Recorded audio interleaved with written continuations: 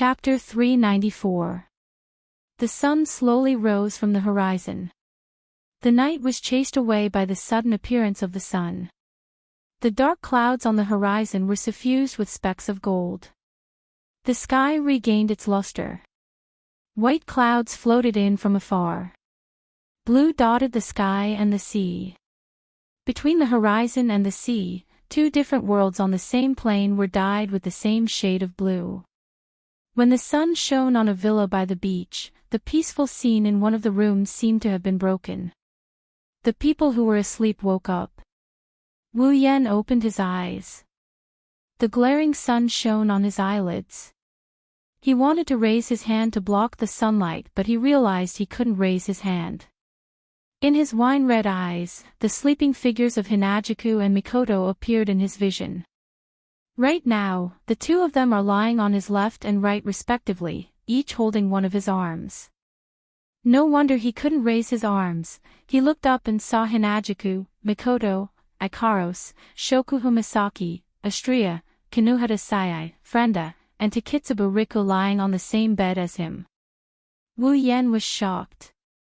Fragments of memories from last night slowly flowed into his mind. Wu Yan finally remembered what he did last night. A smile appeared on his face. Wu Yan almost laughed out loud. He finally realized his dream of having all of his wives sleep on the same bed.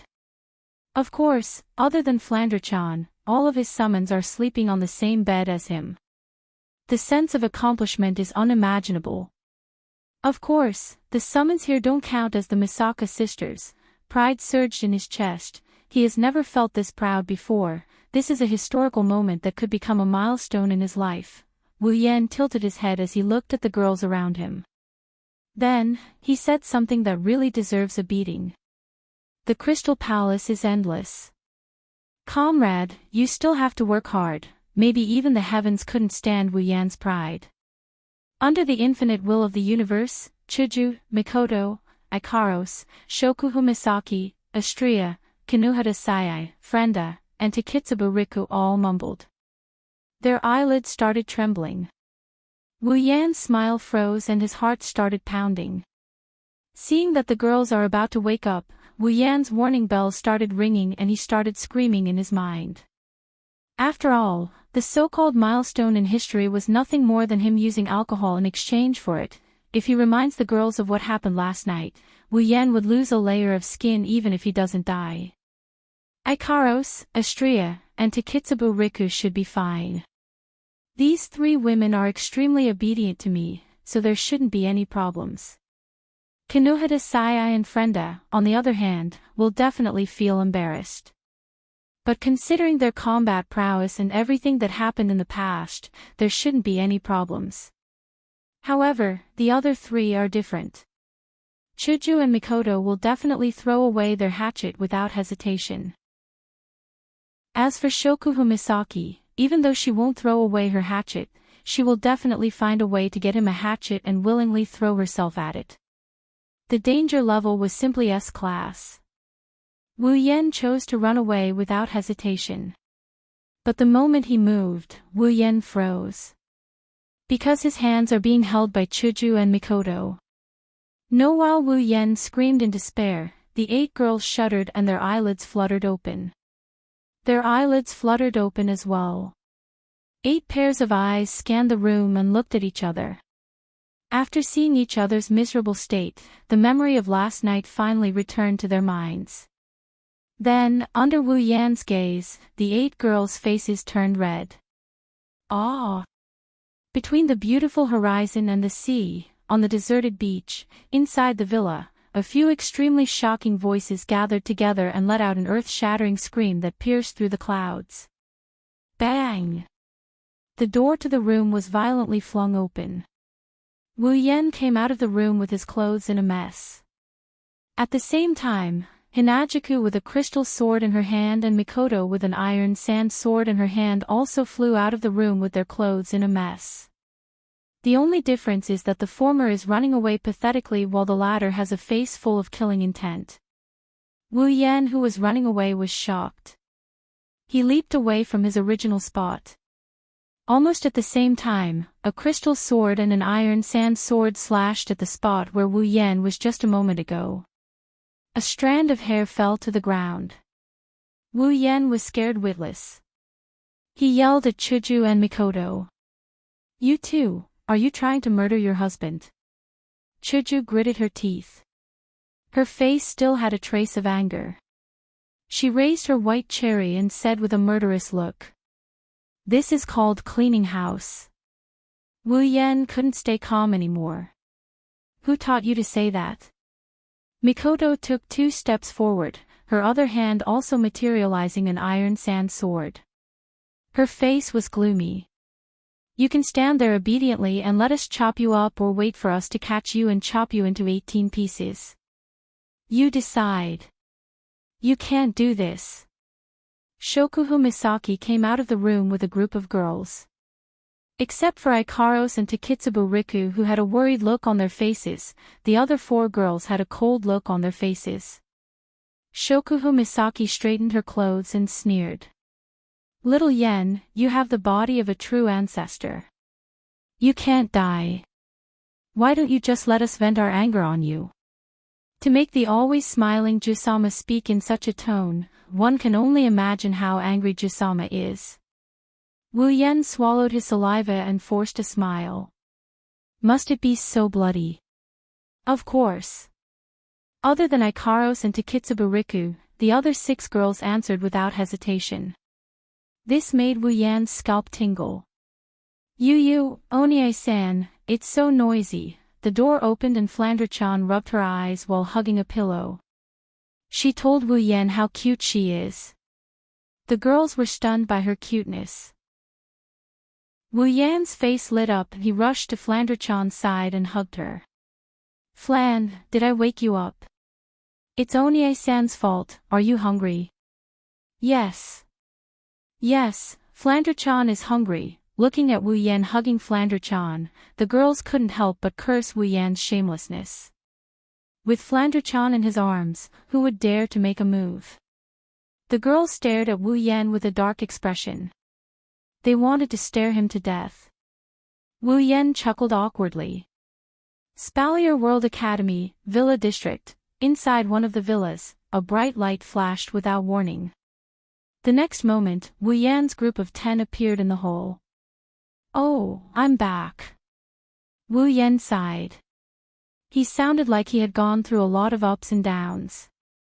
It's as if he didn't go on a vacation but instead, he went for an exam. Humph. Shokuhu Misaki snorted and walked out of Wu Yan's villa without looking back. Kanohita Sai and Frenda had the same reaction. They snorted and followed behind Shokuhu Misaki. Takitsubo Riku smiled apologetically and followed after them. Humph. Estrella snorted and stuck her tongue out at Wu Yan. Master. Idiot. Idiot. Estrella followed after him. Wu Yan felt a bit resentful. Looks like this time, he really got himself into a lot of trouble. Hinajuku and Mikoto didn't even look at him as they went back to their rooms and slammed the door shut. Looks like they're still in a fit of anger. Wu Yan shrunk his neck and smacked his lips. I should think about the upcoming academy competition. Chapter 395. 3 days of time quietly passed under the anticipation of the Spalier World Academy students.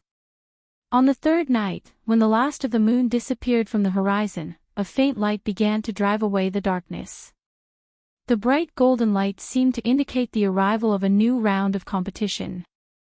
As the first ray of morning light sprinkled into the Spalier World Academy, the quiet atmosphere of the academy suddenly broke. The lively atmosphere from a few days ago reappeared once again. It didn't diminish even after 3 days of rest. It's still as lively as ever. Today is the day of the competition between the top 10 of the academy. Now that the competition has progressed to this stage, it's basically entered the real competition stage. Every student is looking forward to the birth of the champion. Within an extremely short period of time, the spacious square had already become packed with people. Boiling noises continuously rang beside everyone's ears. The fiery atmosphere caused everyone who entered the square to feel a little affected. When Wu Yan's group arrived at the high platform, whether it's the stands or the high platform, it's already packed with people.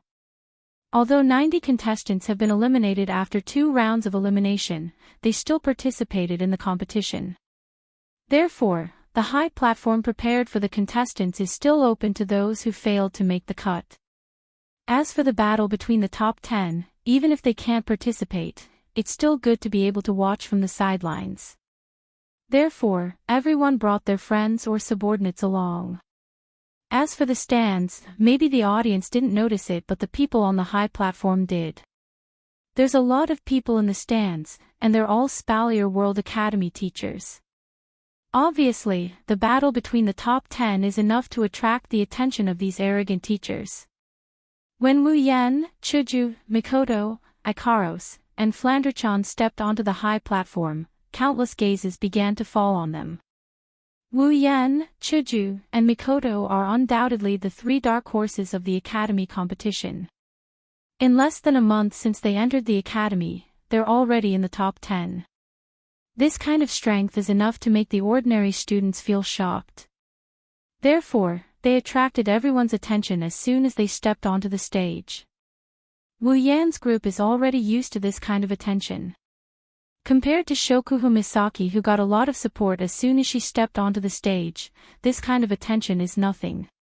Ignoring the surrounding gazes, Wu Yan's group came to the spot where they stayed a few days ago and calmly looked around the place while chatting with each other. Not long after they arrived, 2 beautiful figures appeared at the entrance of the high platform. One black, one silver, 2 dazzling hair colors, they're walking towards Wu Yan's direction. Lulu ran over and she picked up Flanderchan in a practiced manner. She rubbed her face against Flanderchan before giggling at Wu Yan. She's a very lively girl. Wu Yan glanced at Lulu's smiling face. Wu Yan felt helpless towards this crazy Lulu, but at the same time, he liked her from the bottom of his heart. Although Lulu always does things that make people tired, he has to admit that this Lulu is really cute. But right after that, Wu Yan was shocked. From what Wu Yan can sense, Lulu's aura is faintly emitting a powerful aura. Although it's not at the level that Wu Yan needs to pay attention to, but compared to a few days ago, it's completely different. Plumlilu. Loli, level 50, tier 6. Wu Yan looked at Lulu in shock. The information from the system was enough to shock Wu Yan. After all, 3 days ago, Lulu was only around level 40, and a month ago, she was only level 44. And in just 3 days, Lulu has already reached tier 6. You found out. Seeing Wu Yan's shocked expression, Lulu proudly raised her head. The shock on Wu Yan's face faded and he rolled his eyes. Lulu, how did you reach tier 6? Chuju and Mikoto also saw Lulu's level and asked curiously. With this kind of strength, even if it's not enough for them to pay attention to, it's still very eye-catching. Hearing Chuju and Mikoto's question, Lulu pouted and said with a little dissatisfaction, "It's all because of Grandpa. He said that it's about time for my strength to increase, but he forced me to drink some very strange colored potions. He's so annoying, those potions are disgusting." Hearing this, Wu Yan and the others were speechless. This little girl really doesn't know how lucky she is. Potions that can increase one's strength, who knows how many people can't even get their hands on them even if they spend a lot of money. Now that the potion is delivered to her door, she's complaining that it's disgusting. If those who dream of getting their hands on a bottle of this potion heard this, they'll definitely vomit blood and die. They should really drag her out and shoot her for 10 minutes. Even Feifei couldn't stand it anymore and knocked on Lulu's head, causing Lulu to tear up. The old patriarch did this for your own good. It's fine if you're not grateful, but you're complaining. Lulu cried out a few times, feeling wronged. But it's really disgusting. The group of people helplessly rolled their eyes and no longer paid attention to this guy who was complaining about how happy he was. The group of people gathered together and began to chat, causing Lulu to yell out. Suddenly, the crowd started to stir. The group turned around and saw Shokuhu Misaki and the others at the entrance of the stage. As the most dazzling stars of the academy, the commotion caused by them was naturally bigger than Wu Yan's. Shokuhu Misaki glared at Wu Yan and walked away as if nothing happened. Wu Yan shrugged helplessly. It seems like she's still holding a grudge against him for sharing the same bed as her. After Shokuhu Misaki entered, Sylph, Kaya, and Jafar also entered the stage.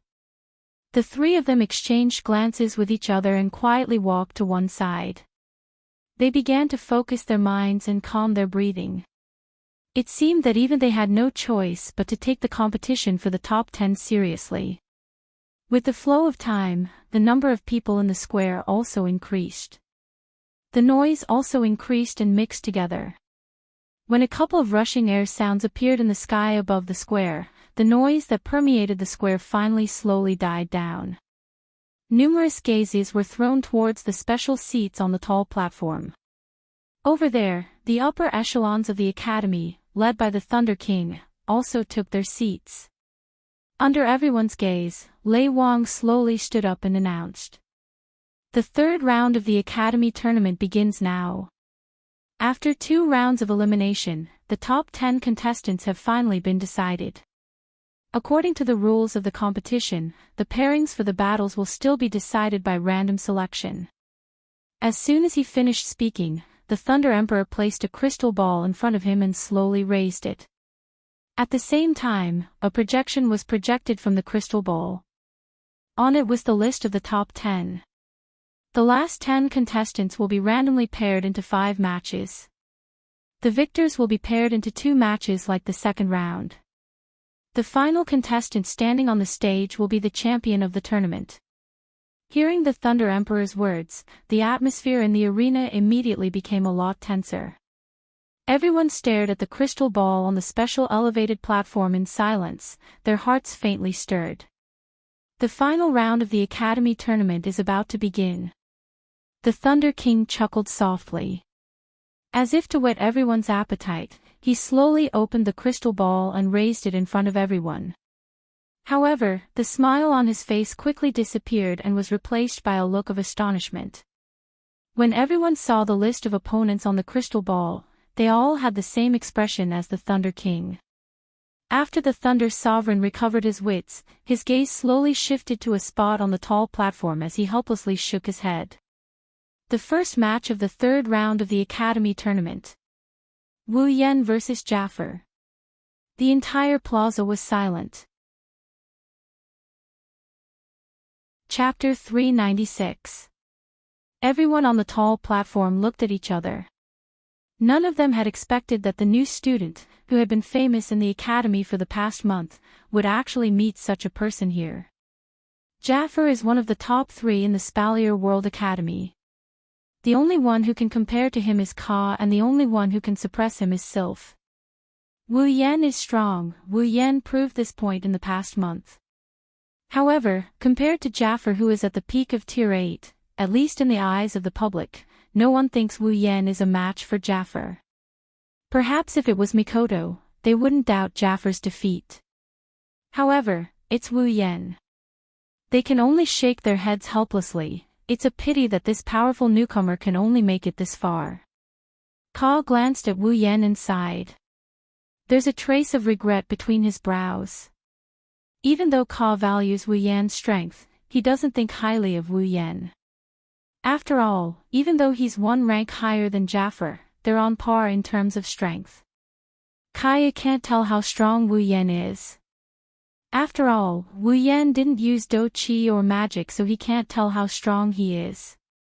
However, from the previous matches, Kaya can tell that Wu Yan hasn't reached Tier 8 yet. Without reaching Tier 8, even if Wu Yan is at the peak of Tier 7 and is only 1 step away from Tier 8, this 1 step is like the difference between heaven and earth.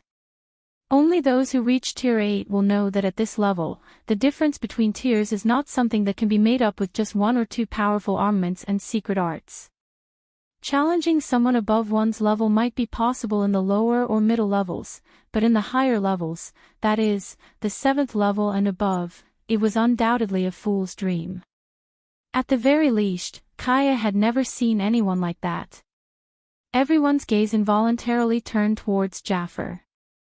As the person in question, Jafar didn't show much emotion.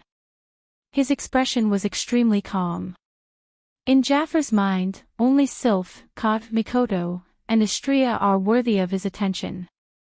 He doesn't really care about the others. Ha! That guy is finally coming to an end. On the stage, Bing Mian almost jumped up and laughed out loud. Bing Ling lost to Wu Yen 3 days ago and he's still holding back his anger. He was cursing Wu Yen for running into Jafar during the tournament, but he didn't expect it to come true. Bing Ling, who recovered from his injuries, furrowed his brows and looked at Wu Yen. No one knows what he's thinking. Yen. Lulu and Feifei looked at Wu Yen worriedly. They've been in the academy for a long time, so they know how strong Jafar is. Please, have some faith in me, okay? Wu Yen looked away from the crystal ball projection and looked at Lulu and Feifei. He saw the worry on their faces and shook his head with a bitter smile. He rubbed Lulu's head. The other girls had a heavy expression on their faces. Even Hinajuku, Mikoto, Ikaros, and Flanderchan, who trusted Wu Yen all this while, couldn't help but look worried. After all, Jafar is a rank 8 while Wu Yen is only level 68. True ancestor bloodline, infinite martial refinement, and King's Babylon make Wu Yan's strength immeasurable. However, they don't know if he's a match for a real rank 8. Wu Yen didn't know whether to laugh or cry when he saw the depressed looks on the girls' faces. Jafar is strong, but it's hard to tell who will win in a real fight. With his current strength, Wu Yen can even defeat Sylph if he goes all out, let alone Jafar. After all, Meteor Shower is something that even IWSSI and Archangel Divinity are wary of. It's not something Sylph can compare to. Even if she has a gold armament, Wu Yen is certain his Meteor Shower is much stronger. Of course, Meteor Shower is too powerful. Wu Yen doesn't dare to use it in this crowded plaza. However, even without Meteor Shower, Wu Yen is confident that he won't lose to Jafar even if he can't win against Sylph. Lei Wang slowly retracted his gaze from Wu Yen. In his heart, he is still biased towards this little fella who has an unusual relationship with Lulu. He can clearly see that ever since she met this mysterious little fella, Lulu has been smiling a lot more than usual, and he can't tell how much more sincere she has become. Every time Lien Feifei spoke, the topic of conversation would involuntarily shift to this friend of hers whom she had known for less than half a year. Every time they talked, her face would be radiant with joy, causing the Thunder King to have a good impression of this little fellow who had changed Lulu and Feifei's lives. If possible, Lei Wang still wants Wu Yen to win, and that's exactly what he's hoping for. Both sides. Onto the stage. Following Lei Wang's voice, everyone's gaze shifted to Wu Yen and Jafar. Silence ensued. Yen. Lulu suddenly tugged on Wu Yan's sleeve. Her gem-like eyes stared straight at Wu Yan's face. Her gaze was filled with trust. Yen.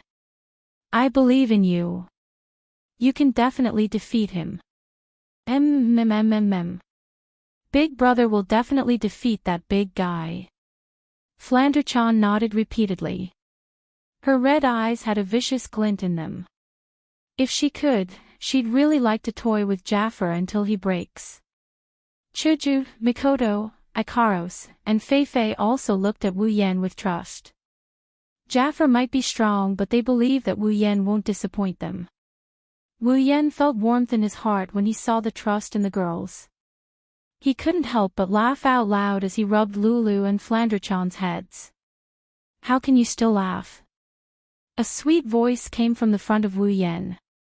At the same time, gasps of disbelief could be heard from the spectator stands and the high platform. Everyone looked up. They saw Shokuho Misaki, Astria, Kinohata Sayai, Frenda, and Takitsubo Riku walking over with different expressions. Shokuho Misaki rolled her eyes at Wu Yen. Judging from the way she complained just now, it's obvious that she's an acquaintance. Everyone was in an uproar. The Academy Queen, Shokuho Misaki, the leader of Starlight Queen, the idol of every student. She doesn't seem to have a good relationship with Wu Yen. This is enough to drive everyone crazy. After all, the Queen of the Academy was famous in the Academy for not showing any interest in men. It could even be said that she disdained men. Shokuho Misaki doesn't care what those people think. Although she has gained a lot of popularity in the Academy, it's only because of her unusual interest, which is more of a hobby. If Wu Yen wanted her to disband Starlight Queen and announce her relationship with him in the Academy, Shokuho Misaki might grumble, but she wouldn't object to it.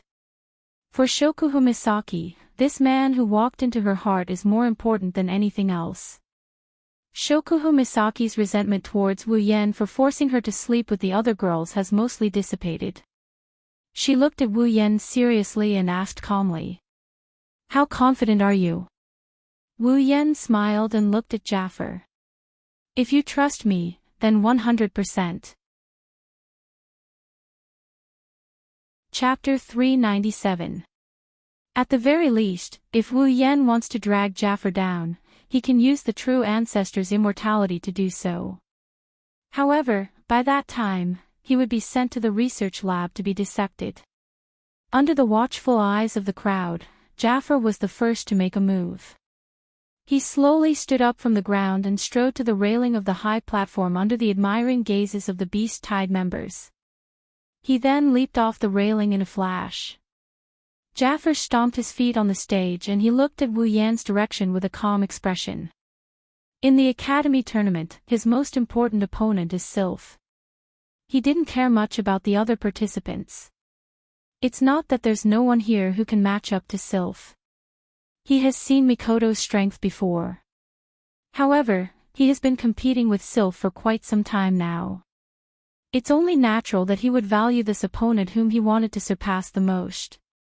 Kaya is not to be underestimated either. However, Jaffer values Sylph more. After all, Sylph is the strongest in the Academy. Of course, after this competition, no one knows the outcome. After Jaffer left the stage, everyone turned their attention to Wu Yen. They wanted to know if this newcomer can keep up his winning streak against a peak expert like Jaffer. Under the watchful eyes of the crowd, Wu Yan's expression didn't change. He wasn't afraid of Jaffer. He stood up and walked towards the edge of the stage. "Onie-chan, Yen. Do your best."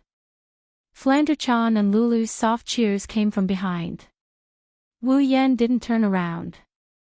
He waved his hand and appeared on the stage in the blink of an eye. Wu Yen lifted his head and he met Jaffer's gaze. Both of them looked at each other with an inexplicable look in their eyes. Wu Yen has been avoiding direct confrontations with Tier 8 combatants like Sylph, Kaya, and Jaffer. He's still a Tier 7. If possible, he didn't want to go all out. But, if there's nowhere to run, Wu Yen isn't going to back down. Jaffer, on the other hand, didn't pay much attention to this newcomer, but he still paid attention to him. After all, among his companions, Mikoto managed to tie with Sylph, whom he dreamed of defeating, and Ikaros managed to easily nullify the power of Mikoto and Sylph's clash. On top of that, Shokuho Misaki, who created Starlight Queen, seems to have a close relationship with Wu Yen. They seem to have known each other for a long time. Plus, they're both newcomers. Jaffer couldn't help but pay more attention to this newcomer. Jaffer, who hasn't spoken a single word since the start of the Academy exam, finally opened his mouth to speak. "I hope you won't disappoint me." Jaffer suddenly spoke. His voice was rather low, and just like his enormous aura, it carried a fierce, domineering, and ferocious aura. Wu Yen flinched and he laughed. He waved his hand and a small crimson dimension vortex appeared behind him. Nietono no Shana slowly floated out of it. Wu Yan grasped the sword in his hand and he pointed the tip of the sword at the ground. A strong gust of wind howled as he swung the sword. Give it your all. Jafar glanced at Niatono no Shana in Wu Yan's hand. His eyes flashed with surprise. A few days ago, when Wu Yan fought Bing Ling, Jafar knew that this seemingly ordinary sword has the ability to control fire. Now that he's facing it personally, Jafar felt that this newcomer might actually have something special about him. Jafar didn't take out his armament like Wu Yan did. Instead, he slowly extended his bear-like palms and curled them into a strange claw shape. Don't say I'm underestimating you. My armament will only be used against those who are qualified. Jafar waved his claw in front of him and an invisible gust of wind shot down. It left behind 5 tiny finger holes on the ground. Jafar faintly said, "If you want me to use my armament, you will have to prove that you are qualified." Xiao Yan smiled but he didn't reply. For someone as strong and arrogant as Jafar, he won't look you in the eye unless you display strength that is worthy of his attention. Perhaps if Mikoto, Ikaros, Istria, and the others weren't on his side and his performance in the previous matches wasn't that bad, Jafar might not even be bothered to speak to him. The conversation between the two in the arena was naturally transmitted to the incomparably quiet stadium. Mikoto, Chuju, and the others felt that Jafar was being too arrogant. However, the audience didn't feel that Jafar was being arrogant. After all, a person with strength had the qualification to be arrogant. On the other hand, if a person without strength was arrogant, it was likely that the audience would spit at them. Some soft voices sounded from all over the viewing gallery. They were all guessing the situation of the battle. Seeing this, the Lei Wang waved his hand slightly. The voices in the stadium immediately became much softer. The Lei Wang smiled as he watched the two facing off in the arena. Some anticipation involuntarily rose in his heart. There was no doubt that Jafar had a great chance of winning. There was not much suspense in a battle between a rank 8 and a rank 7.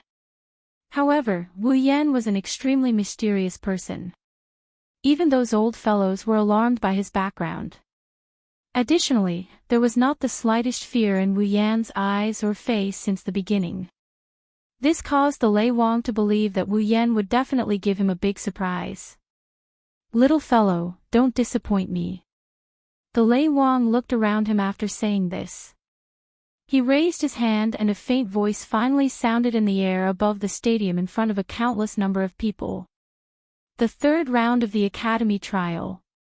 The first match. Begin. In the arena, an extremely ferocious aura suddenly erupted from Sa Fei's body after the Thunder King's word sounded. This aura was so powerful that even the spectators, who were seated far away from the arena, found it difficult to breathe. As a wave of blood-colored do-chi surged out of Sa Fei's body, his large hand claws seemed to have once again swelled a little. His knuckles were slightly bent and a clear firecracker-like sound was emitted. At the same time, there was a ripple in the air and a partially visible beast figure appeared behind Jafar. Wu Yan tightened his grip on the Nidien Jana in his hand. A red lotus-like flame instantly surged out. The abruptly rising temperature caused Jafar's aura to become a little sluggish. Compared to Jafar, that much skinnier figure did not have even the slightest trace of do-chi. However, a majestic aura spread from his body. His aura and Jafar's aura vaguely formed a situation where they were evenly split. Wu Yan exhaled a long breath. His arms suddenly shook and the Nidien Jana in his hand emitted a strange clang-clang sound. The sword was swung diagonally across the ground. A red lotus flame lingered over it. A hot wind grilled the ground until traces of hot air were formed. The wine-red color in his wine-red eyes slowly faded. Replacing it was a golden color that was filled with a pressure. He slowly lifted his eyes and looked at Sa Fei, who was covered in do-chi. Suddenly, the sound of thunder resounded in the arena. Soon after, a faint roar of thunder was emitted. A blurry black figure dragging a flaming armament shot forward in an imposing manner toward the unmoving Sa-Fa in front of a countless number of gazes. At this point in the Academy trial, this was the first time that Wu Yan had launched an attack in front of others. The distance of dozens of meters was covered in the blink of an eye. The two of them instantly approached each other in the arena. Their eyes met and the pressuring atmosphere finally erupted at this moment. Chapter 398. Qi. Ni Dian Zana cut through the air like a red ray of light. It was accompanied by a hot air that caused the air to fluctuate as it ruthlessly slashed at the immovable Sa-Fa. The force was so strong that even the air beneath the sword was completely expelled. A low and deep sonic boom sounded like an explosion that resounded from underground. It was muffled and terrifying. The hot wind from the red lotus flame pressed Sa-Fa's special student uniform tightly against his skin. At a glance, one could tell that if this attack hit, forget about the sharpness of the armament and the force on it being able to seriously injure Sa-Fa, just the flames on it would be able to turn Sa-Fa into ashes. However, Sa-Fa's expression did not change because of the incoming attack from Ni Dian Shana. He indifferently watched Ni Dian Shana approach him. Sa-Fa finally moved when the sword was about to reach Sa-Fa's head. He casually took a step to the left and the sword fell with a loud bang, narrowly brushing past Sa-Fa's shoulder. Sa-Fa's claw suddenly curled slightly the moment Ni Dian Shana missed. Soon after, he casually swatted in a certain direction. The claw that seemed to be casually swatting the sword accurately hit the body of the Nien Temple Shana at the same time the sword fell. A powerful force surged out, ignoring the flames on the sword and pushing the Nien Temple Shana a little distance away. Wu Yan's movements inevitably paused for a moment when Ni Dian Shana's attack was interrupted. Sa-Fa took advantage of this pause and curled his hand into a beast claw with his palm facing the ground. It was accompanied by a cold and sharp wind as it grabbed at Wu Yan's chest. Wu Yan's golden eyes rotated. He extended his left hand at lightning speed and clenched it into a fist. The endless martial refining technique was unleashed to its limit at this moment. The force within his body swiftly gathered on his fist. Soon after, he viciously swung it out and collided with the incoming claw. Bang! A fist and a claw fiercely collided. A low muffled sound rang out from the point of contact between the fist and the claw. A ferocious force surged out and finally spread out in all directions. Wu Yan's body trembled slightly. He withdrew his long sword and fist and hurriedly retreated. Every step he took left a light footprint on the extremely hard ground. After leaving several footprints, Wu Yan's feet regained their lightness and landed in front of Sa-Fa. After completely dispelling the force from his hand, Wu Yan raised his head and looked at Sa-Fa, who had only taken one step back. A hint of seriousness appeared in his golden eyes. In a head-on collision, Sa-Fa's strength had almost completely suppressed him. This was the first time Wu Yan had been suppressed by someone ever since he exchanged for the endless martial refining technique. Coupled with the powerful body of a true ancestor, he had gained unparalleled strength. Wu Yan took a deep breath of air that was slightly hot due to the flames of the Ni Dian Shana. He stared intently at Sa-Fa and tightened his grip on the Ni Dian Shana. A moment later, he suddenly leaned forward and stomped his foot. Suddenly, the Ni Dian Shana left Wu Yan's hand and shot towards Sa-Fa like a red bolt of lightning, accompanied by an extremely sharp sound of rushing wind and a pressuring hot wind. Surprise flashed in Safar's eyes when he saw Wu Yan's sudden attack. However, his expression didn't change much. His palms curled into the shape of a claw. Instead of retreating, he moved forward. His claw was wrapped in a faint red dough qi. He extended his claw downward and a section of a sword wrapped in flames appeared between his claw. Sa-Fa's claw seemed to be protected by the pale red dough qi. He tightened his grip and the lightning-like enrich suddenly paused in midair. Bang! An extremely hot flame suddenly erupted from the enrich after Sa-Fe's claw clamped onto it.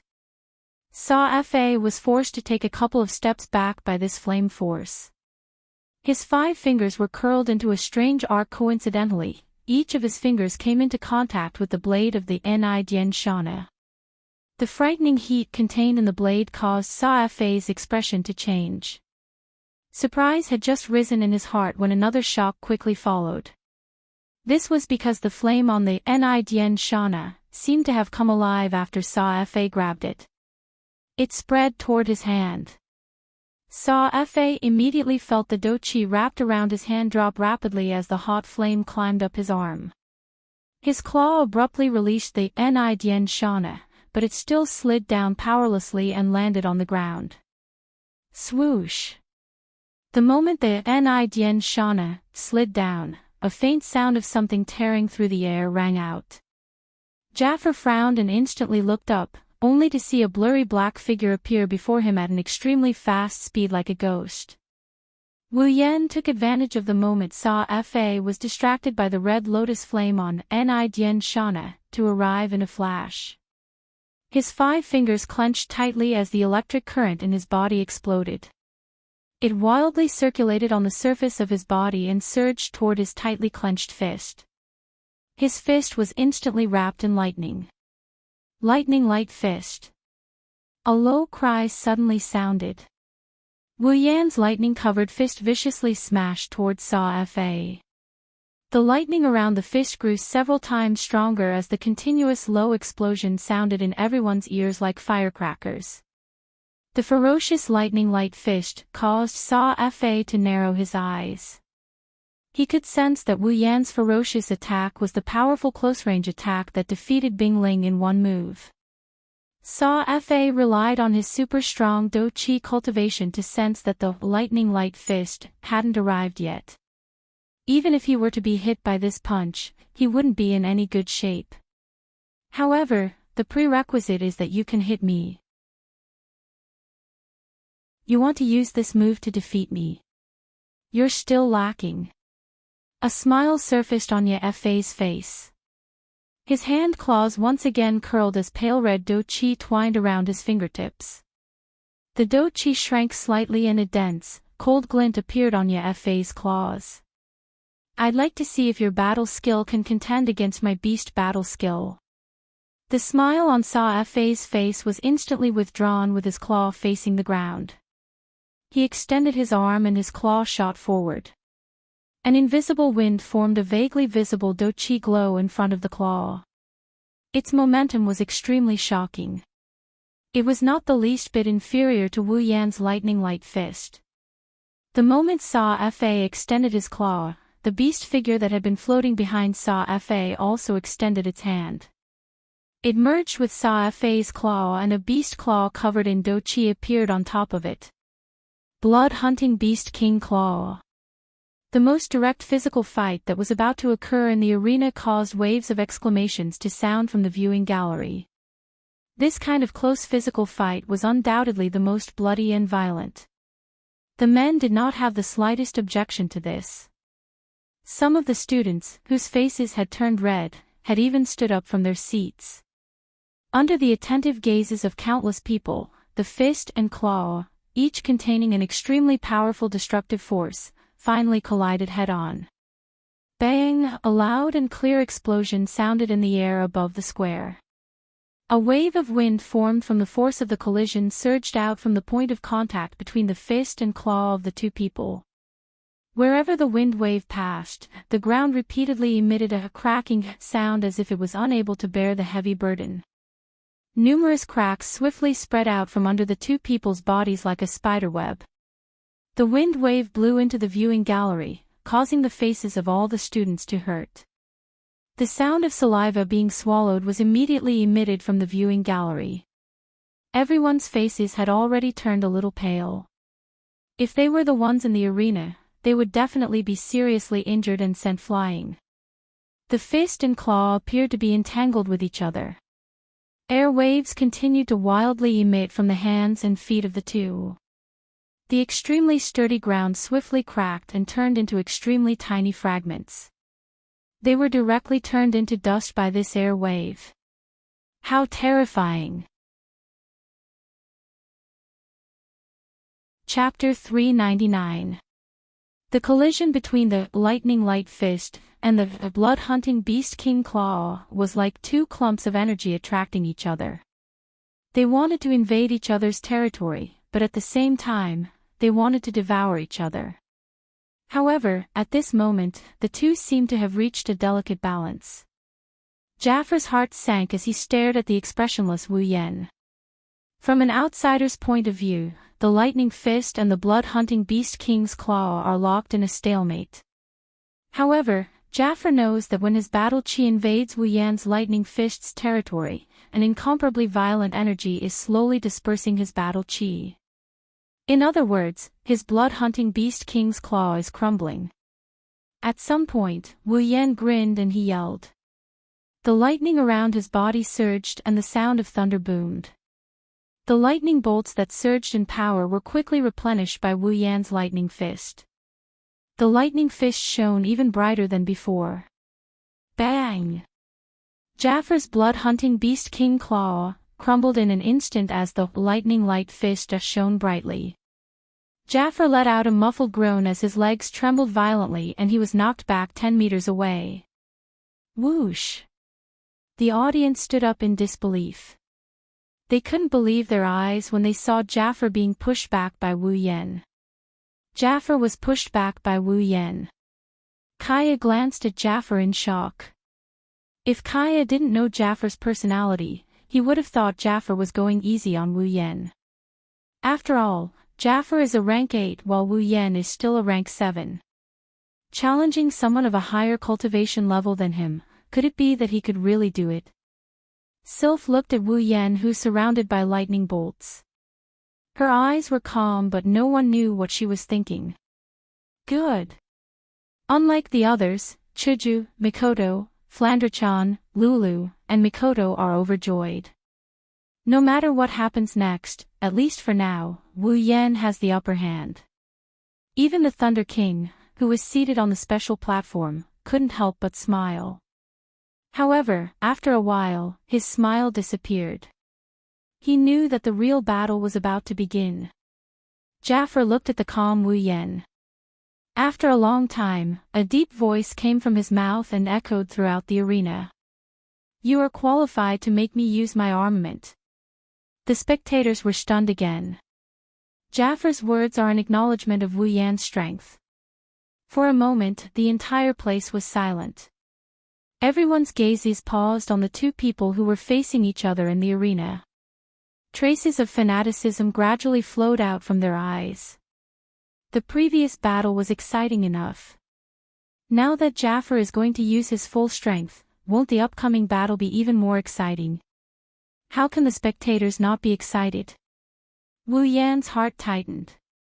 Jaffar is finally going to use his armament. The upcoming battle is going to be even more intense than before.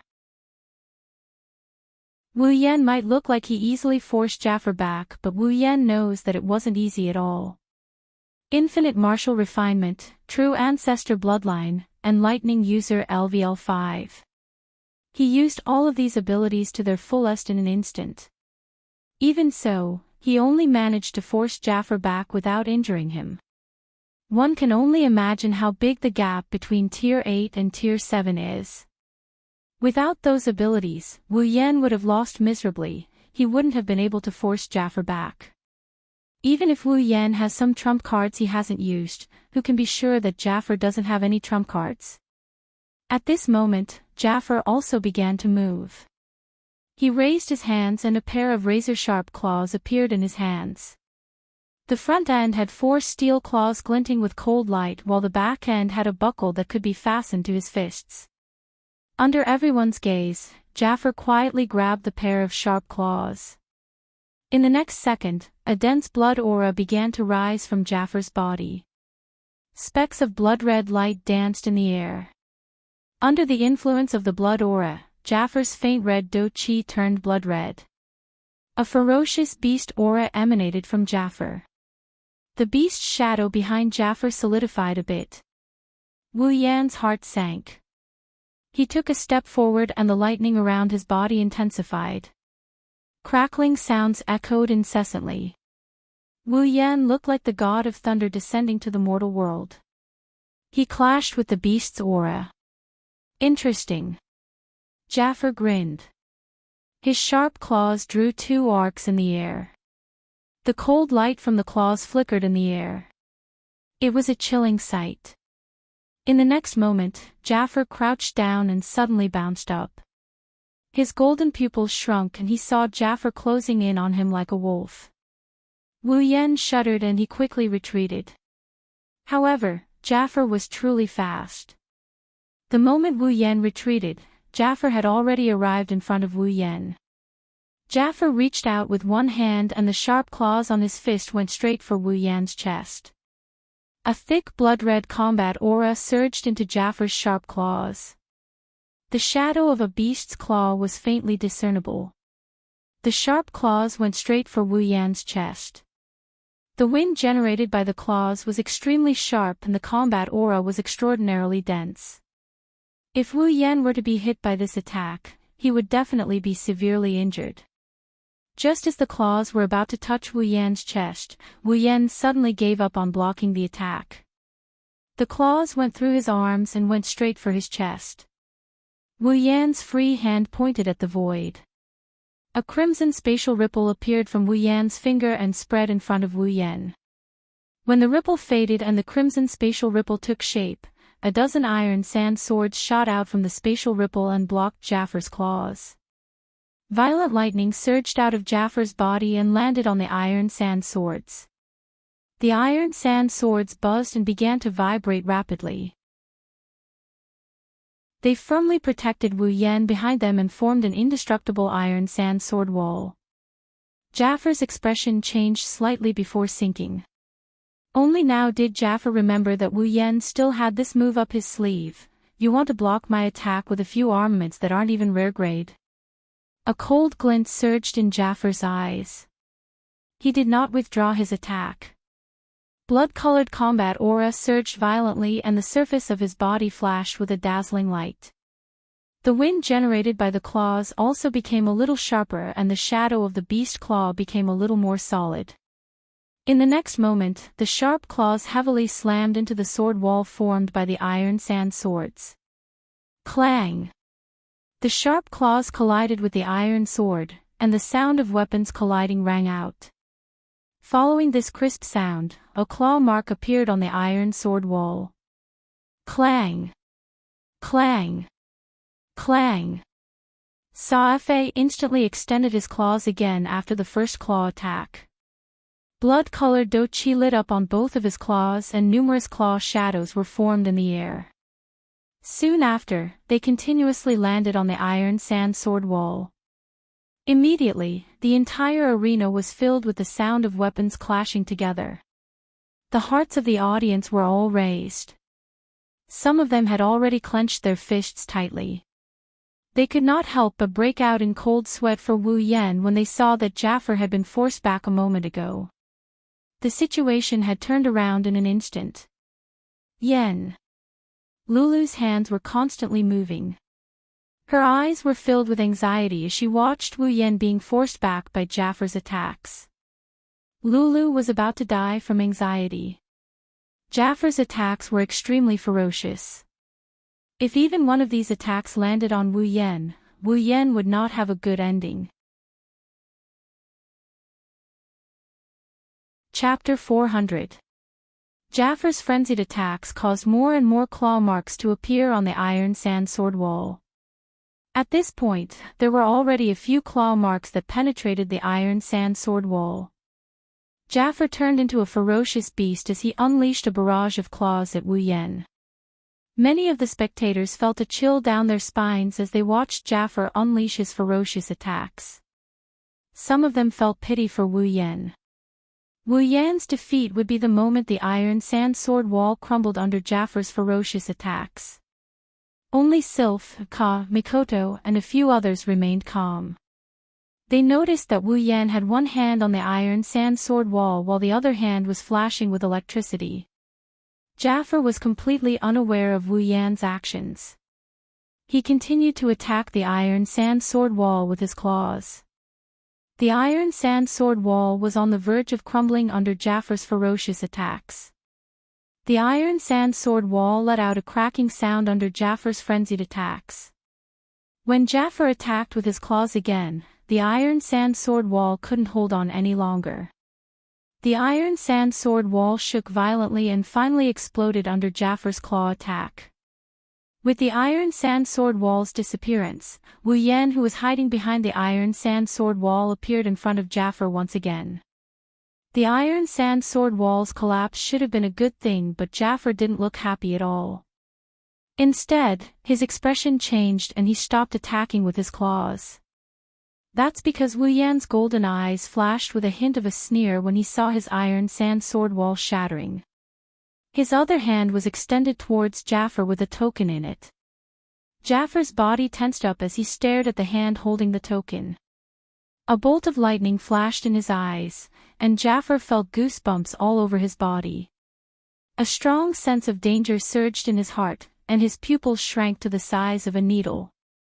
Under numerous astonished gazes, Jafar actually stomped his foot on the ground like a madman, smashing the ground beneath his feet into pieces, and then he shot backwards rapidly. However, Wu Yan's hand glowed brightly and a bluish-white electric current flowed towards the token in his hand. Then, an orange beam shot out from Wu Yan's hand. The audience cried out in surprise when they saw the orange beam. Even Sylph, who was on the high platform, had a serious expression on her face. That's because that's the same attack Mikoto used during their battle in the arena tower. The orange light beam flashed out at an unimaginable speed. In the blink of an eye, it had arrived in front of Sa Fa. As his expression rapidly changed, Jafar clenched his teeth and roared. He mobilized all of his combat chi and channeled it into his sharp claws. His claws glowed with a bloody light. Jafar raised his hand and attacked the orange beam together with the beast behind him. However, at the next moment, a crimson ripple emerged between the orange beam and the crimson claw. The orange beam instantly darted into the crimson space. Shortly after, the crimson space vanished and Jafar's attack missed its target. At the same time, the crimson ripple appeared again, but this time, it's behind Jafar. A chill ran down Jafar's spine and traveled up his back. Jafar's back was drenched in cold sweat. At the same time, an orange beam shot out from the crimson space behind Jafar and slammed into his back. Boom! A deafening explosion sounded like a clap of thunder in the spacious square amidst countless astonished gazes. A majestic destructive wind, carrying a scorching electric current, swept out in all directions from where the orange light beam had exploded like a storm. Wherever the electric current passed, the arena would immediately crumble apart. Cracks that were as thick as an arm swiftly spread across the entire stage like a spider web. The seemingly extremely sturdy stage was turned into a complete mess in the blink of an eye by the electric current. On the spectator stands, numerous dumbfounded gazes stared blankly at the arena that had been destroyed. Their brains instantly short-circuited, and they were completely unable to wrap their heads around it. From the beginning, Wu Yan forced Jafar to retreat and gain the upper hand, to Jafar turning the situation around and wildly attacking Wu Yan until now, the tables had turned once again and Jafar had ended up in an unknown state. It hadn't even been 5 minutes yet. How could such an urgent and heart-shaking battle not make everyone feel shocked in their hearts? After a long while, the crowd finally recovered from their daze. All of their gazes turned towards the center of the stage. Wu Yan's expression didn't change, but his chest started heaving up and down. Their gazes were filled with astonishment and shock. Some were even a little absent-minded. There was no doubt that the situation was exactly the same as when Wu Yan challenged the 9 great factions at the arena tower. This newcomer, whom everyone thought would lose without a doubt, gave them a pleasant surprise once again. However, this time, everyone looked at Wu Yan with admiration and fear. Even Jafar, who was at the 8th level, was beaten to such a state. Although the outcome of the battle hadn't been decided yet, Wu Yan's attitude as a powerhouse was deeply ingrained in everyone's hearts. After all, Wu Yan was challenging someone of a higher level than him. Looking at Jafar, who was shrouded in a cloud of dust after being hit by the orange beam, the audience widened their eyes in astonishment. As long as Jafar's figure is lying on the ground, it means that Wu Yan succeeded in his challenge. This is an event worthy of being recorded in the history books. That's why Sylph and Ka stared at Jafar, trying to see through the center of the dust cloud. Wu Yan also stared at Jafar. He felt a little relieved. He didn't expect this idea to work. Before this, Wu Yan had already guessed that the Gate of Babylon can be opened anywhere he wants. After all, the Gate of Babylon is a space-type equipment. If it can be opened on his back, then it can be opened on other places as well. Wu Yan had this idea, but he didn't try it out. He didn't expect it to work today. With the attention of everyone present, the dust that enveloped Fa gradually became lighter. A moment later, a gentle breeze gently blew across the arena and swept away the dust. The area that had almost turned into ruins appeared before everyone's eyes. At that spot, a tall figure, who was emitting a wild and ferocious aura like a wild beast, gradually appeared in front of everyone's line of sight. Unfortunately, the appearance of this silhouette didn't dispel the notion of failing the cross-realm challenge. Instead, it made Wu Yan's figure even more engraved in their minds. The tall figure's uniform is now in tatters. There's even smoke rising from it. Jafar's appearance has changed drastically. He looks battered and exhausted. Everyone's eyes froze because Jafar, who was in a sorry state, lowered his head slightly, and a strange bloody light flashed in his eyes. It was as if it was an injured wild beast that had begun to bite its enemy without regard for anything else. Chapter 401. Jafar's black bear-like pupils are now redder than any other color. Jafar lowered his head and the beast phantom behind him stepped forward and overlapped with his body. At the next moment, a surge of crimson warrior energy that could condense into solid state crazily burned on Jafar's body. Shit! Kaya was shocked. He grabbed the railing in front of him and leaned forward. Looking at Jafar, he bit his lips. Jafar! He went berserk. Berserk? What's that? On the other side, Hinajiku and Mikoto also learned about the word berserk from Fei Fei's shocked mouth. Seeing Fei Fei's nervous look and the thick blood aura coming from Jafar, the two girls' hearts clenched. Fei Fei shook her head and said, "Berserk is one of the unique beast-type battle techniques of the Baroba Empire. It's more like a type of buff magic. It allows the user to merge with the shadow of a beast and unleash even more power than normal." Fei Fei shook her head in a serious manner. Even stronger than normal. Hinajiku and Mikoto frowned at the same time. Isn't that troublesome? If it's only troublesome, that's fine. Fei Fei smiled bitterly. Most importantly, those who use berserk will lose their rationality and turn into a ferocious beast from head to toe. They won't know how to hold back at all. If something goes wrong, I'm afraid that even someone's life might be lost. Chuju and Mikoto were shocked, but they quickly calmed down. It sounds like someone might lose their life, but Wu Yan is a primogenitor. Something like that won't happen to him. Lulu, on the other hand, didn't know about this.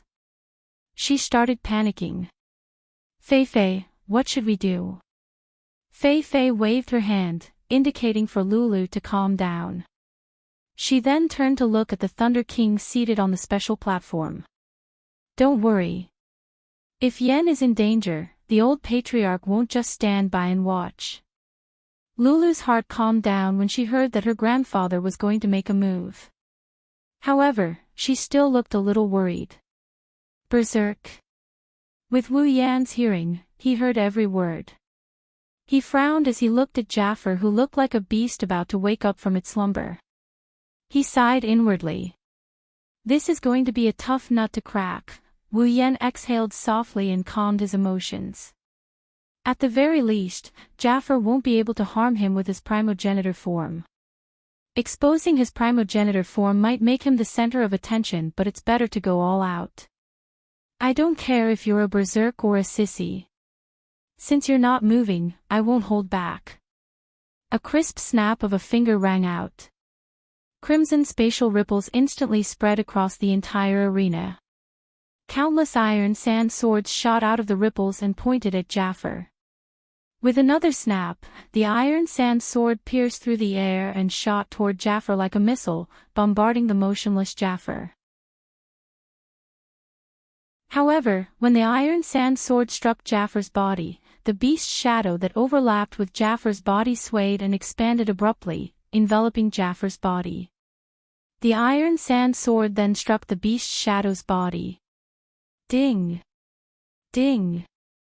Ding! Ding! Ding!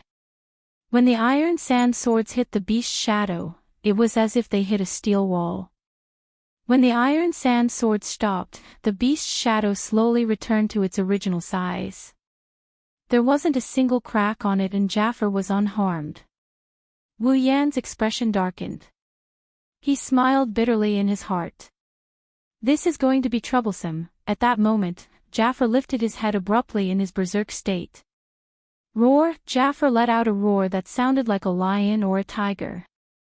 The roar turned into sound waves that swirled around the plaza like a vortex. The audience covered their ears in pain, including some of the stronger students on the high platform. Only Sylph and Ka were able to maintain their composure. In the field, the sound wave hit Wu Yan's body and made his head explode. His mind went blank from the explosion and his heart started beating fast. Could it be that the sound waves can directly attack someone's mental state? Fortunately, Wu Yan guessed right. Jaffer's roars can affect a person's mental power when he's in berserk mode. This isn't the case for everyone who learned the beast battle technique. It's just that Jaffer's beast battle technique is a variant of the beast battle technique.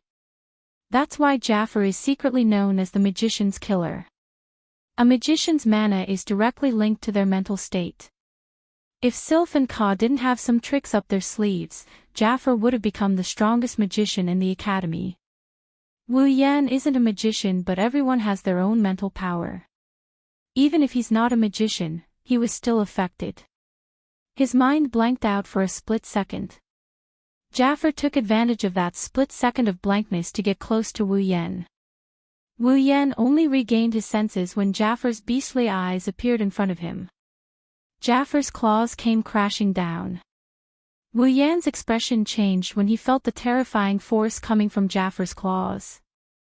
Wu Yan gritted his teeth and a spark appeared on his forehead. In the next moment, crimson ripples appeared around Jaffer. However, it wasn't an iron sand sword that appeared, it was an iron sand whip. Just as Wu Yan expected, the moment the iron sand whip appeared, Jaffer's beastly shadow expanded and protected his body. If it was an iron sand sword, Wu Yan would have been heavily injured by Jaffer's claws. However, the iron sand whip was a different story altogether. The iron sand whips were like ropes. They twisted and wrapped around the beast's shadow, binding it tightly. As the beast's shadow was bound by the iron sand whips, Jaffer, who had become one with the beast's shadow in his berserk state, suddenly stopped smashing down with his sharp claws. It was this pause that gave Wu Yan a chance. Wu Yan didn't retreat. Instead, he charged forward. His fists were covered in lightning and the lightning fist was instantly formed. Wu Yan let out a cold grunt and threw both lightning fists at Jaffer. To be more precise, they landed on the beastly shadow in front of Jaffer. Bang! A muffled sound rang out as the lightning light fist landed on the beast's shadow. However, the beast's shadow was not damaged at all. Its defensive power was actually so terrifying. Wu Yan's golden eyes glinted. He withdrew his fists and the lightning on his fists surged. In the next second, Wu Yan's lightning fists landed on the beastly shadow in front of Jafar. Bang! Bang! Bang! Bang! Bang! Bang! This time, it was Wu Yan's turn to unleash a barrage of attacks. Just like how Jafar attacked the iron sand sword wall, Wu Yan threw a series of lightning fists at the beastly shadow. Of course, the beastly shadow couldn't be imprinted with a single punch. However, as Wu Yan's lightning fists landed, cracks began to appear on the beastly shadow. Everyone on the stands looked at Wu Yan, who turned into a boxer and used Jafar as a punching bag. They exchanged glances with each other, feeling a little resentful. They finally realized that Jafar wasn't the only beast in the academy that could become a beast. If Wu Yan went to the Baruba Empire to learn beast combat skills, he would become a beast as well. As time passed, the sound of the lightning light fist striking the beast's shadow continued to resound in the air above the square. Not long after, cracks finally appeared on the beast's shadow. Chapter 402. As more and more cracks appeared on the beast's shadow, Wu Yan increased the speed of his punches. Lightning fist infused with the might of lightning struck the beast's shadow. Electricity flowed through the beast's shadow, causing the cracks on the beast's shadow to become even more compact. Just as the lightning light fist was about to shatter the shadow, a strange phenomenon occurred. The iron sand whips that bound the shadow and restrained Jafar finally crumbled into iron sand under Jafar's powerful force. Jafar regained his freedom. Roar! Jafar roared. The unique roar caused Wu Yan's mind to go blank. This time, the roar was so close that not only did Wu Yan's mind go blank, but Wu Yan also felt a sharp pain in his head. Jafar stared at the stunned Wu Yan and did not show any mercy. The claw that he had struck out earlier slammed into Wu Yan's chest. At this critical moment, a wave of energy finally emerged from Wu Yan's mind. It penetrated the surface of Wu Yan's body and formed an invisible dragon-shaped armor on Wu Yan's body. It was the spiritual dragon armor that had been transformed into a noble relic. However, Jafar's claw, with the help of fury and the buff from the rare armament, became abnormally terrifying. Even the spiritual dragon armor, which had been transformed into a noble relic, was frozen for a moment before it shattered into pieces and returned to Wu Yan's body. Jafar's claw did not slow down and slammed into Wu Yan's chest. Bang! The claw slammed into Wu Yan's body. Before the pain could reach Wu Yan's mind, Wu Yan's body was sent flying and he landed heavily on the ground. The sound of his body hitting the ground reverberated in everyone's heart. Hinajuku, Mikoto, Ikaros, Flanderchan, Lulu, Fei Fei, Shokuhu Misaki, Astria, Kinuhata Sayai, Frenda, and Takitsuba Riku were all shocked by the scene. The 11 girls were shocked as well. Master, Onie-chan. Ikaros, Astria, and Flanderchan shouted at the same time. They wanted to spread their wings and fly off the stage, but Chuju and Shokuhu Misaki stopped them. Don't worry, Xiao Yan has the body of a true ancestor. Even if his body is crushed, he can recover in an instant. This injury is nothing. Shokuhu Misaki calmly reassured Astria. She clenched her fists tightly. Flanderchan remembered the time when Wu Yan played with her and he could recover in an instant. That's why she stayed back obediently. She doesn't have any strength left, so it's useless for her to go up the stage. Ikaros, on the other hand, stared at Wu Yan with her indigo eyes. Her heart ached for Wu Yan. Even if Wu Yan got bitten by a mosquito, she would still feel sorry for him. Just as the girls thought, Wu Yan is fine. Even if he doesn't have the immortal body, he's protected by the spiritual dragon armor. Jafar's claw didn't do much damage to him. Wu Yan got up from the ground and spat out a mouthful of blood. He endured the dizziness brought on by Jafar's roar and cursed in his mind. However, he didn't dare to be careless. He quickly dodged Jaffar's attack. It had to be said that Jaffar's strength had indeed become very powerful after going berserk. However, at the same time, his weakness of losing his rationality was also very obvious. Now, Jaffar's every move was no longer as meticulous as before. Instead, he was like a real beast that only knew how to attack. In such a situation, as long as he used his ultimate move, Jaffar would definitely be defeated. That's why Jaffar couldn't surpass Sylph and Ka to become the strongest in the academy. Of course, the prerequisite is that your ultimate move must be able to shatter Jaffar's protective beast phantoms and heavily injure him. Wu Yan's expression turned gloomy, but he quickly regained his composure. He stomped on the ground and leaped out of Jaffar's attack range. Wu Yan spread his arms and shouted. In the next moment, bright blue and white lightning started flashing around his body. The scale of the flashing lightning is much greater than before. In the blink of an eye, Wu Yan's body was completely covered in lightning. At the same time, in the clear and boundless sky, a violent wind suddenly blew. Dark clouds floated over from the distance and gathered in the sky above the square. Not long after, the entire sky above the square was covered by dark clouds. Lightning flashed within the dark clouds. No way! Mikoto looked at the thunderclouds in the sky in shock, her expression changed drastically. Is Yen going to use that move?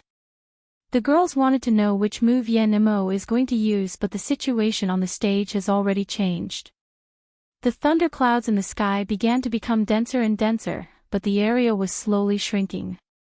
Only when it had shrunk to the same size as the arena below did the thunderclouds stop shrinking. Countless lightning flashed in the thunderclouds, producing loud and clear sounds of thunder. At a certain moment, the thunderclouds suddenly began to churn like boiling water. All of the lightning was hidden within the thunderclouds. The sound of thunder disappeared, but it gave everyone a terrifying pressure. That little guy, what is he trying to do? At this moment, the Thunder King's heart was also a little uneasy. It was not that he was afraid, but if something went wrong and an accident happened, it would be terrible. Wu Yan made his move. His hand was slowly raised towards the sky. Then, he suddenly swung it down. Lightning strike. As Wu Yan swung his hand, a bolt of lightning shot out from the dark clouds and struck Jaffar. Boom! The crazily flashing lightning flashed across the entire square. Everyone closed their eyes at the same time. A huge shockwave spread out from the square, blowing away some of the lighter items. Everyone could only grab onto the heavy items around them to prevent themselves from being blown away. Everyone could faintly hear the sound of a beast roaring in pain as the lightning flashed in the arena. Then, the roar slowly weakened. The gale gradually weakened. In the spectator stands, the spectators poked their heads out of their seats and looked into the arena with a frightened expression on their faces. When they saw the situation clearly, everyone looked at each other in dismay. The arena can no longer be called a stage. It's now a pile of rubble. Both Jaffar and Wu Yan are lying on the ground. Yen. Little Yen. Master. Onie-chan.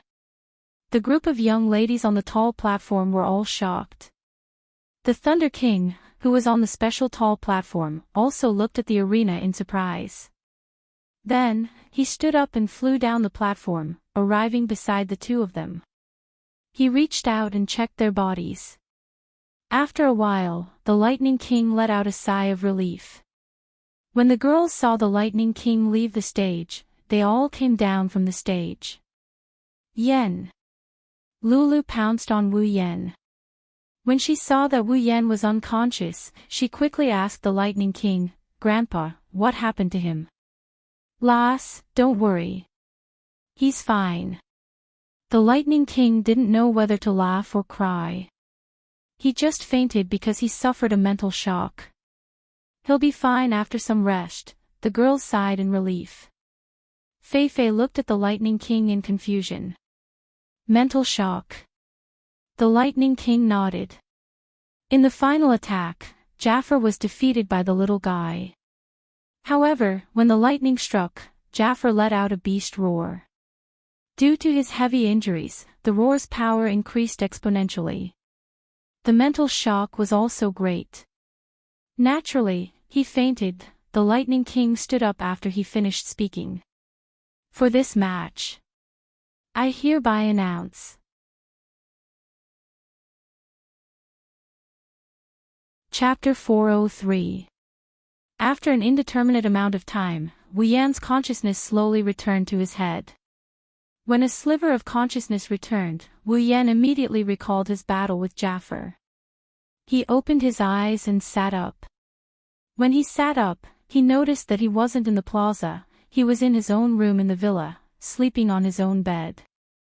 Wu Yan looked around blankly and knocked his head. He finally remembered that he fainted because of Jafar's scream during his battle with him. Wu Yan wanted to yell at him, but before he could open his mouth, a soft voice came from beside him.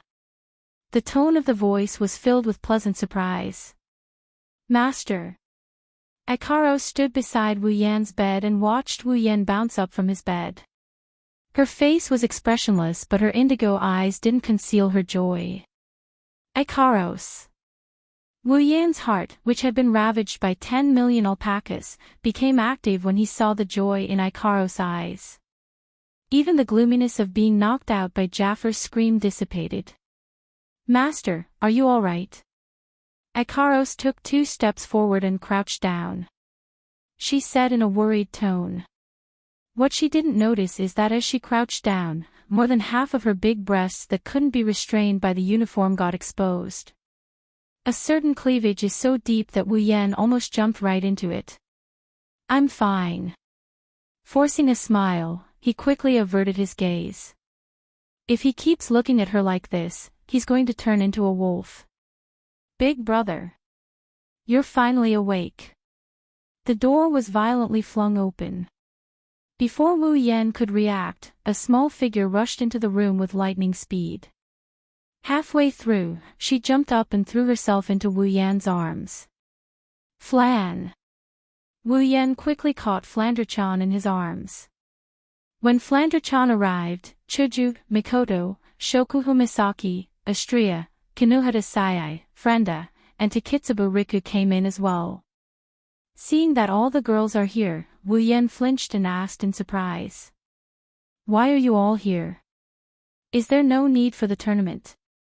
Hearing this, the girls couldn't help but roll their eyes at Wu Yan. Hinajuku put her hands on her hips and said. What school tournament? It ended a long time ago. It's already over. Wu Yan was really surprised this time. How did it end so fast? Fast. Shokuho Misaki sat beside Wu Yan's bed and looked at Wu Yan with a half-smile. Do you know how long you've been sleeping? Wu Yan was stunned again when he heard Shokuho Misaki's words. Shokuho Misaki said, You've been sleeping for an entire day. Nanny. Wu Yan jumped up from the bed. An entire day. Are you sure it's an entire day? The girls nodded at the same time. Wu Yan choked on his breath and lowered his head in dejection. He didn't think that he would be so fragile. He slept for an entire day just because someone called him. Wu Yan sighed and looked at the girls. So, what's the result of the tournament? Who's the final champion? Wu Yan asked. Astria raised her head proudly and snorted proudly. Wu Yan raised an eyebrow. Astria won't be the final champion, right? Is that strange? Shokuho Misaki stretched her body. Her voluptuous body was on full display. Astria's level is already above all the other participants. She also has 2 powerful rare armaments. It won't be hard for her to become the champion. Wu Yan was speechless when he saw Shokuho Misaki's satisfied expression. That's true. But since Astria is the champion, you should be the one who benefits the most. You can't say that. Shokuho Misaki giggled. Astria-chan is also a member of Starlight Queen. Now that she's the champion of the tournament, it's only natural that Starlight Queen would rise in status as well. Wu Yan's mouth twitched. He said in a flustered tone. Where did you learn so many idioms? Wu Yan pondered for a moment. Then, the new rankings are out, right? The girls looked at each other. Shokuho Misaki said. Yeah, they came out after the tournament ended. The top 3 are Astria, Sylph, and Mikoto. Ka is 4th, Jafar is 6th, Feifei and Chuju are 7th and 8th respectively. You can ignore the 10th place. Little Yen, you are 5th. 5th. Wu Yan was happy. He thought he would be ranked below Jafar after being yelled at. Wu Yan didn't expect them to take 4 of the top 10 spots in the Spalier World Academy. Astria is 1st, Mikoto is 3rd, himself is 5th, and Chuju is 8th. Of the 3 strongest students in the academy, only Sylph is in the top 3. I'm afraid Ka and Jafar are in a bad mood right now, Wu Yan chuckled inside. Ka may not be a bad guy, but he's infatuated with Ikaros. Wu Yan didn't feel too good about it. Jafar on the other hand, Wu Yan isn't the type of person who would bury the hatchet with a single fight. It's fine if it's just a fight, but he ended up in a humiliating position. Wu Yan frowned and looked at Shokuho Misaki with a confused expression. What about the 9th place? You didn't say anything about the 9th place, right? Who's the 9th place? Shokuho Misaki giggled and she turned away without saying anything. Wu Yan already knew who this 9th ranked person is. It looks like there aren't only 4 people in the top 10, there are 5 of them. All in all, Wu Yan isn't too disappointed with his ranking. Of course, that doesn't mean the others aren't disappointed as well. Not far away, Mikoto was kicking the chair under her feet, muttering something under her breath. It's hard to tell what she's muttering, but it's clear that she's upset. Sizing Mikoto up, he gave it some thought and he understood why Mikoto is acting like this. Sylph is ranked 2nd and Mikoto is ranked 3rd. It's obvious that Mikoto lost to Sylph during the inter-school tournament. Amused, he asked Mikoto. What's wrong? Are you that upset about losing to Sylph? Mikoto stopped and looked at Wu Yan with an annoyed expression. I didn't lose to Sylph. You didn't. Wu Yan shrugged, disbelief written all over his face. If Mikoto didn't lose to someone else in a fight, she wouldn't be acting like this. Sure enough, in the next moment, Mikoto said firmly, it was because she had a gold armament that I lost. I didn't lose to her, I lost to that gold armament. Wu Yan was speechless. On the other hand, Chuju nodded in agreement. That's true. If Sylph didn't have a gold armament, it's hard to say who would have won, that's right. Mikoto happily lifted her head and nodded. But at this time, Shokuho Misaki smiled and spoke. You still lost in the end. Mikoto's smile froze and she glared at Shokuho Misaki. I didn't lose. I said I lost to the armament. Era. Shokuho Misaki covered her mouth and giggled.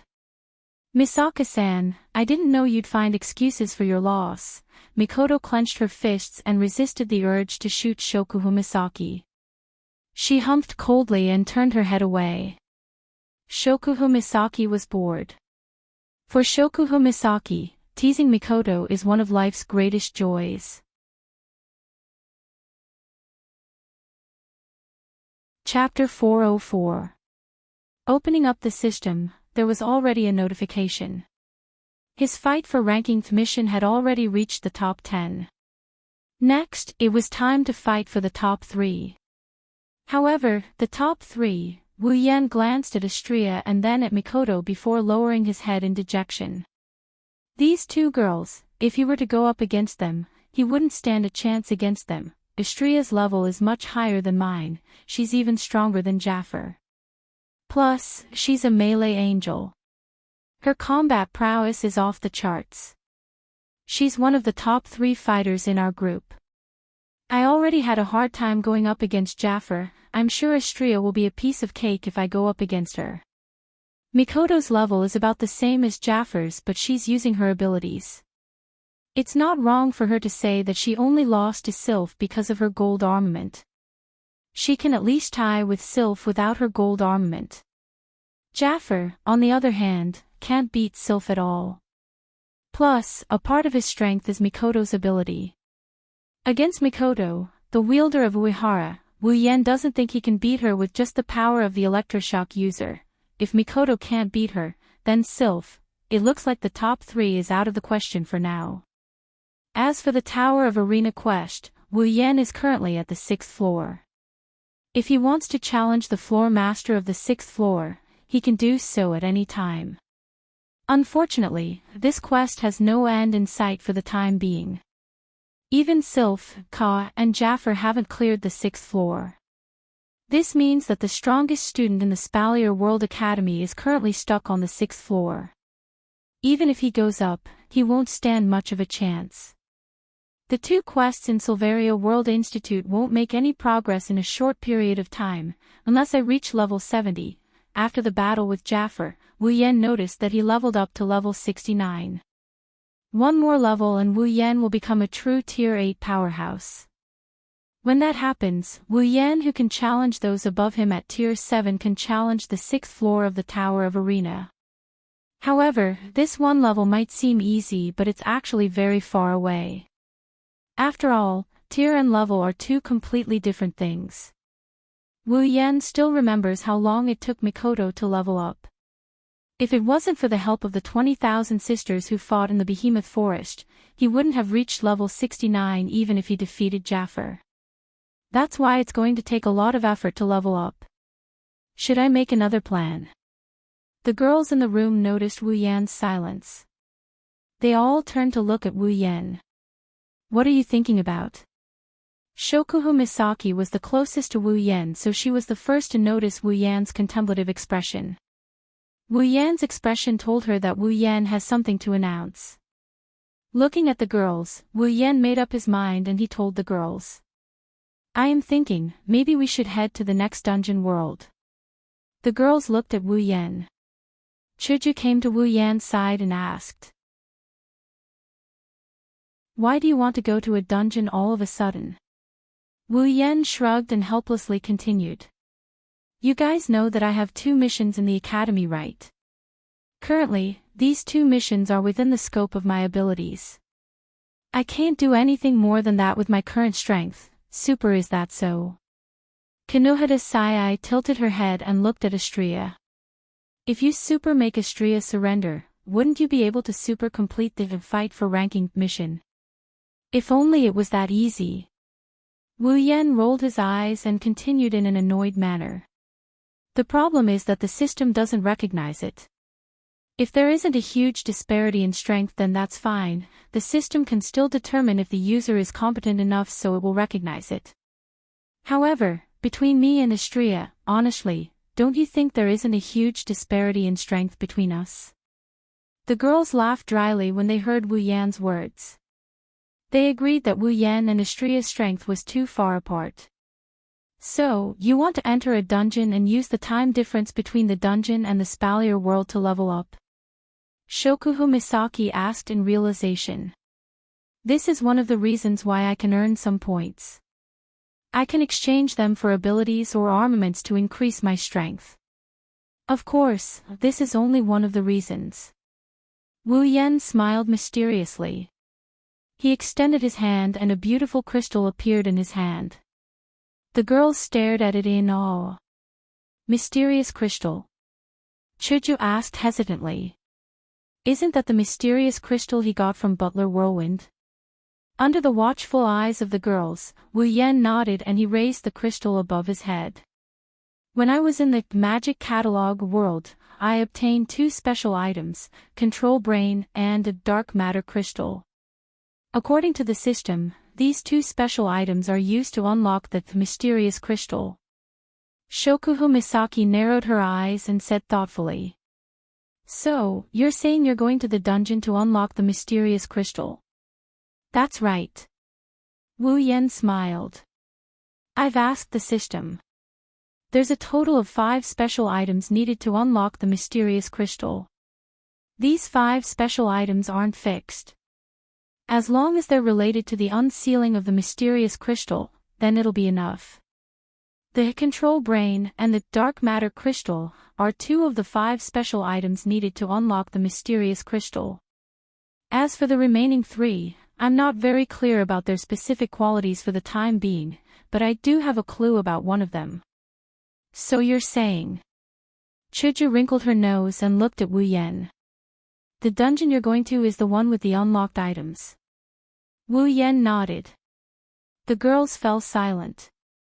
Shokuhu Misaki rested her chin on her hand and muttered to herself. Little Yen, I'm afraid I can't go with you this time. Wu Yan was stunned. He looked at Shokuhu Misaki and asked. Why? Shokuhu Misaki shook her head regretfully.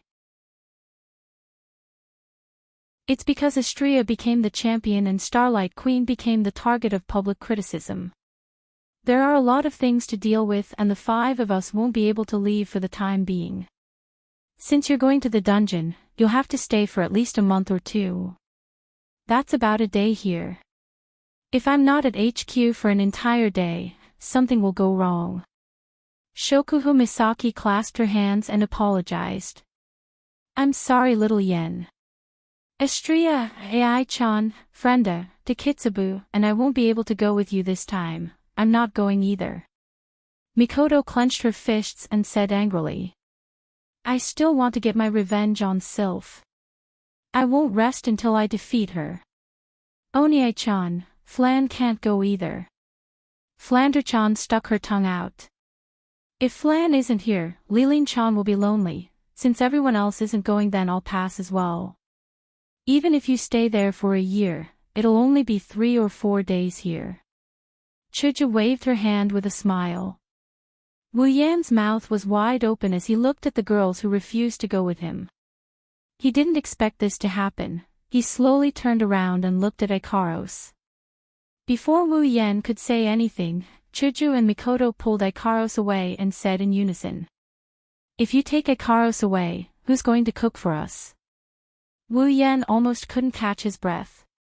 Shokuhu Misaki shook her head and stuffed a space ring into Wu Yan's arms. She blinked her eyes cutely. Looks like you'll have to go to the dungeon by yourself. Inside the space ring are some magic crystals and other items that we sisters collected in the Behemoth Forest. I'll give them to you as a parting gift. Wu Yan's face was covered in tears.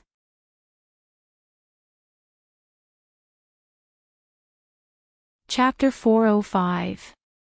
Shokuhu Misaki's parting gift was given to him by Shokuhu Misaki. Wu Yan took a look at his character status and let out a long sigh.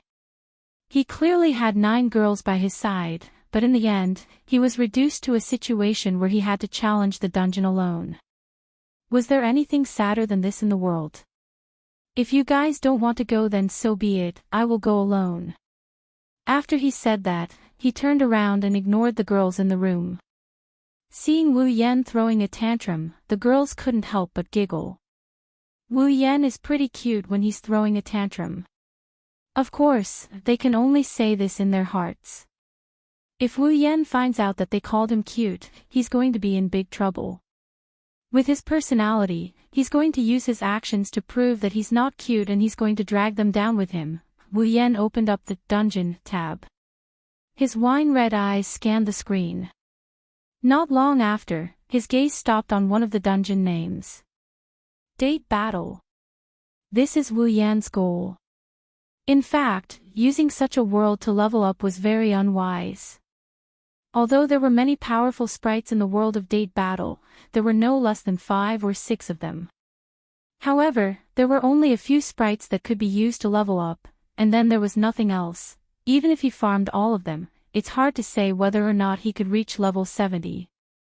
Plus, the elves in Date Battle are all ridiculously strong. Conservatively speaking, they're all at Astrea's level. Even if he wanted to farm them, would he be able to do it? That's why he chose Date Battle. His main goal isn't to level up, it's to unlock the mysterious crystal's special item. According to the system, one of the items needed to unlock the mysterious crystal must contain spatial properties. In the date battle world, the item that appears the most is the space quake. And after asking the system, the answer given by the system was that it was possible. As for the matter of leveling up, 100 days in the other world was only 1 day in this world. Once he obtained the item to unlock the mysterious crystal, he would choose another world to level up. However, he needs to bleed a little bit. Beep. The date battle world is inactive.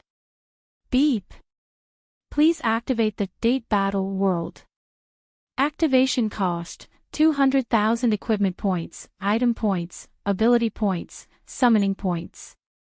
Do you wish to activate? 200,000 equipment points, item points, ability points, summoning points.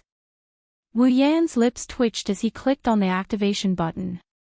Then, he clicked on the activation button with an expressionless face. Beep. 200,000 equipment points, item points, ability points, summoning points have been deducted. Date battle world activated. Ding. Date battle world successfully activated. Character: Wu Yan. Ability: True Ancestor Bloodline, Infinite Martial Arts, Electromaster, LV5. Equipment: Kai Bao of Wang, D rank. Summons: Misaka Mikoto, Katsura Hinajuku, Ikaros, Astria, Flandra. Scarlet: Shokuhu Misaki, Kinohata Sayai, Frenda, Takitsubu Riku, Misaka Sisters, 20,000. Equipment points: 120000 item points, 800000 ability points, 120000 summoning points, 180000 level, 69. After deducting 100,000 points from each of the 4 types of points, the date battle column lit up. Looking at the date battle column, Wu Yan's pained expression slowly eased up. Glancing at the girls in the room, Wu Yan waved his hand. Well then, I'm leaving. Wu Yan clicked on the date battle section. After a flash of light, Wu Yan disappeared from the spot. The girls looked at the spot where Wu Yan was standing. Suddenly, Shokuhu Misaki seemed to have thought of something and she screamed in shock. Not good. The sudden scream startled the girls, and when they recovered, Mikoto immediately pointed at Shokuhu Misaki in dissatisfaction. Why are you screaming all of a sudden? If it was any other time, Shokuhu Misaki would have retaliated. But this time, Shokuhu Misaki had no intention of doing so. Instead, she stood up from her bed. Biting her lips, Shokuhu Misaki said regretfully. I should have known.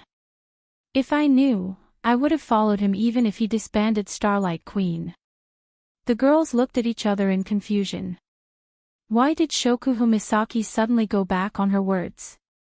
Shokuhu Misaki glanced at them and said, What do you guys think if Xiao Yan brings a girl back? Hearing this, all the women froze in place. After a while, Astria smiled awkwardly and raised her hand weakly. I don't think so. Everyone turned to look at Astria. Astria shrunk her head and kept quiet. Mikoto narrowed her eyes, a dangerous glint flashed in her brown pupils. If Yen brings a girl back, I won't let him get away with it. The girls nodded in unison, their faces were filled with determination. Only Shokuhu Misaki sighed faintly and said with a hint of bitterness, Are you really willing to do this? Of course. All of the girls said the same thing, but their voices were extremely weak. Shokuhu Misaki coldly snorted and touched her cheeks. Looks like I have to take some measures. Dungeon, Date Battle Dungeon Mission, Collect. Mission 1, materialize all the dimensional quakes in the world and collect them.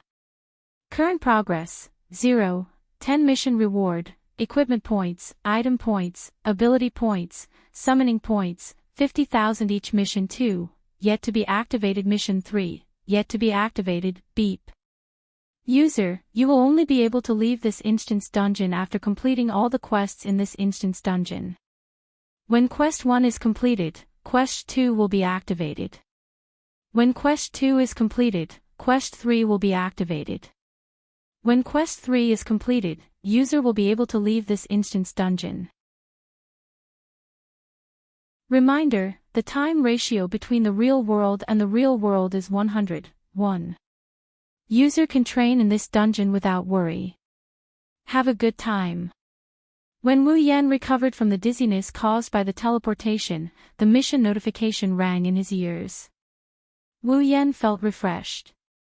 His purpose for coming to this world was to collect spaceships. Unexpectedly, the quest for this instance dungeon had always been this one. This was just right. He slowly opened his eyes, and when he saw the scene in front of him, he jumped in fright. There's nothing in front of him, it's just pitch black. At this moment, the system notification rang out once more. Beep. Detected dimensional quakes in user's surroundings. Beep. User has entered the effective range of dimensional quakes. Do you wish to materialize dimensional quakes? Hearing the two system notifications, Wu Yan was stunned. Could it be that this blackness was the space quake? Am I inside a dimensional quakes?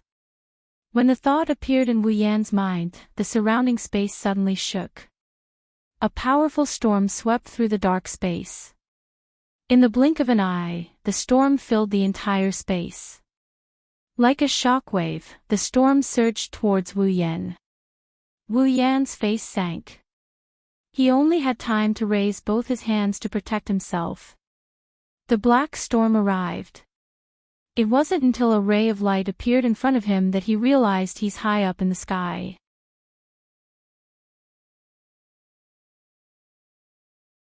Chapter 406. Spacequake is a large-scale vibration phenomenon with unknown causes. As its name suggests, spacequake refers to the vibration of the space itself. The frequency of the vibration is enough to destroy everything in the space. This is spacequake. 30 years ago, the spacequake phenomenon appeared in this world without any warning and caused great destruction. It was a disaster for the people of this world, as it destroyed everything in its surroundings. Originally, since the space tremor phenomenon occurred 30 years ago, it had not appeared in the following 25 years. However, 5 years ago, with Tiangong City as the beginning, the space tremor phenomenon appeared again. And it is very frequent. Today, the spacequake phenomenon appeared once again. In a quiet town, people lived the same life day after day, year after year. The streets were filled with cars and pedestrians. Although it was noisy, it showed a strong sense of vitality, until, woo woo woo woo woo, an ear-piercing alarm rang out from an unknown place, ringing throughout the entire street. Wherever the sound passed, whether it was pedestrians or cars, they all stopped their activities and looked up at the sky with a look of horror. After the siren sounded for a while, a voice suddenly sounded. The premonition of spacequake has been detected in this area. Please go to the nearest shelter as soon as possible. This is not a training. This is not a training. This is a real alarm. Please go to the nearest shelter as soon as possible. Please go to the nearest shelter as soon as possible. I repeat, as the alarm continued to sound, the pedestrians in the surrounding area ran to some specific places. Some drivers also parked their cars in the surrounding area and ran to those specific places. The lights, signs, and other signs on the streets had disappeared. Instead, they were replaced by the word spacequake warning, which kept flashing on the signs. Then, on some street parking lots, the parking areas suddenly sank and were protected by some thick steel walls. The pedestrians all ran into some underground driveways, underground tracks, and so on. The steel walls also spread out from the side, protecting these areas tightly. Then, these areas all sank into the ground. Some of the pedestrians who had yet to enter the shelter were heading to specific locations in an orderly manner. The buildings by the roadside had changed greatly due to the sinking of some important areas, but they ignored it and moved very efficiently. It was obvious that they were used to this kind of operation. It was unknown whether it was because of the frequent occurrence of spacequakes or because they had a special rehearsal. Perhaps it was a combination of both. It wasn't until all the residents in the vicinity had entered the shelter and some of the important areas were protected that the sirens finally stopped. What followed was a desolate town and a chilling silence. Until a certain moment, a black light spot appeared at the center of the town and quickly spread to the surroundings. In the blink of an eye, it has spread to the point that it is bigger than a football field. Wherever the huge black light ball went, no matter if it was the buildings, the streets, or the ground, everything was inevitably turned into ruins. The ground directly exposed the rock plate and a deep hole was blasted open. After an unknown amount of time, the black light ball slowly stopped and turned into a black filter and disappeared. If it was not for the collapsed buildings and the deep hole in the ground, I am afraid that everything that happened just now would be considered a dream. In the center of the deep hole, a figure wearing a white and gold robe that's similar to a noble's uniform quietly stood there. Slowly opening her eyes, a pair of wine-red, gem-like eyes appeared in her eyes. She looked as if she just woke up from a dream and raised her head. Gorgeous clothes and a pair of beautiful red gem-like eyes. Even if the newcomer's face is the type that needs to be looked at carefully to see the beauty, she is still very elegant and graceful. However, in the next moment, she made a move that completely broke this elegant temperament. Under the influence of the wine-red eyes, the charming face directly collapsed. She raised a hand and wiped the cold sweat on her forehead. Then, a curse came out from her mouth. F***ck.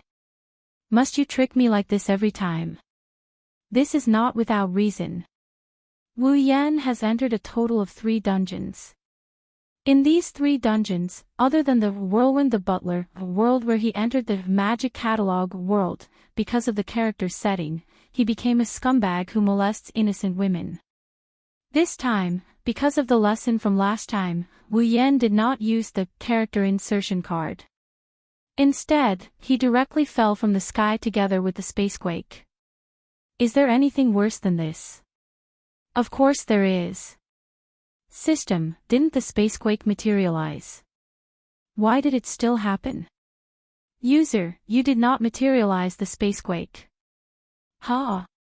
Didn't I say, confirm in my mind? User, a reminder. You only said, confirm in your mind, you did not say, freeze, in your mind. Fine, I was wrong, reminder, user. When you want to materialize the spacequake, please say, confirm and freeze, in your mind. Why do I feel like hitting someone? At this time, a few stars suddenly lit up in the distant sky. It attracted Wu Yan's attention. He looked up and saw 5 girls in mechs carrying various mechanical weapons.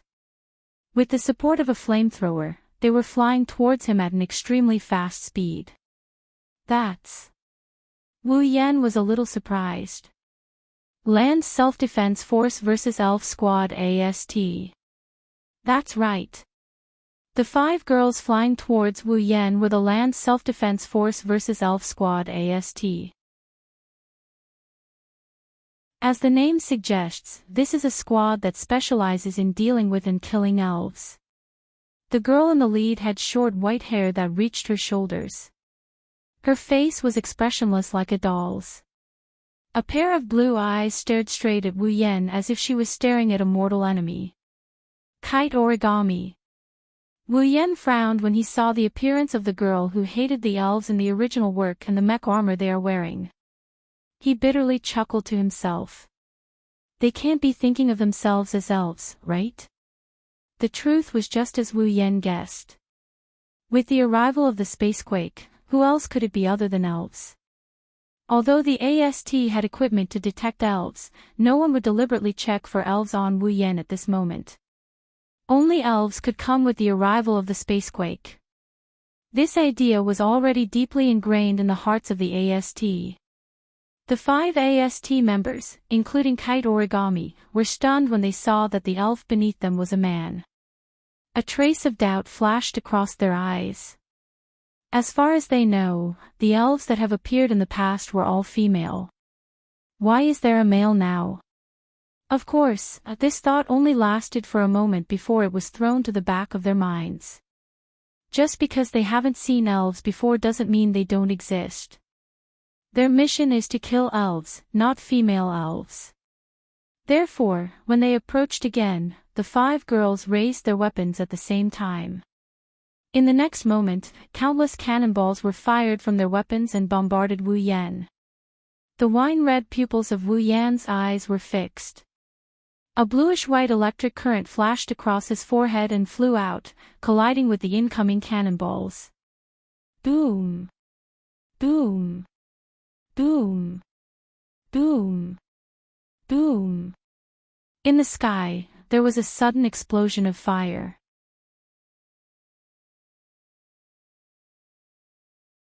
Chapter 407. The flames lit up the entire sky, illuminating the cold faces of the 5 AST members.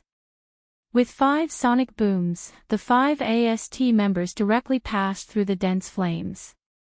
The flamethrowers on their backs blew away the flames as they charged straight at Zhongheng. Then, the missiles that blotted out the sky and covered the earth shot out once again. Raising his eyebrows, Wu Yan looked at the missiles flying in the sky and the 5 expressionless girls behind them. He sighed and slowly raised his head.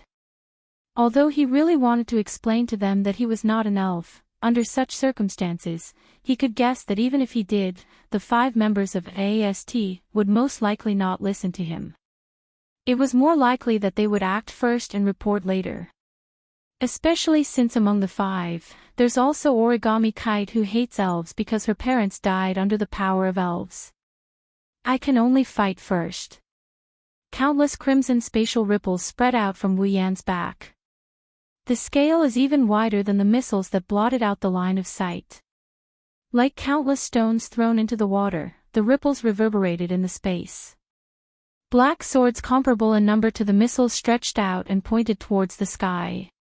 In the next moment, the whistling sound of missiles flying through the air was accompanied by the sound of explosions. The iron sand swords cut through the air as if they had been carefully calculated. Each of the iron sand swords pierced the warhead of the missile without the slightest mistake, cutting the missile that had yet to explode in half. Then, the iron sand swords whizzed through the exploding missile and shot towards the girls of AST. Seemingly aware that their missiles are useless against elves, the 5 girls didn't change their expressions. The flamethrowers on their backs sped up and dodged in all directions. Then, they continued to charge towards Wu Yan. However, the iron sand swords aren't those missiles that can only travel in a straight line. The countless iron sand swords are the product of Wu Yan's ability. A bolt of lightning flashed from Wu Yan's hand. Along with the sound of electricity, the iron sand swords trembled and reversed in the air. Then, they shot towards the girls who were charging towards Wu Yan. This time, the expressions of the 5 AST members finally changed a little. Even Kitsune Origami showed an expression of gritting her teeth. The iron sand swords shot backwards. The AST members could only helplessly stop their charging bodies and quickly dodge to the side. All of this was within Wu Yan's expectations. So, he showed a victorious smile. However, the next moment, the smile froze. Unlike the other AST members, Origami Kite only glanced at the iron sand swords behind her. Then, as if she didn't see them, she turned her head and stared at Wu Yan's face. The flamethrowers on her back sped up and flew towards Wu Yan's position. Wu Yan was shocked. He quickly withdrew the iron sand swords that were about to hit Origami Kite. At this time, Origami Kite had already arrived in front of Wu Yan. Floating in mid-air, she immediately raised the heavy cannon in her hand and aimed it at Wu Yan's face. Then, a laser beam shot out from it. The distance between the laser beam and Wu Yan is just a hair's breadth away from zero. With such a distance and the speed of the laser beam, it's impossible to dodge. However, that's not the case. With infinite arms refinement, Wu Yan's combat skills can only be described as terrifying. Under this close-to-zero distance laser beam, Wu Yan tilted his head to the side in a very small way. The laser beam grazed Wu Yan's ear and shoulder and shot behind him. The burning sensation rose from Wu Yan's ear and shoulder. Wu Yan couldn't help but frown. Origami Kite did the same thing as Wu Yan. Origami Kite suddenly reached behind her and pulled out a light blue lightsaber from who knows where.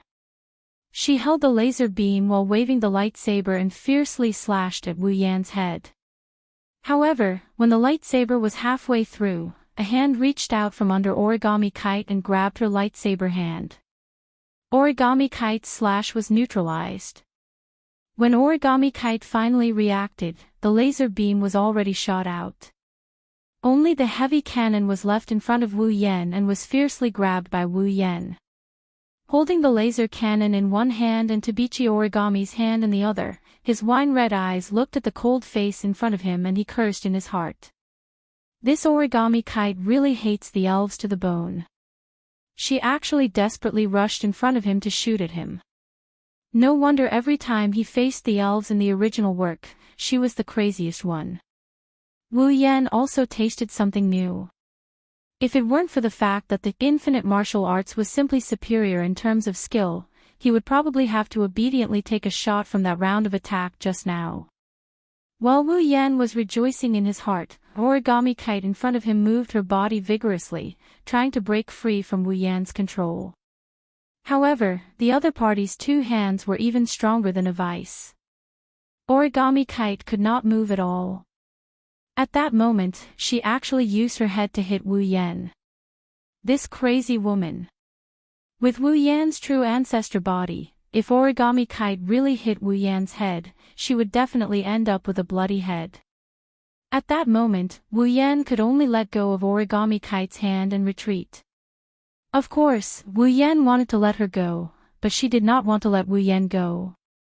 Origami Kite threw the laser cannon in her hand away. She held the light sword and charged at Wu Yan. After taking a few deep breaths, Wu Yan wished he could teach Origami Kite a good lesson. He had never fought such an aggrieved battle like today. He was merciful to his opponent, but his opponent beat him to death. If it weren't for Origami Kite having a deep reason to fight so hard, then even if she was a cute girl, Wu Yan would still beat her. But the next moment, Wu Yan could no longer have such thoughts. Ha! Origami Kite shouted coldly and rushed straight to Wu Yan. The light sword in her hand waved at Wu Yan with a violent frequency. In an instant, countless sword shadows cut through the air and slashed at Wu Yan. It can't be. Wu Yan was shocked. His wine-red pupils suddenly condensed. He did not dare to be careless anymore. With a hook of his finger, an iron sand sword shot down from the air and into Wu Yan's hand. With a stab, the iron sand sword stabbed one of the sword shadows. Suddenly, the countless sword shadows disappeared with Wu Yan's stab. The light sword in Origami Kite's hand was blocked by the iron sand sword. Origami Kite pulled back the light sword. Her body spun rapidly. The light sword in her hand was danced by Origami Kite into a sword wheel and slammed into the iron sand sword. Almost as soon as they collided, the iron sand sword broke with a kacheth sound. Holding the remaining half of the iron sand sword, he couldn't help but be stunned for a moment. He couldn't stay calm anymore. This Origami Kite was just an ordinary person. How could her combat power be so heaven-defying? At this time, Wu Yan remembered that in the original work, Origami Kite was an existence that could fight hand-to-hand with the elf knight sword god Toka.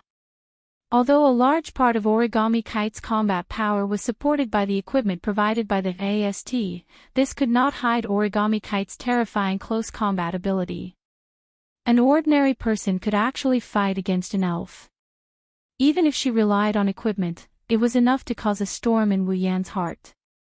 Sure enough, there was no girl in the 2D world who could not defy the heavens. Looking at the charging origami kite, Wu Yan looked up to the sky and sighed. There was no other way. If he held back, he would really be defeated. A pair of wine-red pupils turned and a golden light flashed. Suddenly, the moment Wu Yan was about to use his strength, the ground under Wu Yan's feet opened up. Wu Yan, who could not react in time, was directly swallowed in. Then, it returned to its original state. Wu Yan only had time to say, F***ck, before falling in.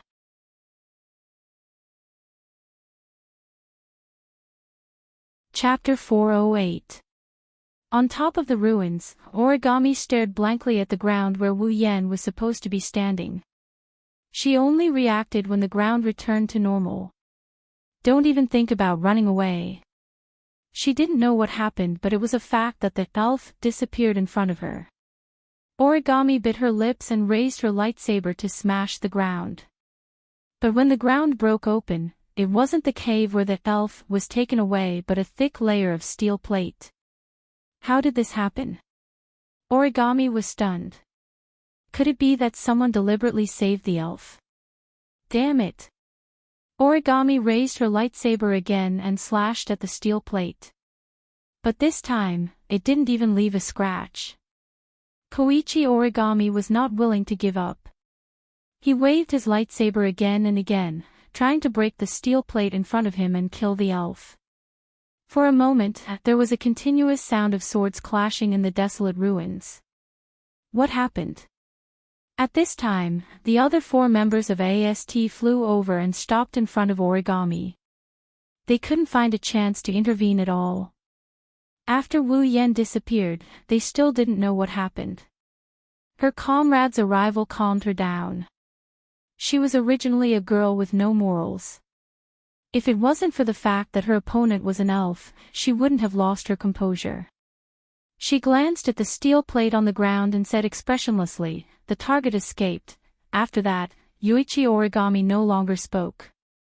The other girls also knew Yuichi Origami's personality, so they didn't ask any more questions. Of course, the cause and effect were more or less guessed by them. The 4 AST girls looked at each other and flew into the sky together, raising the heavy cannons in their hands. Seeing this scene, Tobi Origami also left the place immediately. Then, countless cannonballs fell from the sky and landed on the steel plate. Under the ground, Wu Yan, who was caught off guard, used fine iron particles to wrap around his body. He stabilized himself and floated in the air. He looked up and saw that the space above him was completely covered by a thick layer of steel plate. Wu Yan could faintly hear an explosion coming from above the steel plate. He knew that it was either Origami or AST attacking the ground. He stayed silent for a while until he confirmed that AST couldn't break through the steel plate. Only then did he let out a sigh of relief.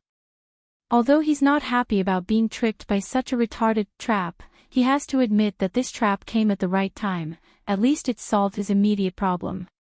If it wasn't for this trap, he would have to take down Tabichi Origami first. That's not a big deal. The scary thing is that if he was the one being taken down, he would be in big trouble. Wu Yan doesn't think that Tabichi Origami would let him go. Don't think that Wu Yan was joking. He understood that with Origami's ability and AST's equipment, she wouldn't be at a disadvantage against a rank 8 powerhouse. Wu Yan is only level 69. His true strength is around rank 8. If he's not careful, Origami might succeed. Although he's a primogenitor, so he won't die. He tilted his body downwards and his lips started twitching when he saw the bottomless pit. Who has a grudge against me? Who is the one who tricked me in the name of saving me? Such a deep pit, is it to save me from the sea of bitterness, or is it to directly throw me to my death? After cursing in his heart, Wu Yan sighed. No matter what, he fell into this pit on purpose. Since the other party helped him block AST's attack, it shouldn't be an enemy. Let's go down and take a look. Wu Yan's wine-red eyes stared at the space below. He swooped down and flew down. The more he flew down, the more Wu Yan was sure that the guy who made the pit was trying to kill him. He's been flying for about 10 minutes and there's still no bottom. Wu Yan started getting impatient as he looked at the monotonous rock trays. After 20 minutes, the ground finally appeared in front of him. However, Wu Yan didn't feel happy at all. Because there's a person there. A man with blonde hair and brown eyes who looked like a handsome Western man. Wu Yan narrowed his eyes when he saw this person. Information about this person instantly appeared in his mind. Kanazuki Kuhei, Ratatoskura's deputy commander. Ratatoskura is an organization similar to AST. The reason why they are similar is because Ratatoskura and AST are specialized in dealing with elves. The only difference is that AST advocates killing elves while Ratatoskura advocates rescuing elves. The person in front of Wu Yan is Ratatoskura's deputy commander. He's a person who left a deep impression on Wu Yan. Of course, there are two reasons why he left a deep impression on Wu Yan. First, Ratatoskura's deputy commander is Kanazuki Kuhei. The commander is Itsuka Kodori, one of the main female characters in the original novel. Second, Kanazuki Kuhei is a masochist. On the other hand, Kanazuki Kuhei didn't know that Wu Yan already knew everything about him. He looked at Wu Yan with a serious expression on his face. If one were to look at him from the surface, one wouldn't be able to tell that this handsome man with Western features is a masochist. After a while, Wu Yan landed in front of Kanazuki Kuhei. He stared at him with his red eyes. Kanazuki Kuhei felt pressured. Kanazuki Kuhei took a deep breath and bowed to Wu Yan. Nice to meet you. I am Kanazuki Kuhei, Ratatoskura's deputy commander. Wu Yan smiled faintly. Of course, he knows about this. This isn't what he really cares about. So, you were the one who stopped those who wanted to kill me? Yes. Why? Kanazuki Kuhei stood up and looked at Wu Yan. Our commander wants to see you. Itsuka Kodori wants to see me. Wu Yan flinched for a bit, then he understood what happened. Ratatoskura's goal was to save all fairies. He came to this world along with the spacequake, so there was no way Ratatoskura didn't notice him. However, Itsuka Kodori should know how powerful the elves are, and they don't have a good relationship with the humans. Why would she send someone to bring me to her in the first place? Isn't she afraid that I'll kill this masochist? Or does Itsuka Kodori already know that I'm not a fairy? With that in mind, Wu Yan tilted his head and said, if that's the case, lead the way. Kanazuki Kuhei froze and looked at Wu Yan in shock. He thought it would take a lot of effort to bring this powerful guy to Ratatoskura's headquarters. He didn't expect Wu Yan to be so straightforward. However, it's still a good thing that he achieved his goal. Kanazuki Kuhei smiled. Well then, please follow me. Just as Kanazuki Kuhei was about to lead the way, Wu Yan suddenly spoke. Oh, right. Under Kanazuki Kuhei's confused gaze, Wu Yan walked up to him and threw a punch at his face. Ah! Kanazuki Kuhei screamed in pain and was sent flying. Wu Yan blew on his fist and walked forward. This is what you get for tricking me.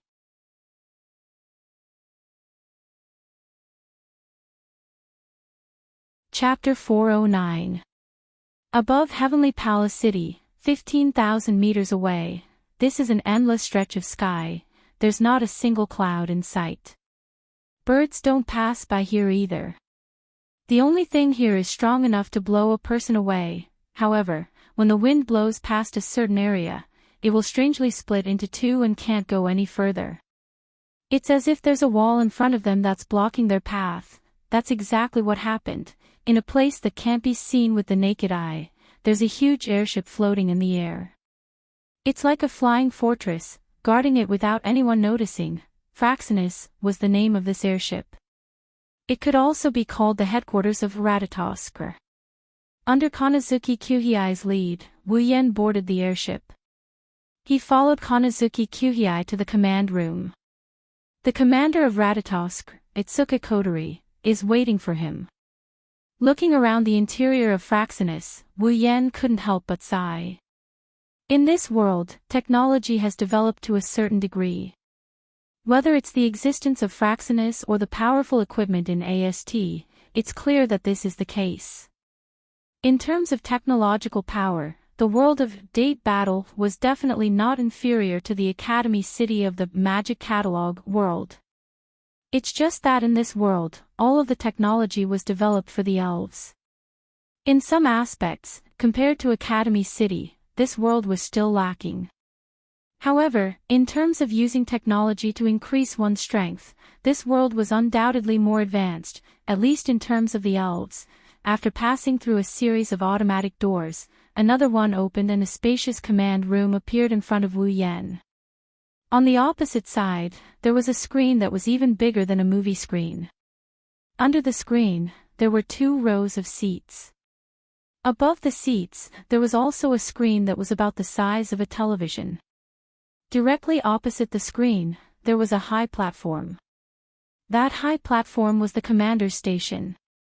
When Wu Yen saw the command center, Wu Yen stopped and looked at it. There's a petite figure sitting there. Her long red hair was tied into 2 ponytails with black ribbons. The black ribbons stood on top of the ponytails, looking like 2 long ears. It was very likable, and under the hair was a cute and delicate little face. She's wearing a school uniform, it's probably Ratatosker's uniform. She's wearing a red jacket with black stripes, it makes her petite figure look even more majestic. Itsuka Kotori, the younger sister of the original main character. She's the commander of Ratatosker. She's also an elf. Of course, no one knows Itsuka Kotori's identity as an elf. Maybe Kamazuki Kuhei and Murasame Rain know, but Wu Yen isn't stupid enough to say it out loud. Beside Itsuka Kotori, there was a woman with a silver ponytail and a tattered teddy bear in her chest pocket. She had dark circles under her eyes and looked like she was about to die. She was the analyst of Ratatosker, Murasame Rain.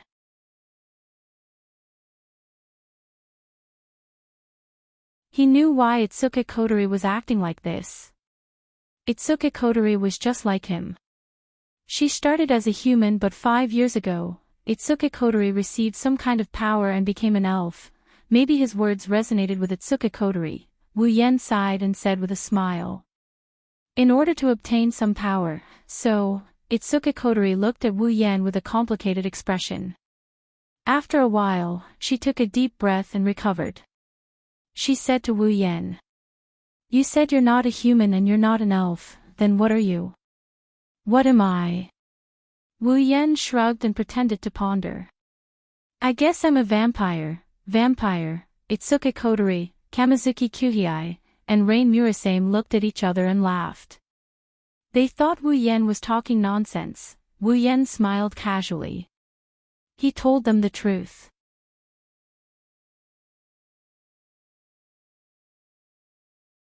Chapter 410.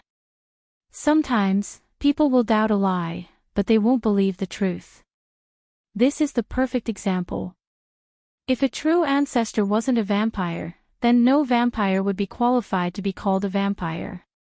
Well, that's because the true ancestor was a vampire. Wu Yen didn't lie, but they just didn't believe him. Vampire. Kotori looked at Wu Yen with a serious expression and said mercilessly, "Are you an idiot? If you want an excuse, at least come up with a better one. Vampires don't exist in this world." Wu Yen crossed his arms and shook his head with a chuckle. "So you're saying that elves do exist in this world?" Kotori was rendered speechless by Wu Yen. She pursed her lips and retorted, "But elves do exist in our world. Do you have any proof that you're a vampire?" Itsuka Kotori chuckled to herself and put the pearl into her mouth. She mumbled, "How is that possible? If there was, the werewolves would have been executed long ago." Wu Yen lowered his head and fell silent. Itsuki Kotori isn't going to let Wu Yen off the hook so easily. She mocked him again. Say, did you get hit in the head by Spacequake because you're not a spirit but you came here together with Spacequake? Don't worry, even though Ratatoskr is an elven organization, we will still lend a helping hand to those who are in trouble. Do you need me to contact a mental hospital for you? Her words were really vicious. As expected of Itsuki Kotori, who was in commander mode. Her vicious tongue was on full display. Speaking of which, I have to mention that Itsuki Kotori has two personalities. One of them is the cold and vicious commander mode, while the other is the naive and cheerful sister mode. The two personalities are worlds apart. When Kotori wore a black ribbon, she would be in commander mode. When she wore a white ribbon, she would be a cute little girl. She would be in little sister mode. Now, Itsuki Kotori is wearing a black ribbon on her head. She's in her commander mode with her venomous tongue. Just look at how venomous Itsuki Kotori can be when she's in this mode. She didn't hesitate to taunt Wu Yen when they first met. Kyuhei and Rain Murasame seemed to be used to Kotori's vicious tongue, so they didn't say anything. Kotori, on the other hand, had a bad feeling after mocking Wu Yen. Wu Yen started walking towards Itsuki Kotori on the command deck. Itsuki Kotori flinched and she wrinkled her nose. What are you doing? Didn't you want to see the evidence? Wu Yen raised his head and he flashed a radiant smile at Kotori. His words sent chills down Kotori's spine. Let me suck your blood and you'll know. Blood, blood. Itsuki Kotori shrunk her head subconsciously, but she quickly realized she was showing weakness, so she quickly straightened her back. Sure. I want to see if the so-called vampires really exist. Is that so? Wu Yen giggled and he jumped onto the command platform before Konosuke Kyuhei and Murasame Rain could react. Kotori jumped in fright. Then I won't hold back. As soon as he said that, Itsuki Kotori felt her hair stand on end. She was completely dumbfounded. Wu Yen slowly opened his mouth and revealed two sharp fangs. Speaking of which, this is the first time Wu Yen bared his fangs. He didn't think that the first time he bared his fangs would be under such circumstances. But, it's not a big deal, the first time he sucked blood, he sucked his own blood anyway. Itsuki Kotori is completely stunned. Wu Yen pressed down on her shoulders and he slowly inched his way towards her neck. I am going to move. When Wu Yen spoke slowly, Kotori finally reacted. She saw the two sharp fangs in Wu Yan's mouth and she was scared. No, Itsuki Kotori yelled. She placed her hands on Wu Yan's chest and pushed him away with all her might. But, how can she beat Wu Yen in terms of strength? As a result, a scene of rape unfolded in the spacious command room. Commander. Konosuke Kyuhei was shocked. His handsome face, no, his pig face was furious. He forgot about Wu Yan's combat ability and rushed towards the command desk. Commander. I'm coming to save you. A foot appeared on Kyuhei Konosuke's face as he was kicked off the podium.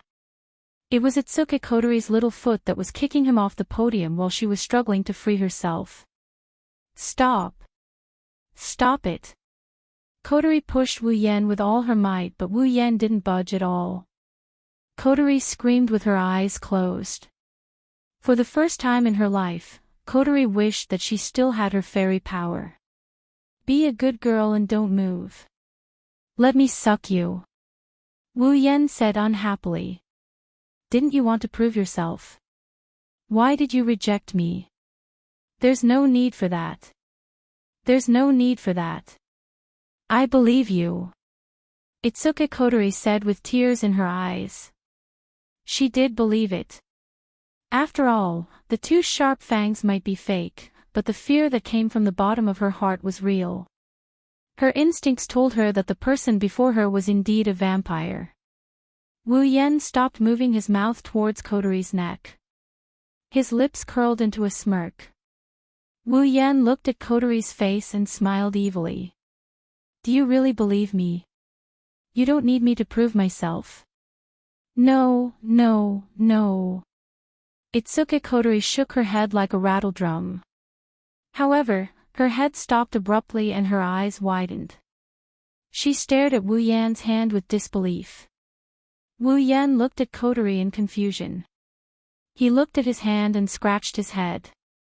What's wrong? Is there something wrong? Kotori stared at Wu Yan's hand blankly. She didn't react at all. Suddenly, tears welled up in Kotori's eyes. She stood up and grabbed Wu Yan's hand. What are you doing? Wu Yan was shocked by Kotori's actions. Kotori ignored Wu Yan and reached for Wu Yan's hand. To be more precise, she reached for the white bracelet on Wu Yan's wrist. It's the sealing bracelet. Itsuki Kotori caressed the sealing bracelet on Wu Yan's wrist in a daze. Her eyes were filled with nostalgia, excitement, and enchantment. She looked like she had been searching for something for a very long time and now, she finally found it. I say. Wu Yan stared blankly at Kotori. He asked awkwardly. What's wrong with you? Is there something wrong with my bracelet? Itsuki Kotori looked at Wu Yan with her red eyes. She seemed to be reminiscing about something. She raised her hand and her sleeve slid down. Wu Yan's pupils shrank when he saw the scene that appeared in front of him. The sealing bracelet. Wu Yan exclaimed. That's right. It's a red sealing bracelet in front of Wu Yan. So, you do know him. Kotori exhaled. She stared at Wu Yan's face. She no longer felt like she just met him for the first time. Instead, she felt a sense of familiarity. How could this be? The sealing bracelet caught Wu Yan off guard. Itsuki Kotori opened her mouth and said, Don't worry, Wu Yan can't handle it. Hey, do you want to join Ratatosker?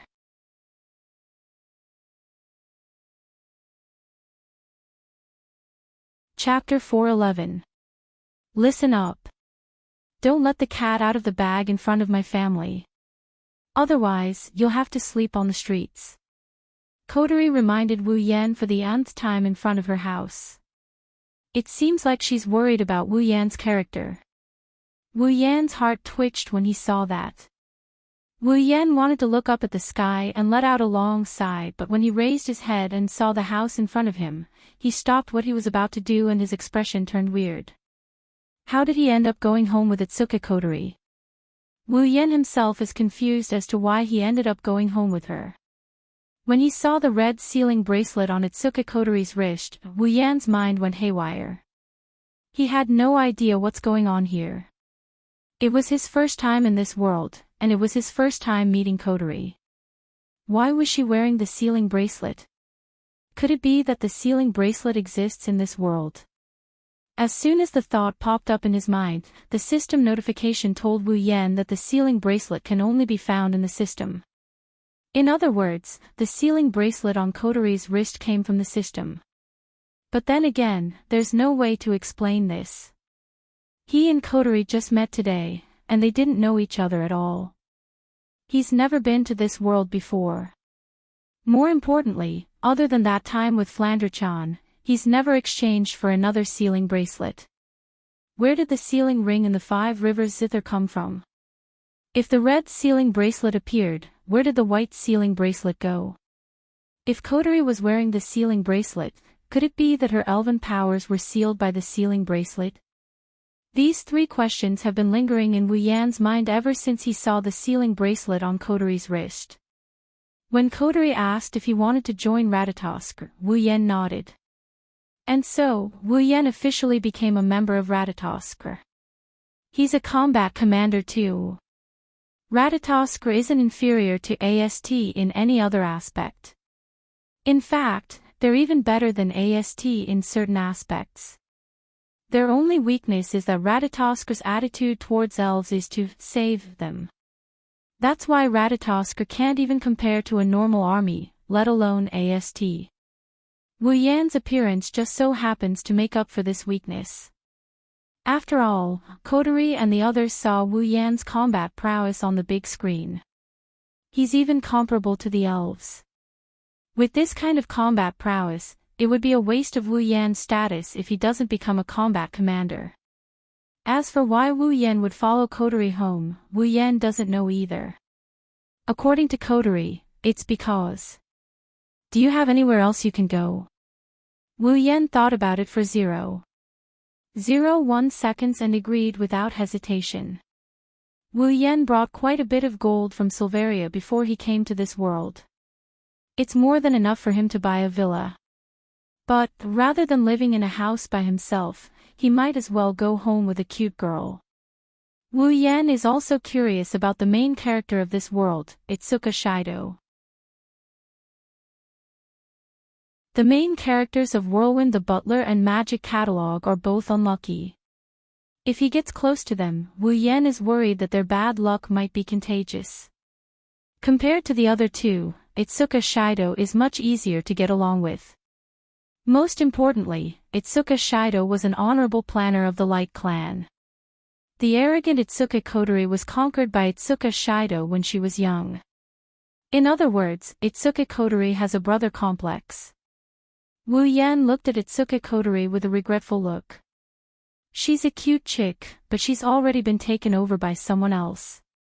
It's not like the person who did it is a scumbag. Wu Yan has no interest in NTR other people. Of course, Itsuka Kotori shivered when she saw Wu Yan's regretful gaze. She bared her fangs and said angrily. What are you up to this time? Wu Yan chuckled dryly and muttered. Why do you say again? Ha! Itsuka Kotori harumphed. She turned around and looked at the entrance of her house.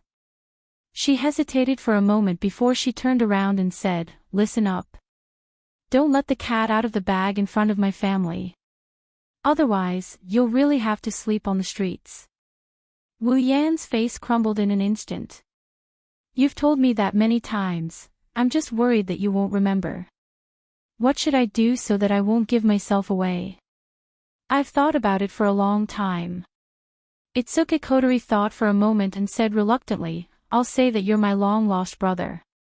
Wu Yan almost choked on his own breath. His brows twitched, he couldn't stay calm. My long-lost brother. What a sharp excuse, what's wrong? Can I change it? No. No. Itsuka Kotori exhaled and turned around to face the door. She took off the black ribbon on her head and took out a pair of white ribbons from her pocket. She put them on her own head. Wu Yan's eyes lit up, he watched Itsuka Kotori's actions with interest. He knew that she would turn into a cute little sister after putting on the white ribbons. Wu Yan was looking forward to it. Wu Yan's expectations were proven right. When Itsuka Kotori turned around again, the cold expression on her face was gone. It was replaced by an innocent and cute smile. She blinked at Wu Yan and said with a smile, Go in, Onie-chan.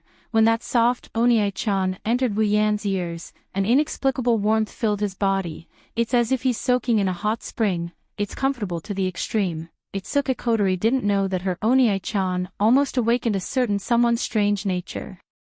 She opened the door of her house and shouted in a cheering tone. I'm back. Itsuka Kotori's sweet voice made Wu Yan smile. He had to admit, Itsuka Kotori in her little sister mode is really cute. However, when another sweet voice entered Wu Yan's ears, Wu Yan was completely dumbfounded. You're back. Kotori. A figure slowly walked out of the house. When he saw the figure, Wu Yan's dumbfounded expression completely twisted. Her long, dark blue hair was draped over her frail shoulders, and her bangs were neatly spread across her forehead. Just a little bit more and it would cover her slightly dark pupils. On the left side of her bangs, there was a tuft of hair tied up with a hairband. At the end of the band was a cute hair accessory, adding a bit of cuteness to its owner's already extraordinary appearance. She was holding a spatula and wearing an apron. She was smiling at Kotori, her eyes filled with love and adoration. That's right. It's her big sister. Itsuka Kotori smiled happily and cheered. She threw herself at her and hugged her arm. It seems like they are very close. However, the word big sister from Itsuka Kotori caused Wu Yen to have a mental breakdown. Big sister, yes, Itsuka Kotori smiled and hugged her big sister. She said to Wu Yen, "This is my big sister. Shirori Itsuka."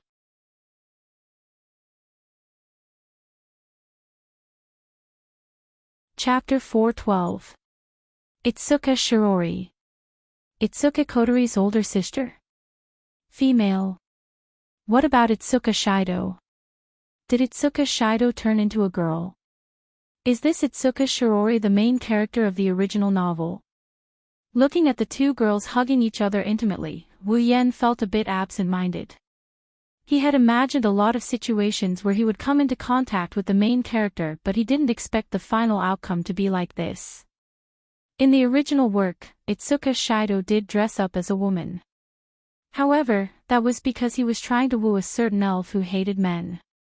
Wu Yen didn't believe that Itsuka Shido would dress up as a woman at home, or at least, he didn't have a habit of dressing up as a woman. Wu Yen swallowed his saliva and smiled awkwardly. He turned to Itsuka Kotori and asked in a serious tone. Do you only have one older sister in your family?" Yes, Itsuka Kotori looked at Wu Yen strangely. She didn't understand why Wu Yen acted like this when he saw her older sister, but she still answered honestly. Are you sure you don't have an older brother?" Itsuka Kotori shook her head quickly. Her two red ponytails swung back and forth, giving her a youthful vibe. "Nope, I only have one older sister." Wu Yan's mouth twitched. In his mind, the thousands of tables in front of him have been destroyed by Wu Yan in the most violent way possible. He didn't expect Itsuka Shido to really turn into a girl. At this moment, Wu Yan felt like the date battle world that he was familiar with has become a stranger. The ceiling ring that appeared out of nowhere. The main character of the original novel turned into a girl. Even if the plot characters are still the same people, no more, no less. At most, one of the main characters will be turned into a girl. But, Wu Yan can't be sure if things will continue the way they did in the original work in this world. When Wu Yan had this thought, he didn't know if the story would continue the same way as the original novel. Everything that happens next is beyond his expectations. Shirori furrowed her brows as she looked at Wu Yan, whose expression kept changing. She also noticed the weird questions he asked her. She pulled Itsuka Kotori and whispered into her ear. "Kotori, who is this person? He looks really strange and suspicious." If Itsuka Kotori was in commander mode, she would be shocked by her sister's intuition. She would then reveal all the strange and suspicious things about Wu Yan without hesitation. Of course, Itsuka Kotori was a good girl in her younger sister mode. She shook her head as if she was trying to defend herself. "He's not a strange person." Itsuka Kotori stepped forward and opened her hand. She grinned mischievously at Wu Yan. "Sister. Let me introduce you, this is Kotori's long-lost older brother." Long-lost older brother. Itsuka Kotori's words didn't make Shirori feel relieved. It made her even more confused. "Kotori, how come I've never heard of you having a long-lost older brother?" It's reasonable for Shirori to ask such a question. After all, Shirori isn't Kotori's biological sister. Even though Shirori and Kotori have been living together for a long time, Shirori isn't sure if Kotori has a long-lost older brother.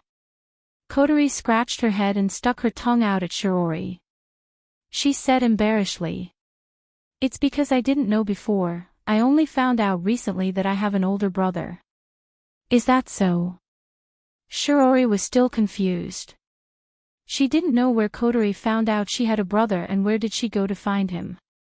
Shirori was confused about all of this. However, when she saw Kotori's mischievous look, she knew she was familiar with Kotori. At the very least, she won't be able to get any answers from Kotori. Shiori looked at Wu Yen. She had her doubts, but since Kotori said so, Shiori had no choice but to believe her. They still have a long way to go. Shiori decided to help Kotori keep an eye on her. She didn't want the naive Kotori to get scammed. Welcome to the Itsuka family. Shiori smiled at Wu Yen and bowed. I'm Shiori Itsuka. I'm Kotori's legal older sister. Nice to meet you. Of course not. Wu Yen turned his head away. To be honest, he really doesn't know how to deal with this feminine main character of the original work. Whether or not the main character is feminine has nothing to do with him, but the fact that Wu Yen was caught off guard is a fact. Suddenly, Wu Yan's eyes lit up and he looked at Itsuka Kotori, who was giggling. The protagonist is feminine. In other words, Itsuka Kotori was not conquered by the main character. Wu Yen, who was feeling a bit depressed because things didn't turn out the way he had envisioned, the gloomy mood of a second ago suddenly brightened up, even his mood became a lot more cheerful. Kotori didn't know she was being targeted by a wolf. She saw Wu Yan's expression change and his eyes darting around. He didn't even greet Shiori. This made Kotori anxious. To prevent the atmosphere from turning awkward, Kotori jumped out and faced her older sister. Sis, Onie-chan will be living with us from now on. Please make sure to cook for one more person. I see. Shiori nodded and smiled at Wu Yen. Then, I'll go help this. Wu Yen and Kotori knew that Shiori didn't know how to address the other party. Wu Yen didn't even introduce himself since the start of the meeting. Wu Yen wanted to introduce himself, but Kotori thought Wu Yen was still in a daze. She quickly said. Sis, Onie-chan's name is Itsuka. Itsuka. Itsuka Kotori's eyes lit up and she said something that left Wu Yen flabbergasted. Shido. Onie-chan's name is Itsuka Shido. The name, Itsuka Shido, reverberated throughout the room. The three of them reacted differently. Kotori had a smile on her face as if she was proud of herself for coming up with a good name. Shiori, on the other hand, had a weird expression on her face. The name, Itsuka Shido, and Shiori sound more like a pair of siblings. Wu Yen, on the other hand, who already has the name, Itsuka Shido, his heart contracted. His expression changed to one of embarrassment. Itsuka Shido. My name. How should I react? Wu Yen forced a smile as he looked at the happy Kotori. Itsuka Shido. Kotori made a funny face at Wu Yen. She tried to tell herself not to be so embarrassed. How would Kotori know what the name, Itsuka Shido, represents? Is there anything you're not happy about? Onie-chan. No. He's the main character now, what's there to be unhappy about? Shiori tilted her body and she told Wu Yen. Well then, Shido-kun, let's go inside first. Once I'm done cooking, I will help Shido-kun clean up a room. Wu Yen had nothing to say. He smiled helplessly at Shiori. Then, I'll have to trouble you, Shiori. Shiori smiled sweetly. Since Shido-kun is Kotori's brother, then you're my brother as well. Please don't be shy, just treat this place as your home. Onie-chan, let me introduce you to this house. Itsuka Kotori nodded. She grabbed Wu Yen and Shiori by the hand and they walked into the house.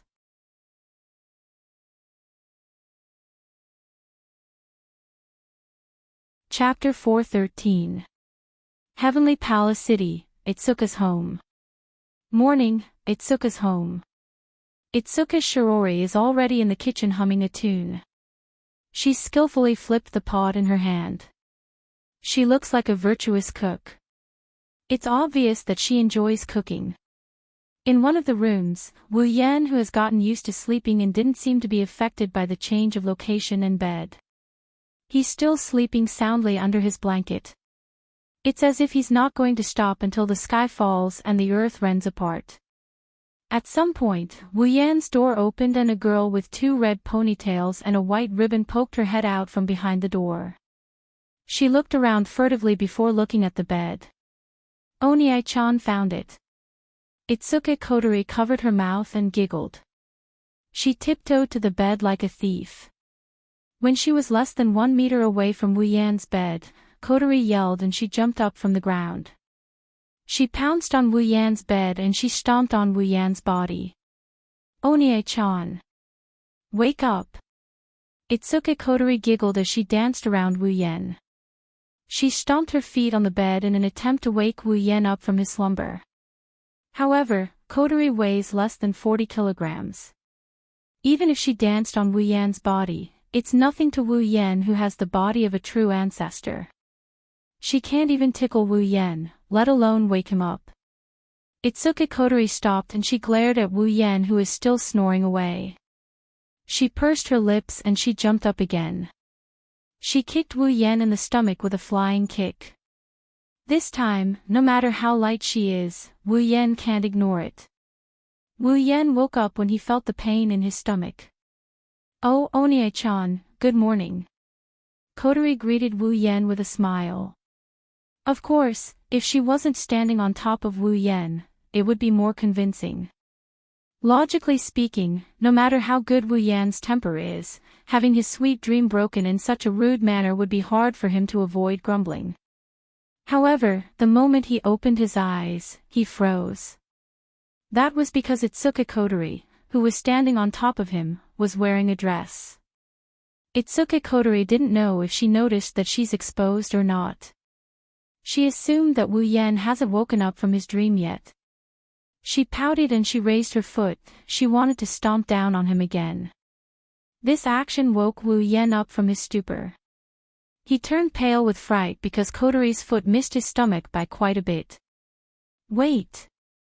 Wu Yan didn't have time to get up. When he saw Kotori's foot, he felt a chill between his legs. Wu Yan quickly grabbed Kotori's hand and pulled her down. Ah! Itsuki Kotori shrieked and she lost her balance. She fell straight into Wu Yan's arms.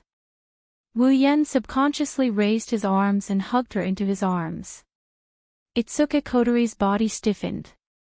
She could feel the pair of hands around her waist and the scent of a man so close to her. Her mind was muddled, and she couldn't react in time. This is the first time Kotori has been so close to a man. Wu Yan didn't feel anything like Kotori. Wu Yan has been hugging girls in the Magic Catalog and Spalier World Academy. Even though the girl in his arms has changed, Wu Yan didn't feel anything. Wu Yan didn't know whether to laugh or cry as he looked at Itsuki Kotori. Say, Kotori, are you trying to wake me up or do you want me to stay in bed forever? You were so cruel. Wu Yan felt weird.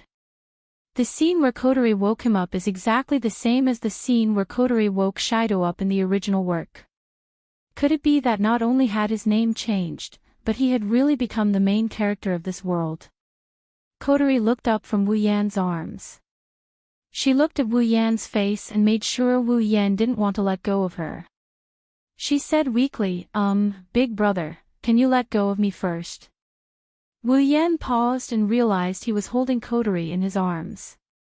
Wu Yan smiled when he saw Kotori's shy expression. Not only did he not let go of Kotori, he tightened his grip and pulled her into his embrace. Wu Yan's lips curled into a naughty grin. Let go. My naughty little sister woke up her big brother with a prank. How can I not punish her? Itsuki Kotori's face flushed red, even her head felt a little dizzy. If it was a gentle hug before, then now it's a deep hug. Itsuki Kotori could even feel his thick chest pressing against her small breasts. I know I was wrong. Kotori stuttered as she pushed Wu Yan's chest. Wu Yan, who's in close proximity to Kotori, could feel Kotori's heart thumping furiously. You know you were wrong. That means you're going to accept your punishment, right? Wu Yan looked at Kotori's blushing face and he told her in a gentle voice. Okay, Wu Yan said. Itsuki Kotori shrunk her neck timidly and asked in a soft voice, What punishment? What punishment? Wu Yan grinned. He grinned wickedly. What kind of punishment is that? Wu Yan's face inched closer to Kotori's. Ugh. Itsuki Kotori's already red face turned a deep shade of purple. Could it be that the so-called punishment was? Wu Yan's face got closer and closer, Kotori's red eyes teared up. Her heartbeat sped up and she didn't know what to do. She looked around as if she was looking for something that could save her. When Wu Yan's lips were about to touch hers, Kotori whimpered and closed her eyes. Wu Yan was overjoyed and he almost laughed out loud. He didn't think that after only knowing her for a day, he would be able to conquer this girl with dual personality. Sure enough, soft girls are good, easy to bully. Just as he was about to kiss her and steal her kiss, Itsuki Kotori punched him in the face with her tiny fist. Wah! The sudden punch stunned Wu Yan. Since he wasn't on guard, the punch landed squarely on Wu Yan's nose. Wu Yan felt something sour and sweet rushing up his nose. He let go of Kotori and covered his nose with his hand. You despicable pervert! Itsuki Kotori yelled at Wu Yan. Wu Yan noticed that the white ribbon on Itsuki Kotori's head was replaced with a black one. It's commander mode. Why? Wu Yan muttered. He didn't understand why Kotori changed her hair ribbon so quickly. But to Itsuki Kotori, it sounded like, why did you reject me? You still have the nerve to say that? Kotori raged at Wu Yan as she punched him again. How dare you kiss a girl you've only known for a day? Die! Ah!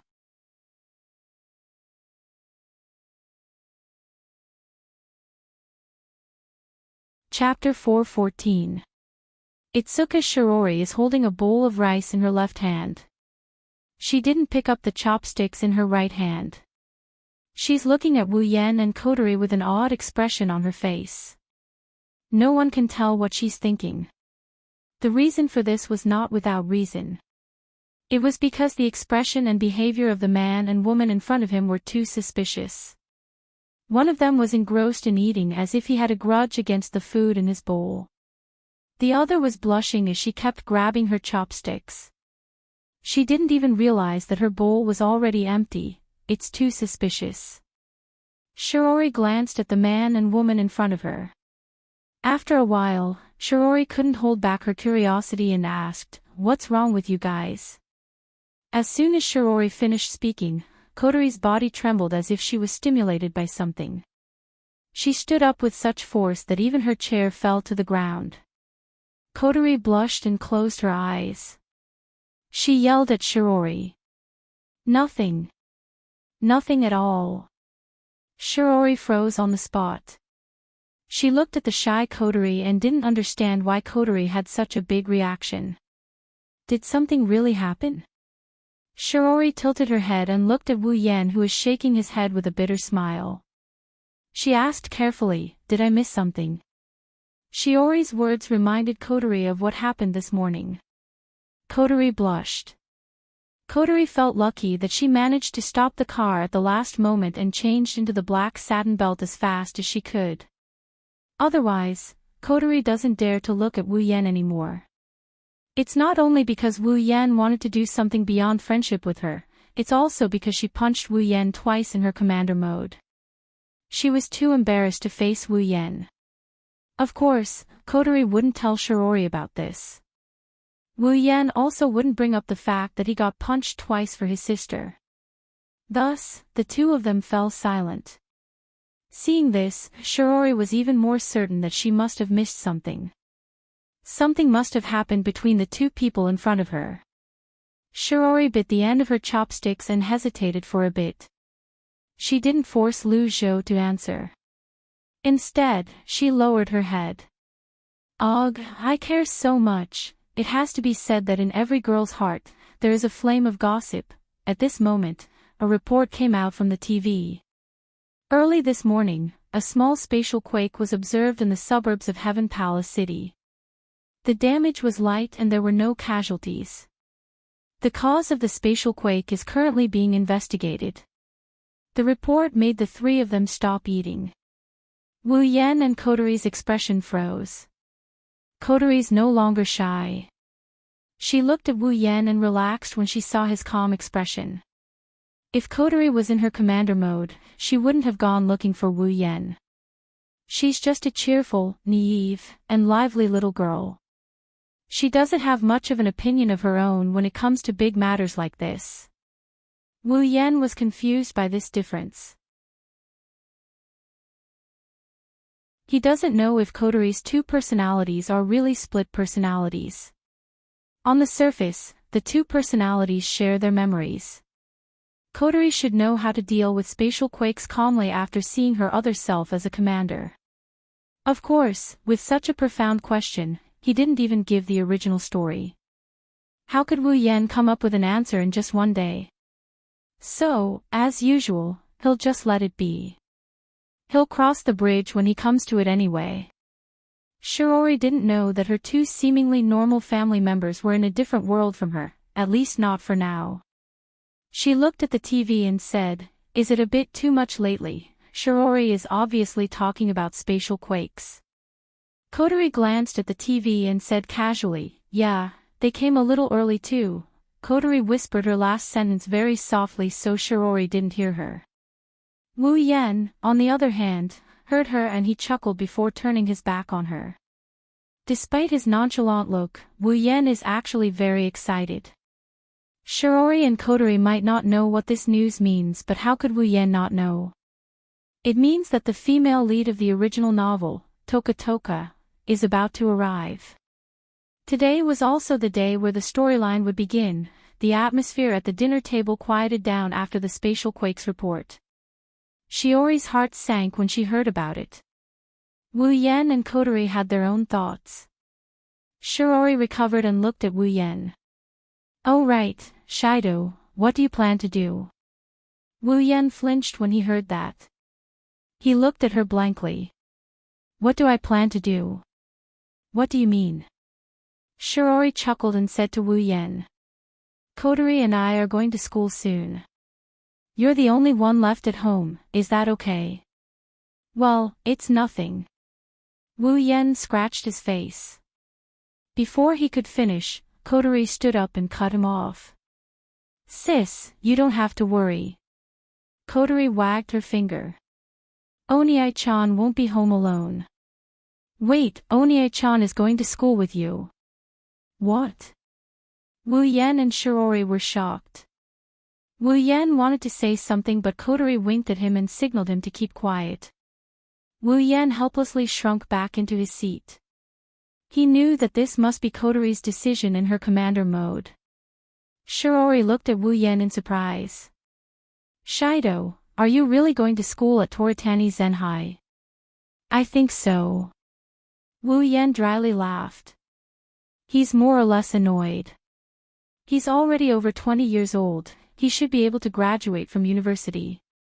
Now he has to go back to high school. It was fine back in Silveria World Institute since it was a completely different school and they only learned combat. However, it was different here. They were going to school for real and they had to carry a backpack around. If possible, Wu Yan really doesn't want to go. But no matter how unwilling he is, he still has to go. Ignoring the fact that he's a member of Ratatosk, it's disrespectful to disobey the commander's orders. Plus, he's living under someone else's roof so he can't refuse. Toritani Zenhai is the school the original main character went to. Shirori is a feminine version of the original main character. She should be in the same class as Tokichi Origami. If I go to school there, I should be able to meet Kite 1 Origami. I wonder if that girl will be surprised when she sees me going to school. In the original work, Toshiichi Origami was infatuated with the main character, Itsuka Shido. In the original work, Toshiichi Origami wanted to give herself to Itsuka Shido countless times. Now, Itsuka Shido has been replaced by Itsuka Shirori. Will Tashiichi Origami still be infatuated with the main character like in the original work? If she is, then that's interesting. Kotori nodded in satisfaction when she saw that Wu Yen didn't expose her. Shirori smiled and said, "Then there's no problem. I was worried that you would be lonely at home." Wu Yen could only chuckle. In a world like this, how can one be lonely?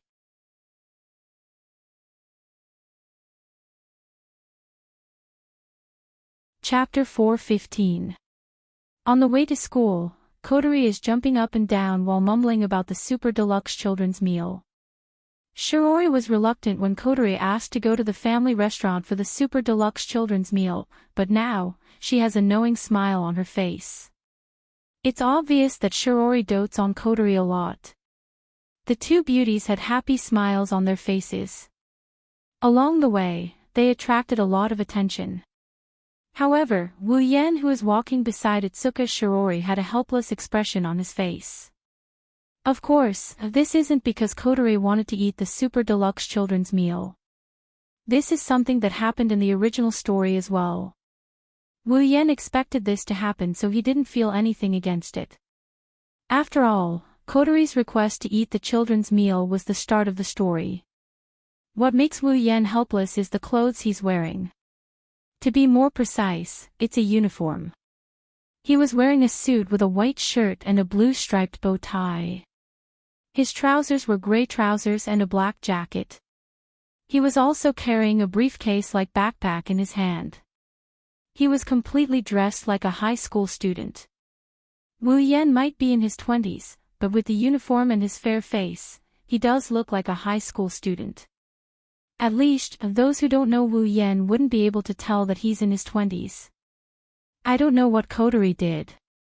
Kotori just told me to go to school, and in the blink of an eye, she gave me this uniform. She even convinced Shirori to go to school.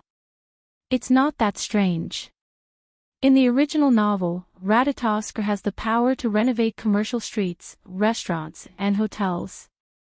With this kind of power, it's a piece of cake for Wu Yen to go to school. Thus, it was decided that Itoka Shido would be admitted to Dorichi Zen High School. Wu Yen originally wanted to go to Fraxinus to wait for Yaton Toka to descend and take a look at the airship. But now, he decided to go with Shirori to the school instead. However, even if they went to the school, it wouldn't be of much use. After all, it wouldn't be long before the spacequake appeared. Everyone would have to run away to avoid it. And the next time, even the school would be directly destroyed by the spacequake. So, whether they went to the school or not, would it matter?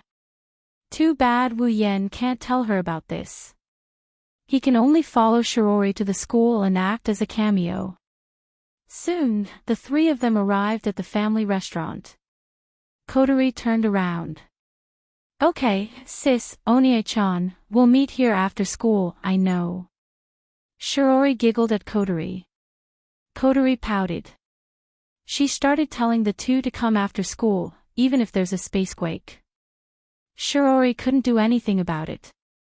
Wu Yen snickered on the inside. After Kotori left, the two of them looked at each other. Shirori said softly, "Then, Shido, let's go to school. It's a new semester, all the students have to report to the school." Wu Yen shrugged. He was about to follow Shirori to school when a figure hiding behind a telephone pole caught Wu Yan's attention. The person seemed to have noticed Wu Yan's attention. She quickly hid behind the pole. Wu Yen raised an eyebrow. A strange feeling rose in Wu Yan's heart.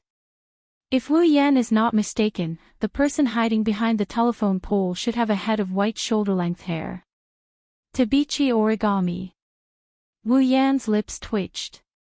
He sneaked a peek at the electric pole and then at Shirori, who is walking in front of him. He's starting to lose his cool. Is Tokichi Origami still infatuated with the main character like the original work? But Tokichi Origami has become Shirori. Now, Tokichi Origami is me. There's no way Tokichi Origami would fall for a fake main character like me. Could it be that Tokichi Origami's surname changed because the main character became a girl? In other words, Tokichi Origami is a Yuri. At this moment, Wu Yan's heart is filled with unbearable emotions. Wu Yan's expression is conflicted. What's wrong? Shido, hurry up, we're going to be late. I got it. On the other side, Tokichi Origami stuck her head out from behind the pole. She looked at Wu Yan and Shirori walking towards the school. She frowned slightly. That elf. Tokichi Origami looked at Wu Yan, who is walking away. Why is he here? What is his purpose? Together with Shirori Itsuka. Yuichi Origami tapped the watch on her wrist as if she was doing something. After a long time, she raised her head in confusion. The elf is here, why is there no psychic wave reaction? He lifted his head and looked at the class sign with 2 to 4 written on it. He didn't say anything, but after a while, he let out a long sigh. Dori Lai Chan High School 2nd year 4th class, the original main character's class. Although Wu Yan had some guesses on the way here, he still got a headache when he was assigned to this class. There's Shirori and Tokichi Origami in this class. Did I really become the main character of this world? But I don't have the enviable ability to seal a fairy's power with just a kiss. In the classroom, the seemingly cute but aged head teacher also finished the opening speech of the new semester. She said to the students below, well, next, there will be a transfer student who will be joining our class and learning with us. Hearing this, the students all had different reactions. They were just guessing the surname and appearance of the person. For these students, it was undoubtedly an exciting thing to have a beautiful female classmate or a handsome male classmate in the same class as them. Shirori, who was sitting in the last row, was stunned when she heard the homeroom teacher. Transfer student. Don't tell me it's Shido. He's in this class. The homeroom teacher seemed to have expected this reaction, so she didn't say anything else. She turned around and faced the door. Please come in.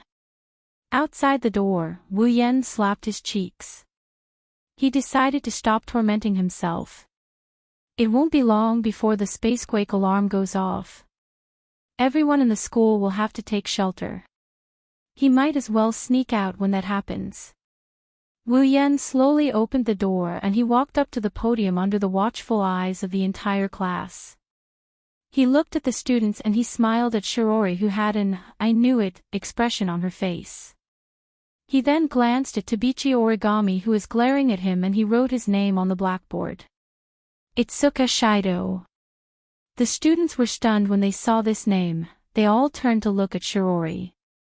Shirori felt a bit embarrassed, but it was inevitable. After all, these two names can give people a lot of thoughts. I'm Itsuka Shido. Wu Yan's expression was a little unnatural when he said the name, but he quickly brushed it aside. Nice to meet you all. The students were stunned when they heard Itsuka Shido's simple self-introduction. They looked at each other and the atmosphere froze. Even the homeroom teacher smiled awkwardly. She didn't know what to say.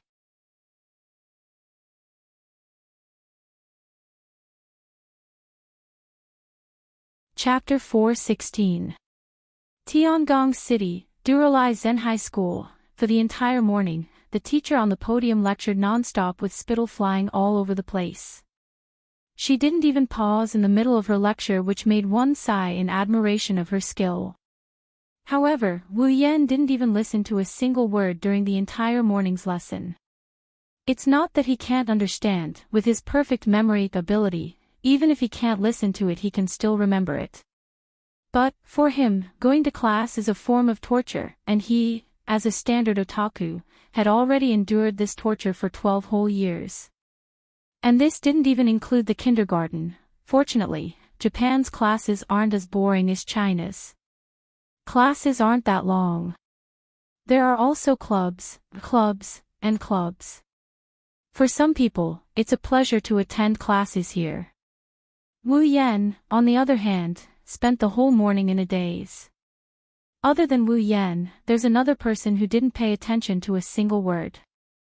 That's Toshiichi Origami. On the surface, she's always the top student in the school year. She's an all-rounder in sports and got full marks in looks. She's the best of the best. But today, for the first time in her life, she's doing something that didn't invade her mind. That's because, this morning, she placed all of her attention on Wu Yan, who is sitting beside her, like he's worried that Wu Yan might go on a rampage and hurt someone. Being stared at for an entire morning, Wu Yan's heart twitched and his whole body felt weird. It's not that he doesn't like being stared at by pretty girls, it's just that Tabichi Origami stare at him. If there's even the slightest bit of emotion in it, even if it's just killing intent, it's fine. But, she just stared at him with an emotionless expression for an entire morning. Who would be able to remain calm under that kind of mechanical gaze? After class, Shirori tidied up her textbooks and her desk before looking at Wu Yan. Shido, let's go to the family dining room. Kotori should be waiting there. Wu Yan was about to nod when Toshiichi Origami suddenly stood up. Wu Yan froze. Toshiichi Origami walked up to Wu Yan and stared at Wu Yan's face. Wu Yan's scalp went numb. He wanted to cry but no tears came out. Sis, you've been staring at me for the entire morning. Haven't you had enough? I'm not handsome at all. I only gained a little bit after becoming a true ancestor. Do you have to stare at me so hard? Perhaps Toshiichi Origami heard Wu Yan's complaints. She slowly opened her mouth and said expressionlessly to Wu Yan. Why are you here? Wu Yan laughed dryly. Although I could guess that you would definitely ask me this question, why don't you look surprised at all? On the other side, Shirori scratched her face, hesitated for a moment, and raised her hand. Do you know each other? Tabichi Origami turned around to look at Shirori. Wu Yan could see Tabichi Origami looking at Shirori with a blank expression. However, he could see the flirtatious look in her blue eyes. Under the gaze of Tabichi Origami, Shirori felt goosebumps. She unconsciously shrank her body and muttered in her heart, does this super genius know me? But I don't remember seeing her before. This question is a mystery even in the original work, so of course, no one can give Shirori an answer here. Wu Yan, on the other hand, saw how Tabichi Origami treated the two of them differently. How could he not know that his guess is a fact? His heart felt like it got trampled by thousands of grass mud horses. He's in a state of utter embarrassment. Shirori was a good girl, he didn't expect her to turn into a Yuri girl. Embarrassed, Wu Yan turned his head to look at Shirori. Instantly, a strong sense of worship rose in his heart. At this moment, his admiration for Shirori is like the Yellow River, endless and unending. As the main character of the story, he's still able to flirt with girls even though he's a girl. That's a level worth worshipping. Wu Yan's admiration for Shirori aside, Shirori is a bit afraid of Tabichi Origami. He quickly said to Tabichi Origami. Tabichi-san, we still have a date to attend to so. Itsuka Shirori. Tabichi Origami said calmly, interrupting Shiori's speech. You better not get too close to him, it won't do you any good. Shirori hesitated. She weakly said under Toshiichi Origami's threatening gaze. But Shido is my older brother. Tabichi Origami narrowed her eyes. Of course, she wouldn't doubt Shiori's words. However, she would rather die than believe that an elf is Shiori's older brother. Even if Wu Yan doesn't have any elven energy waves on him, she still saw the scene of Wu Yan descending with a spacequake. Toshiichi Origami's first thought was that Wu Yan did something to Shirori. This kind of thing was definitely possible for the elves with their strange abilities. What did you do to Shirori? Wu Yan's mouth twitched. If I said I didn't, would you believe me? Toshiichi Origami didn't say anything. She just stared at Wu Yan. Shirori wanted to say something when she saw the tension between Tabichi Origami and Wu Yan. But, an ear-piercing siren blared in midair. It reverberated through the entire Toburai Zen High School and even the entire Tengong City. Warning signs of a spacequake have been detected in this area. Please head to the nearest shelter as soon as possible. This is not a training exercise. This is not a training exercise. This is a real warning. All residents in the area, please head to the nearest shelter as soon as possible. All residents in the area, please head to the nearest shelter as soon as possible. I repeat, warning signs of a spacequake detected in this area. It's here. The spacetime alarm went off and everyone's expression changed. Shiori turned pale with fright while Wu Yen and Tabichi Origami straightened their faces. Tashiichi Origami glanced at Wu Yen again before walking out of the classroom. Shiori was shocked. She raised her hand and yelled. Tashiichi Origami, you can't run around like that. You have to go to a shelter. Unfortunately, Tashiichi Origami would listen to anything Shiori says under normal circumstances. However, when it comes to elves, even Shiori can't persuade Tashiichi Origami. Unless Tashiichi Origami's parents who died under the elves' power come back to life, no one can persuade her otherwise. In the original work, the main character, Itsuka Shido, had to use his life to protect Teruchi Origami. Teruchi Origami had to compromise once. From this, it could be seen how much Teruchi Origami hated the elves, Shido. Shiori looked at Wu Yen helplessly as Tabichi Origami walked out of the classroom. Wu Yen said. Shiori, let's go take shelter. Shiori nodded. There was a hint of worry in her eyes. I wonder if Kotori went to a shelter. Before Wu Yen could stop her, Shiori took out her phone from her pocket. She searched for Kotori's GPS. Shiori gasped in shock. Kotori, why is Kotori in front of the cafeteria? Shiori recalled what Kotori said to her in the morning, and her face paled a little. Is Kotori really waiting for us there? Calm down. Wu Yen patted her shoulder. Go to a shelter, leave Kotori to me, but, don't worry.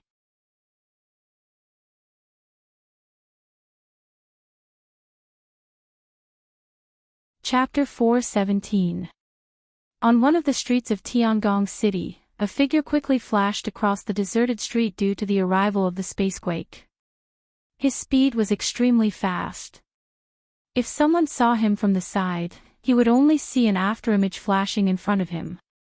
Then, the afterimage would disappear at the corner of the street at the other end. Along the way, wherever the afterimage passed by, the sound of air braking would be heard. Due to the extreme speed, wherever the afterimage passed by, all the wind that was squeezed away by it would become a sharp wind blade, scraping the ground and leaving a faint scratch mark. That was the performance of extreme speed. As Wu Yen is dashing towards the location of the spacequake, a voice rang in his ear. If one were to look closely, one would notice that Wu Yen has a wireless earpiece plugged into his ear. Hey! Shido, can you hear me? Is that Kotori?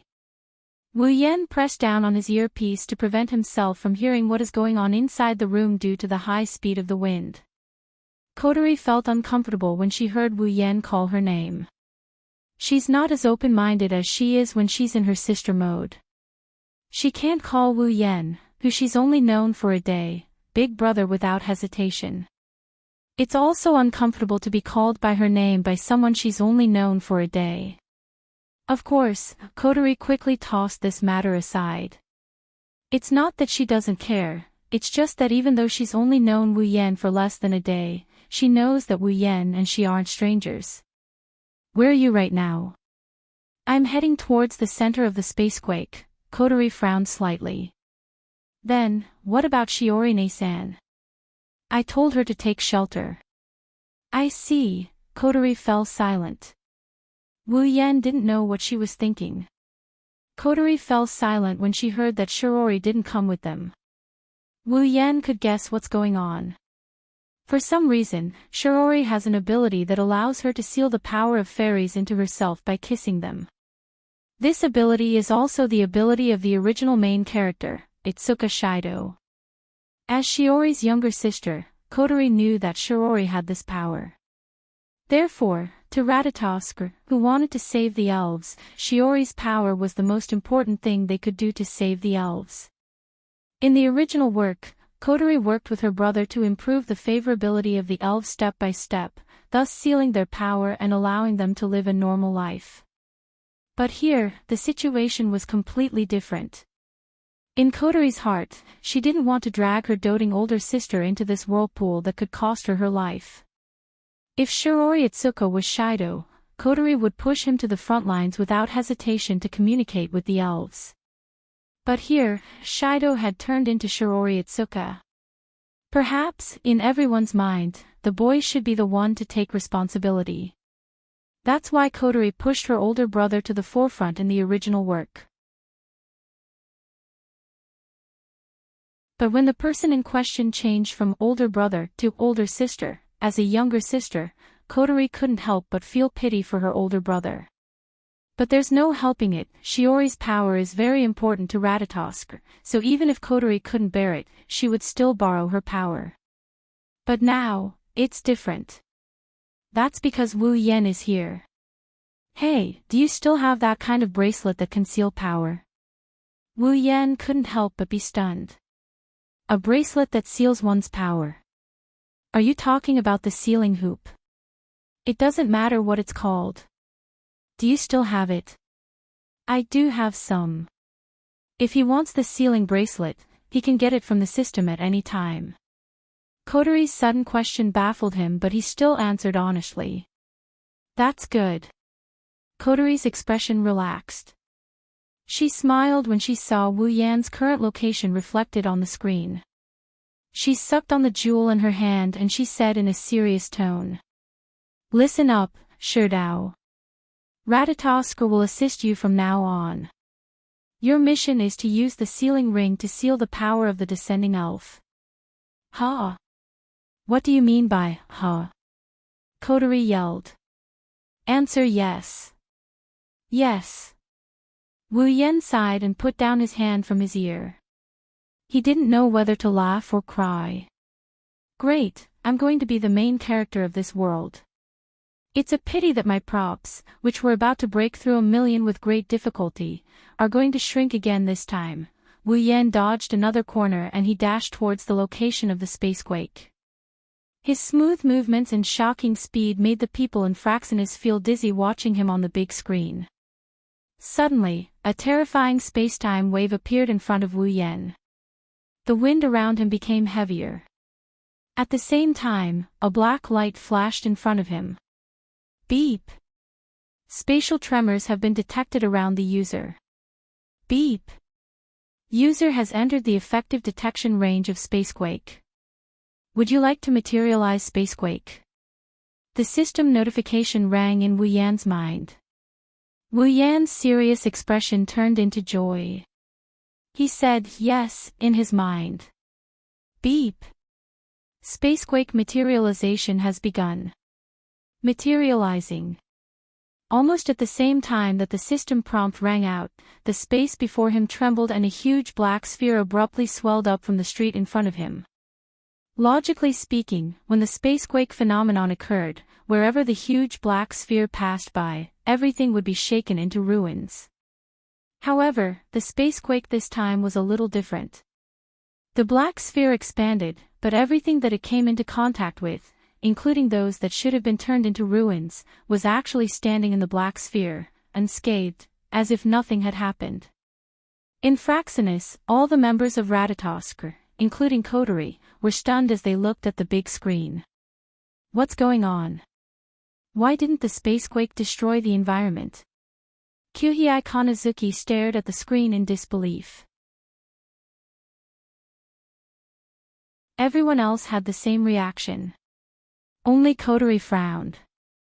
She looked at the black dot on the screen. It's Wu Yen. She didn't say anything. The black sphere floated through the air, the destructive force inside turned into a wave of wind.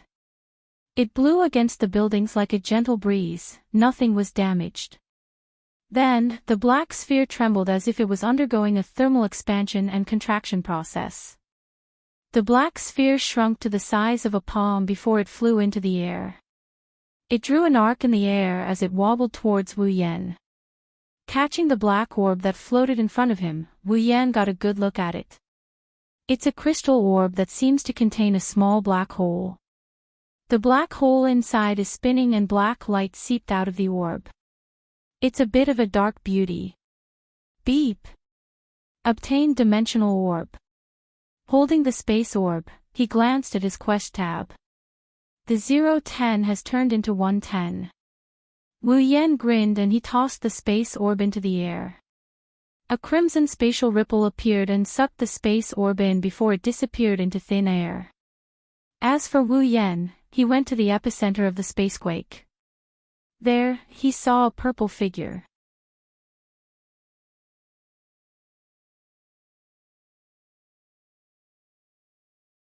Chapter 4:18.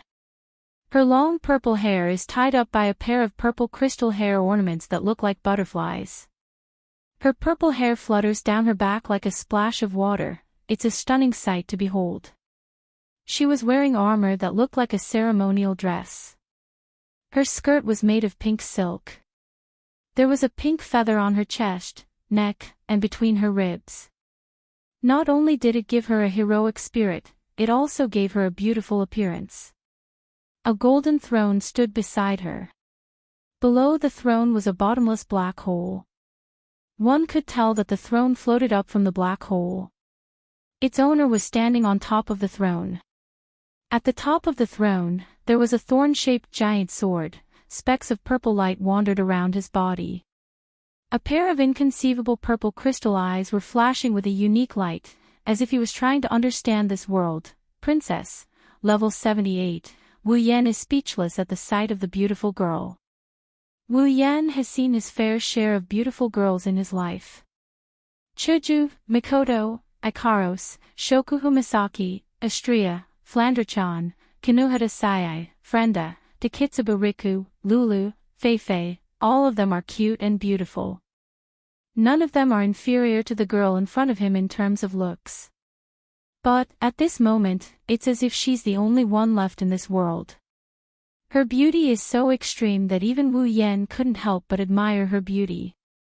Night Sword God Toka, the elf with the codename Princess. She's the first female lead of the original novel and the first elf to appear. Of course, Night Sword God Toka doesn't have a name yet. In the original novel, the name Toka was given by Itsuka Shido. The surname Night Sword God Toka was given later on. The current Night Sword God Toka doesn't have a name yet, she only has the codename Princess. Night Sword God Toka finally noticed Wu Yan. Wu Yan's figure is reflected in her purple crystal eyes. Her eyes are filled with hostility. It's this hostility that woke Wu Yan up from the beautiful scene of Night Sword God Toka's arrival. At the same time, Night Sword God Toka made her first move. Night Sword God Toka leaped to the top of the throne. She pulled out the sharp great sword from the throne and swung it. A purple sword wave pierced through the ground and headed for Wu Yan. Toka's sudden attack startled Wu Yan. He waved his hand and a samurai's sword radiating an aura of vicissitudes of life emerged from the crimson spatial ripples. Wu Yan grasped the sword in his hand. Nyadon no Shana. When Wu Yan gripped Nyatono no Shana, the red lotus fire ignited on the blade. The dense red flames howled in the air, causing the surrounding air to heat up. Wu Yan did the same thing as Toka, he swung his sword with all his might. In an instant, a wave of fire gushed out from the nether temple Shana and ignited the ground to meet the violet sword wave. The two forces collided. Bang!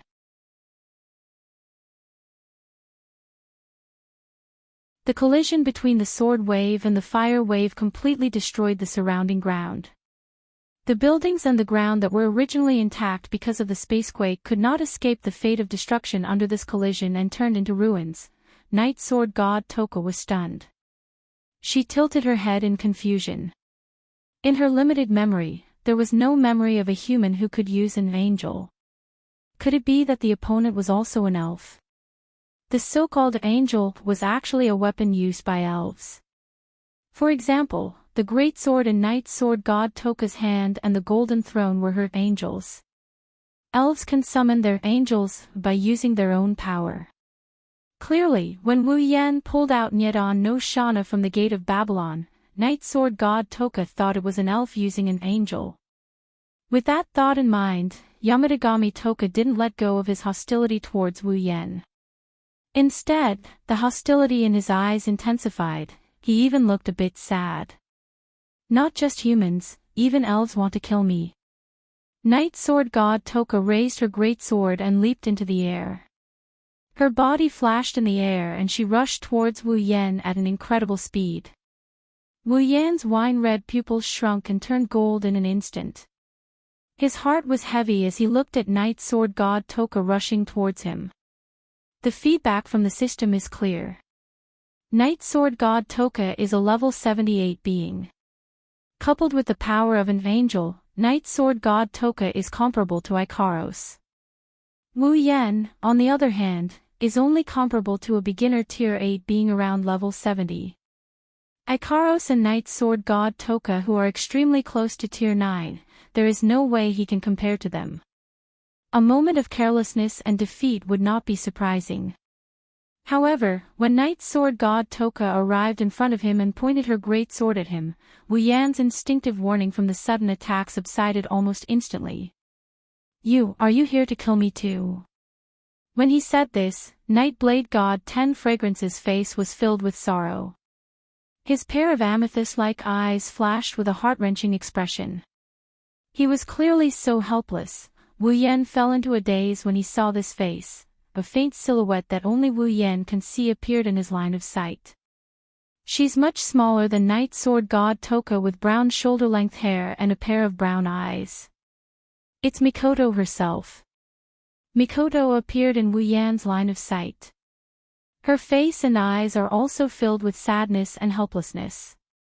Then, she slowly merged with Toka who is pointing her great sword at Wu Yan. Her face slowly overlapped with Toka's. At this moment, the two of them have the same expression. Wu Yan remembers the expression on Mikoto's face when she found out about her sisters for the first time. The flames on Nyedon Shana that was raised high in front of his chest in a defensive posture disappeared in an instant, revealing a silver blade. Then, Wu Yan lowered his hand.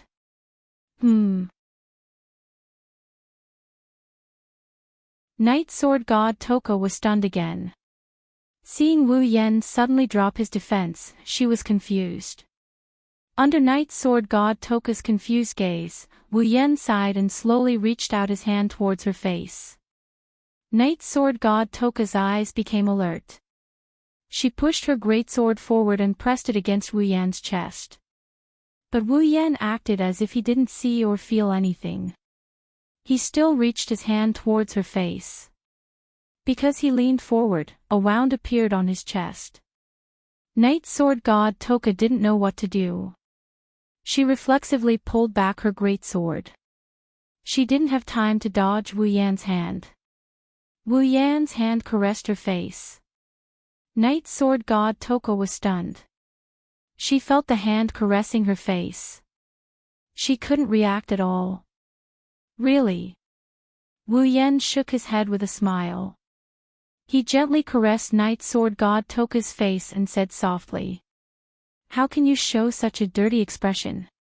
Don't you know that this expression makes people feel sorry for you?" Night Sword God Toka was stunned speechless.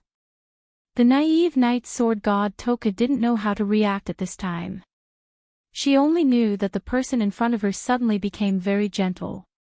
That hand was also very warm. It warmed her heart.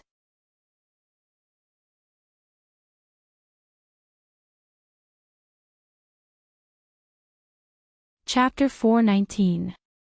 In the command room of Fraxinus, everyone stared blankly at Wu Yan who was caressing the princess' cheeks. They were all stupefied by what they saw on the screen. What kind of power is this? Kyuhei Kanazuki's jaw dropped as he stared at Wu Yen, who is caressing a fairy on their first meeting. His submissive heart is trembling. He didn't even need anyone's help.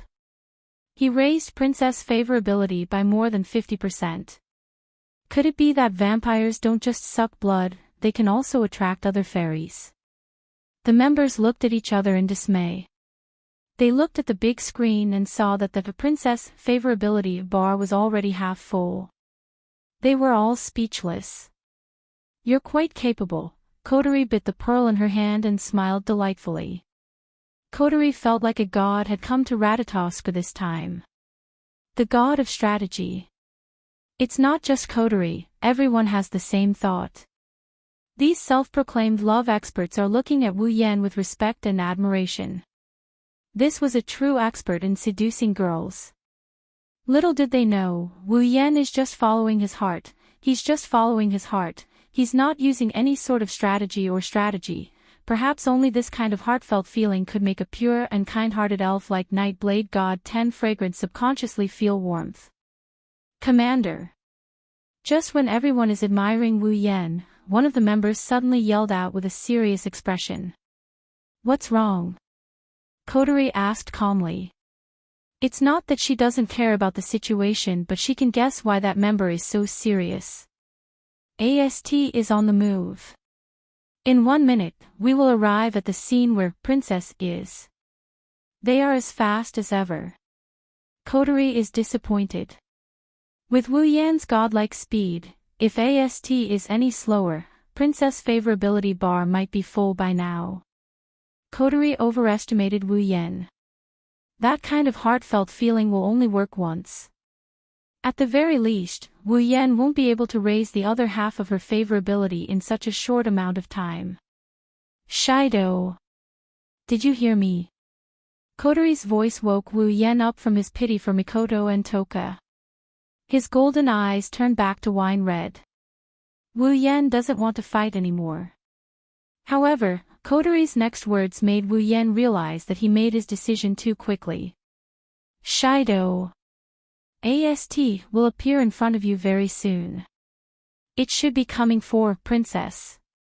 Wu Yan furrowed his brows, feeling a bit dissatisfied. This AST may be made up of some pretty good girls, but the higher-ups of AST aren't any good people.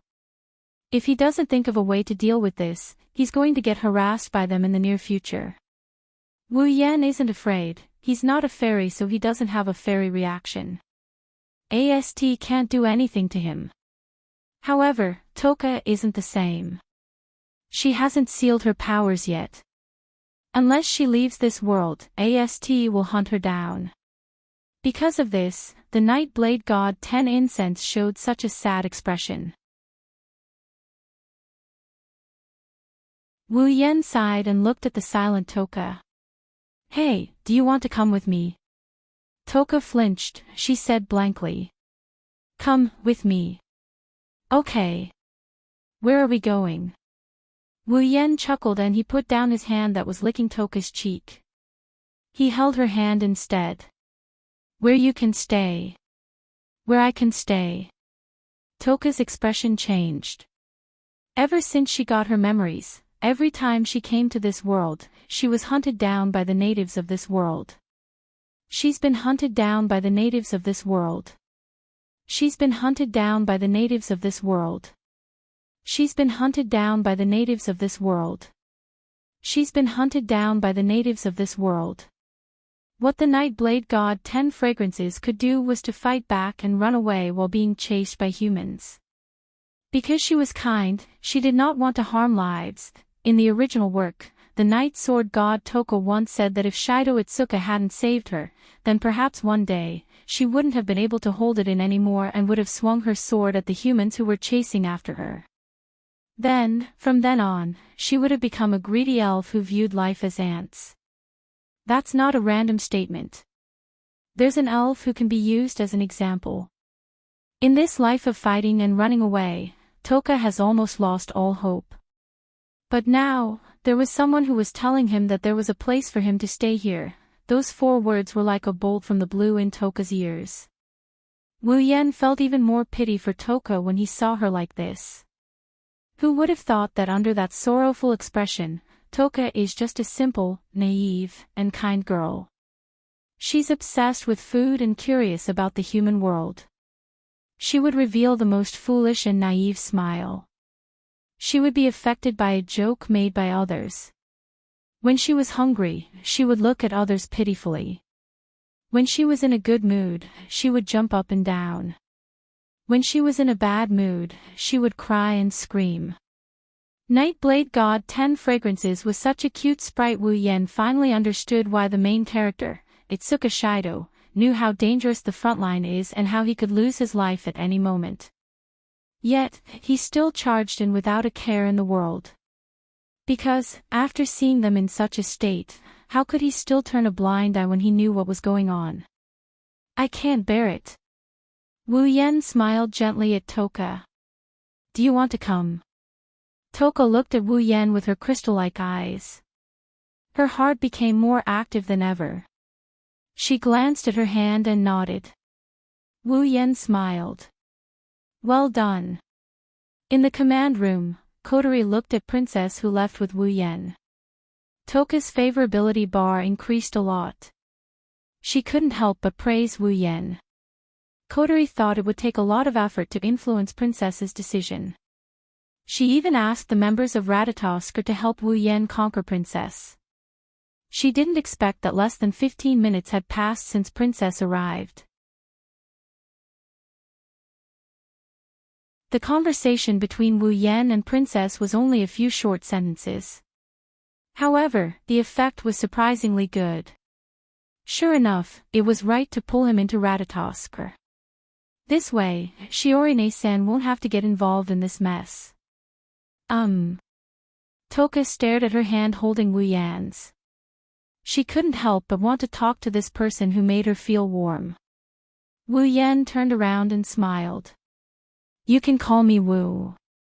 Shido. Shido. Toka tilted her head. Wu Yan slapped his forehead. Shido, that's my name in this world. Name. Yes, name. Then I. Toka. Your name.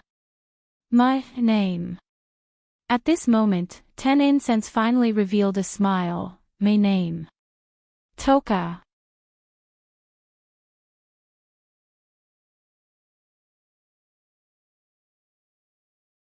Chapter 420. Shido, where is this place? Toka looked at the building before turning to Wu Yan. She asked Wu Yan in a confused manner. Is this the building Shido was talking about, the place where she can stay? This is my home. Shido's home. 10 Fragrances' purple eyes brightened. She said excitedly, then, does Shido live here? Since it's my home, of course I live here. Wu Yan shook his head. Of course, this will be your home in the future, my home. Toka laughed happily. She pulled Wu Yan and they ran towards Itsuka's home. Let's go in then. Seeing this, Wu Yan helplessly allowed himself to be dragged into the house. However, looking at Toka who was pulling him towards the door with a smile on her face, Wu Yan couldn't help but smile back. Toka is no longer wearing her armor. Instead, she's wearing casual clothes. She's holding Wu Yan's hand and she's wearing a red bracelet. Wu Yan's white bracelet now has another white bracelet on his wrist. On the way back to Itsuka's house, Wu Yan exchanged for the sealing bracelet. He explained the effects of the sealing bracelet to Toka and asked her to put it on. Everyone on Fraxinus saw this. Many of them cursed out loud. Even Kotori scolded Wu Yan over the radio. They all thought Wu Yan's actions were stupid. Her favorability towards him wasn't full yet he made such a request. Did he think elves were easy to negotiate with? Who would seal their own power for no reason? However, just as the members of Ratatoskr were waiting for 10 Fragrances' favorability to drop, they were once again dumbfounded by what they saw. Toka put on the bracelet without hesitation. This was to be expected. Compared to her elven power, Toka cared more about her so-called shelter. The naive Toka didn't care about her elven power as much as others thought. Right now, 10 Fragrance's heart was filled with hope. She hoped that this person who brought her warmth would be able to save her from her life of being constantly hunted down and fighting. That's why when Wu Yen suggested using the sealing bracelet to seal her elven power to avoid being hunted down, Toka immediately agreed. Seeing how the princess was taken care of just like that, the bunch of Ratatosker's followers couldn't help but go crazy. In the end, they never thought it would end up like this. How could the love experts who were eager to show off their skills not go berserk? This was a mistake they made. They thought that only when their favorability towards Toka was high enough would they be able to make rude requests to achieve their goals. Of course, Toka's favorability towards Wu Yen was also quite high. Sherdao. 10 Incense tried to push the door in front of him, trying to defeat the door that was preventing him from entering the house. However, 10 Incense had sealed his power. How could he open a locked door with brute force? She looked at Wu Yen with tears in her eyes. This door won't let me in. Wu Yen didn't know whether to laugh or cry. He stepped forward. The door is locked, of course you can't get in. You have to press the doorbell or knock on the door. Doorbell. Toka rubbed her chin as if she's trying to figure out what a doorbell is.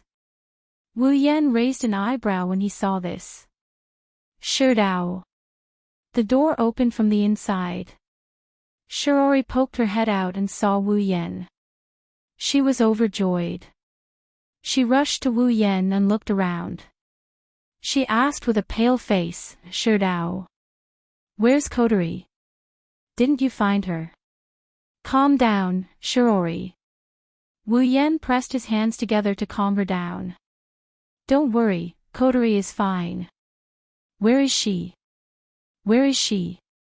Itsuka, Shiori said worriedly.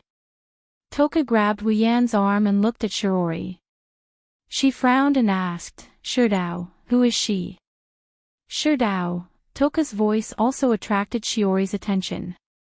She was startled and asked the same question as Toka. Sherdao, who is she? Sherdao, Ma, let's go in and introduce ourselves. Wu Yen shrugged and he pulled Toka along. Just as he was about to enter, a sweet voice attracted everyone's attention. Onie-san. Onie-san. I'm back. Kotori, wearing a white ribbon on her head, bounced back from a distance. She waved at them as she walked, as if she had just returned from a trip. She looked very relaxed. Kotori. Shiori exclaimed in surprise. She quickly pulled Kotori over and inspected her from head to toe. She wanted to see if Kotori was missing anything. Kotori, are you okay? Are you hurt anywhere? No, I'm fine, Onie-san. Kotori stuck out her tongue and she glanced at Toka. Then, she gave Wu Yen a thumbs up. Wu Yen knew what this meant. Shiori didn't see what Kotori was doing, but her face was stern, and she said sternly, Kotori. Where did you run off to? Do you know how worried I was about you? I'm sorry, Onie-san. Kotori lowered her head. I was hiding in a shelter. I was tired and fell asleep. That's why I came back so late. You went to a shelter. Shiori frowned. But when I searched for your GPS, your location was at that family restaurant. About that.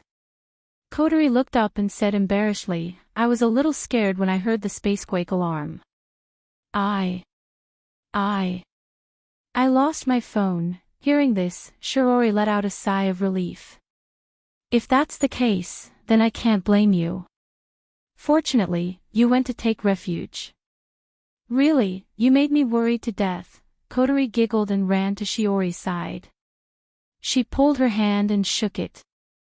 Shiori was annoyed and could only helplessly pout. Award-winning actor. Ah, no, award-winning actress. Wu Yan praised Kodori, who got full marks for her performance. He didn't expect Kodori to have this kind of talent when she's in her younger sister mode. On the other hand, Toka pouted. She turned around and she asked Wu Yan. Hey, Shido, who the hell are they? Why did they come out of nowhere? Shirori and Kodori looked at each other before looking at Toka. Shirori was the first to be surprised. She was too worried about Kodori's safety, so she didn't pay much attention to Toka. It was only now that Shirori realized the girl in front of her was so beautiful. What a beautiful girl! Shirori couldn't help but exclaim. Kodori smiled. Right? You think so too? This beautiful girl is Oni-chan's girlfriend, what? Wu Yan and Shirori exclaimed at the same time. Shirori heard Wu Yan's exclamation and looked at Wu Yan strangely. She wondered why Wu Yan exclaimed. Kodori innocently hugged Shiori's hand. Oni-chan's girlfriend is going to live in our house. Shiori's expression turned even weirder. Wu Yan laughed dryly and didn't know what to say. Toka asked curiously, Hey, Shido, what's a girlfriend? What else can Wu Yan do other than smile?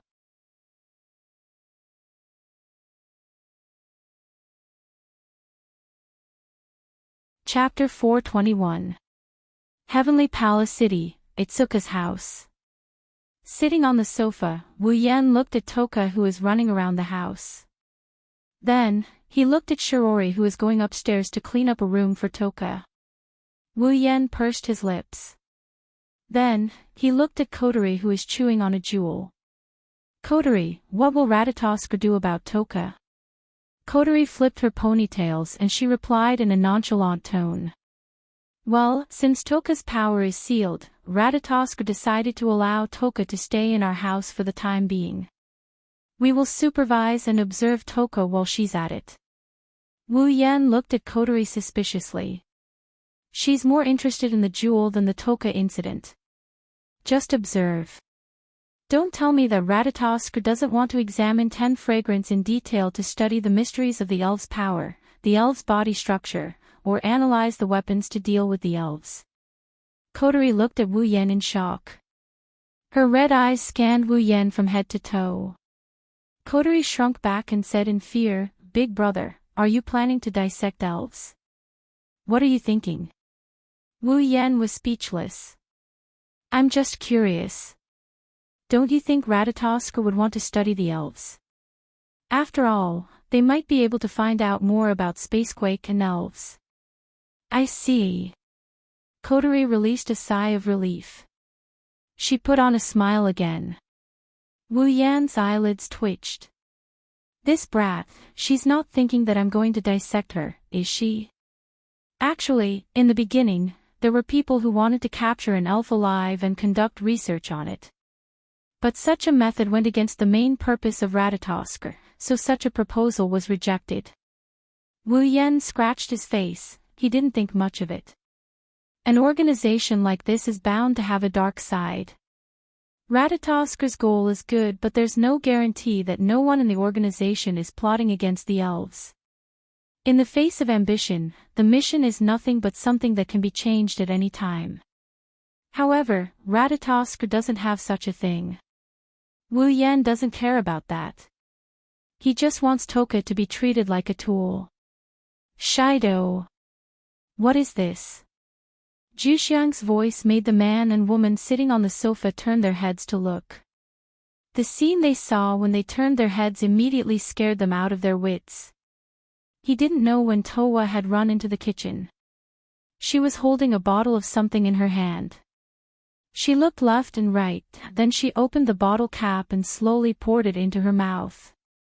Wu Yan and Kodori can clearly see the words detergent written on the bottle. Toka! You can't drink that! Wu Yan yelled when he saw the liquid going into Toka's mouth. He jumped up from the sofa and landed on Toka. Kodori jumped up from the sofa as she screamed at the top of her lungs. In the nick of time, Wu Yan grabbed Toka's hand before the liquid entered her mouth. He swung her hand and the detergent flew in a beautiful arc in the air and splashed all over the screaming coterie. Coterie froze. Her red eyes stared at the detergent on her body.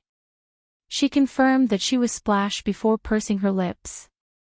2 small teardrops hung from the corner of her eyes. She looked at Wu Yan and Toka with a bitter expression. Ahaha. Wu Yan laughed dryly and he averted his gaze. I didn't mean to.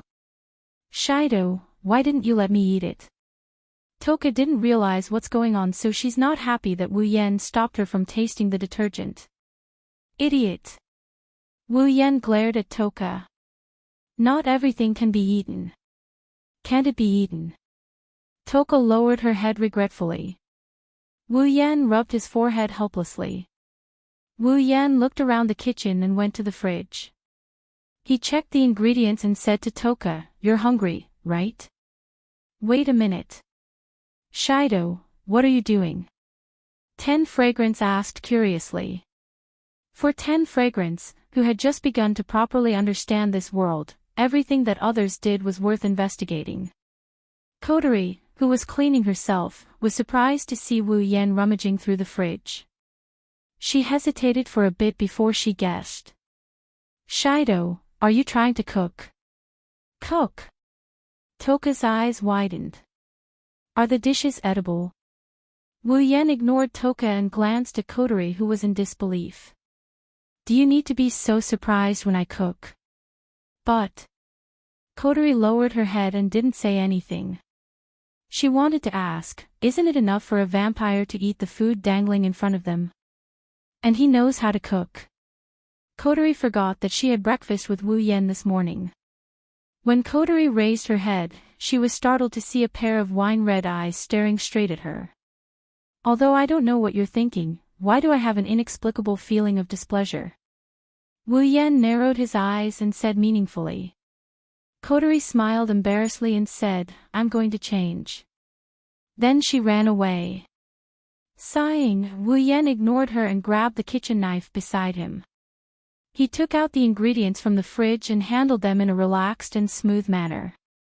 He washed them with clean water before putting them into the pot one by one. Not long after, a special fragrance began to permeate the air above Wu He's house. The fragrance was very rich and had an extraordinary fragrance. The rich fragrance floated above the kitchen and the living room. Waves of unique smoke began to spread. It was exceptionally alluring. Toka stayed by Wu Yan's side. She watched as Wu Yan turned the ingredients in the fridge into delicious dishes. Her saliva started dripping out of her mouth. Her little nose twitched fiercely, inhaling all the fragrance into her stomach.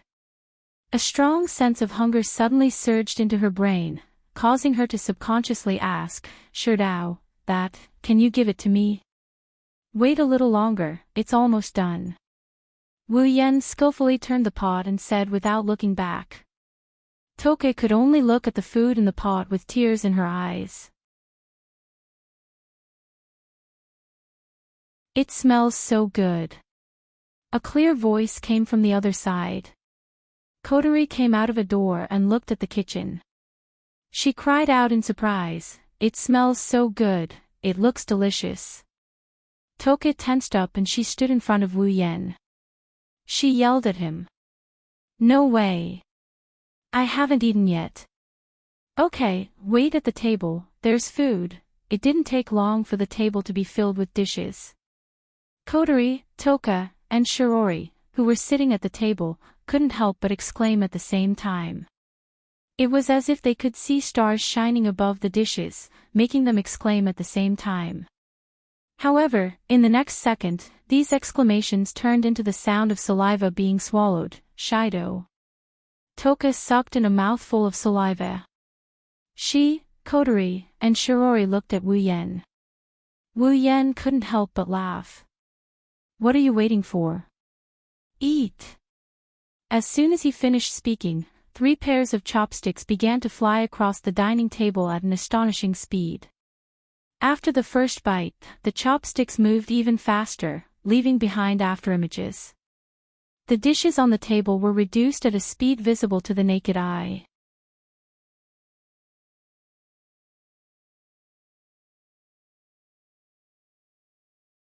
Chapter 422. Ugh. I'm so full. Toka, Kotori, and Shirori sprawled on the messy dining table. They looked satisfied, pained, and satisfied. They didn't expect Wu Yan's cooking to be this good. This was especially true for 10 fragrances. She had never eaten food from the human world before, yet she was able to eat food of this level. It was like heaven. Of course, the main reason was that 10 fragrances was a foodie. Looking at them like this, Wu Yan couldn't help but shake his head. He silently cursed himself for having no future ahead of him. After all, the dish just now was something he made in a hurry. Is that enough to satisfy him? If I were to bring out my true strength, wouldn't you all be willing to give your bodies to me? Onie-chan, why didn't you tell me that you're so good at cooking? Kotori turned around and said to Wu Yan. If I knew Onie-chan was so good at cooking, I wouldn't have wanted to eat the super deluxe children's meal. Wu Yan didn't say anything in response to Kotori's words, but Shirori was the first to express her dissatisfaction. Is your sister's cooking really that bad? No, R.A. Kotori turned to Shirori, trying to please her. Onie-chan's cooking is too good, so Kotori thinks it's a pity. That's true. Shirori nodded and smiled. Shido, why don't you take care of our 3 meals? Toka and Kotori's eyes lit up at the same time. They quickly nodded their heads to show their support for Shirori. Wu Yan didn't know if he should laugh or cry at this. I say, there are so many girls in the house. How can you let a guy take care of the cooking? What does it matter? Kotori put her hands together and said coquettishly. Please, Onie-chan. If I don't get to eat Onie-chan's cooking, I will die of regret. Aha!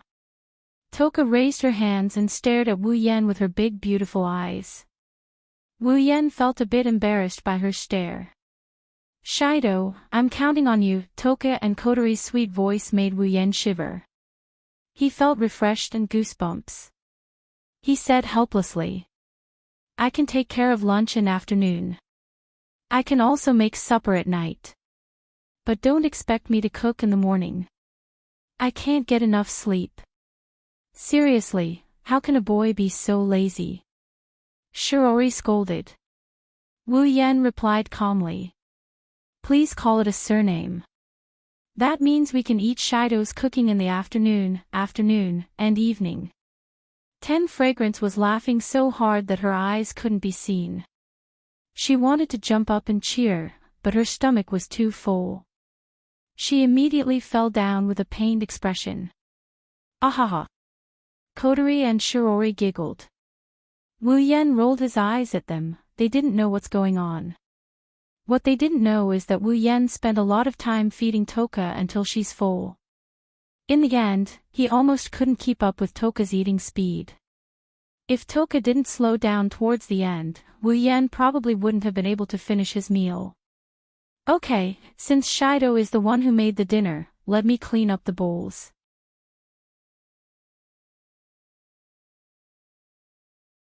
Shirori smiled and said, You 3, hurry up and get ready to shower. Kotori rolled her eyes and she looked at Wu Yan. Onie-chan, you've been in the kitchen for so long. You must have a lot of oil on you. Go take a bath. Wu Yan subconsciously wanted to nod, but a bad premonition crept into his mind, causing him to freeze in the middle of nodding. Wu Yan recalled that in the original work, in order to train the main character's ability to deal with other fairies, the smiling sister in front of him didn't hold back on torturing her brother. For example, when Toka was taking a bath, she tricked him into coming in. Or, when Toka was in the toilet, she asked him to change the light bulbs. Or, she tricked him into taking a bath and then told Toka that there was no one inside. Strictly speaking, all of those things are benefits. However, the word perverted is always a knife. Perverted perverts come with perverts. Even if Toka's fairy power is sealed, once a girl gets shy, the power she can unleash is enough to break through the sky. Wu Yan didn't want to trade his immortality as a true ancestor for 2 slaps in the face. Kotori, go take a bath first. Wu Yan turned his head and smiled innocently. I'll go take a bath after you're done. Kotori shook her head without hesitation. You're the big brother. Of course you go first. But didn't you just get splashed with detergent? Wu Yan said casually. Detergent is very sticky. Don't you feel uncomfortable when it gets on your body? Kotori suddenly felt sticky after hearing Wu Yan's words. Her face lit up. Wu Yan struck while the iron was hot. I heard that if detergent gets on your hair and you don't wash it immediately, it will get knots the next day. Kotori couldn't sit still anymore. It's fine if she takes a bath first. She can still have Toka attack Wu Yan when she comes out. Then I'll go take a bath first. Kotori sprinted towards the bathroom. It seems like Kotori cared about Wu Yan's words. Every girl cares about their image. Kotori is no exception. Even if she's in commander mode, she's in little sister mode. Kotori, who ran towards the bathroom, didn't notice Wu Yan's sinister grin as if he got what he wanted. In the bathroom, Kotori took off all her clothes and dived into the water. She breathed out contentedly. At this time, Kotori still had a white ribbon on her head. For some reason, Kotori always has a ribbon on her head. Wu Yan was curious. After all, Kotori with a black ribbon is in commander mode. She with a white ribbon is in little sister mode. If she doesn't have a ribbon, which mode is she in? It's still a mystery. Kotori stretched her petite but voluptuous body. She stared at the ceiling with her red eyes. After a while, she touched the red sealing bracelet on her wrist. No one knows what she's thinking. Kotori is the only one who knows about the origin of the sealing bracelet. Even Wu Yan, who has the right to exchange for the sealing bracelet, didn't know the origin of the sealing bracelet. Wu Yan tried asking Kotori about it, but every time, Kotori would just give him a perfunctory answer. When she was pushed too far, she would switch to the black ribbon and switch to commander mode. She would give Wu Yan a good scolding. In the end, Wu Yan would come in full force only to leave with his tail between his legs. However, there's one thing for sure. Kotori must have seen Wu Yan before this. Otherwise, Kotori wouldn't have acted so agitatedly in Fraxinus' command room. She wouldn't have treated Wu Yan like a stranger, she wouldn't have treated him like a stranger, she wouldn't have let her guard down, she wouldn't have become so relaxed and familiar with him. However, Wu Yan has never seen Kotori before that day. That's why this whole thing is a bit inconceivable. Wu Yan ignored such an inconceivable matter. Transmigration is an unbelievable thing anyway. No matter how unbelievable it is, what's so strange about it? Perhaps there's something else going on here. Since he's sure Kotori has seen him before, he'll just let it develop. He'll know the answer in the end. Of course, Wu Yan already has a vague answer in his mind.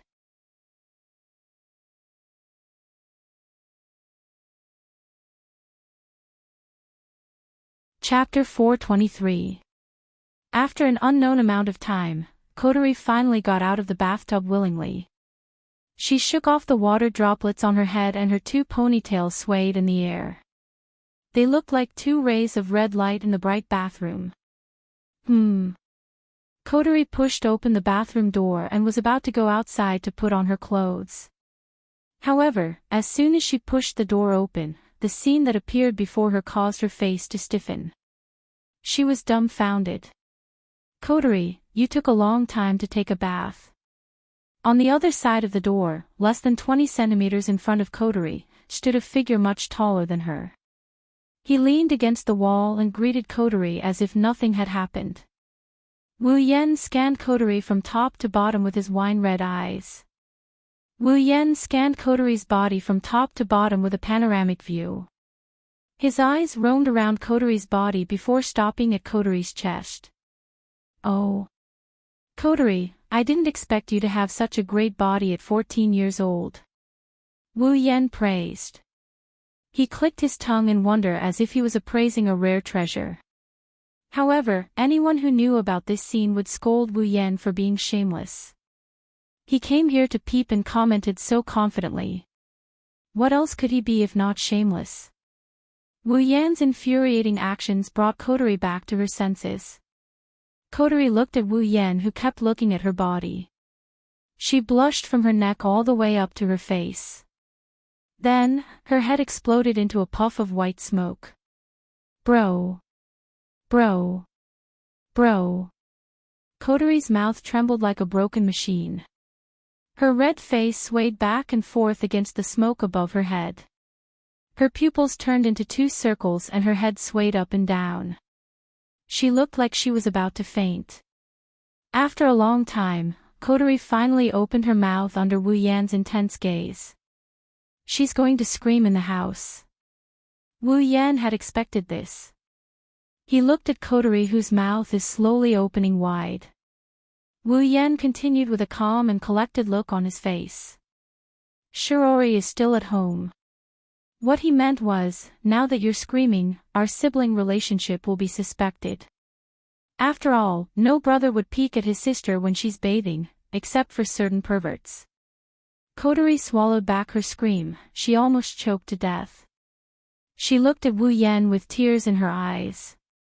Then, she dove back into the bathtub at the speed of light and buried herself in the bathtub. Bro. You. How could you? Kotori looked at Wu Yan with shame and anger. She couldn't believe that Wu Yan would peek at her while she was bathing. Wu Yan didn't look ashamed at all. Instead, he walked towards Kotori. Kotori couldn't help but gasp. Bro. Don't come over. What's wrong with that? Wu Yan grinned. You don't know which brat will take advantage of you in the future. You might as well take advantage of me. Wu Yan glanced at Kotori's body and he praised her. Kotori's body isn't as good as most people's, in fact, it's not as good as most people's. But no matter what, Kotori is only 14 years old. At this age, her figure is much better than the 14-year-old Mikoto and the 16-year-old Hinajuku. One has to say, Kotori's future is very promising. Take advantage of you. Bro. Kotori almost fainted from embarrassment. What are you talking about? Wu Yan's shameless words made it harder for Kotori to breathe. She looked around as if she was looking for something. Are you looking for this? Wu Yan looked at Kotori with a knowing expression. He extended his hand, revealing a pair of black ribbons. Kotori was stunned. Wu Yan looked at the ribbons proudly. I knew you'd use this trick. Do you think I'll fall for it a second time after I've been tricked once? How can this be? Kotori wanted to cry but no tears came out. She was in a dilemma. With her tiny brain, she didn't know what to do without the support of a commander mode. She didn't know what to do. She didn't know what to do. Why not? Wu Yan snorted and pursed his lips. Do you think I don't know you want Toka to barge into my bath? Kotori was taken aback. How did you know that? She asked subconsciously. Kotori realized she let the cat out of the bag.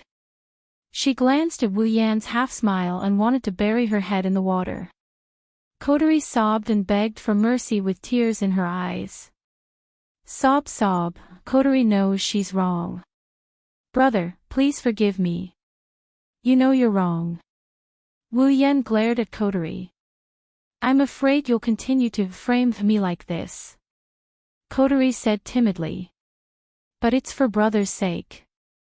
There are a lot of elves waiting for you to save. If you don't train yourself. Wu Yan rolled his eyes at Kotori. With my performance today, do you think I need to go through this kind of training? Kotori then remembered that this big brother in front of her was the person who increased Toka's favorability by 50% in just a short time.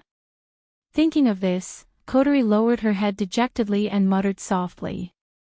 At most, I won't do this again. Kotori looked at Wu Yen and she blushed. Onie-chan, can you leave us alone for a moment? Wu Yen grinned and he told Kotori. You want me to go out? I haven't settled the score with you yet. Kotori was about to cry when she heard Wu Yan's words. You've seen my naked body. Isn't that enough? Of course not. Of course it's not. Wu Yen straightened his back. Then, Wu Yen said something that made Kotori break down.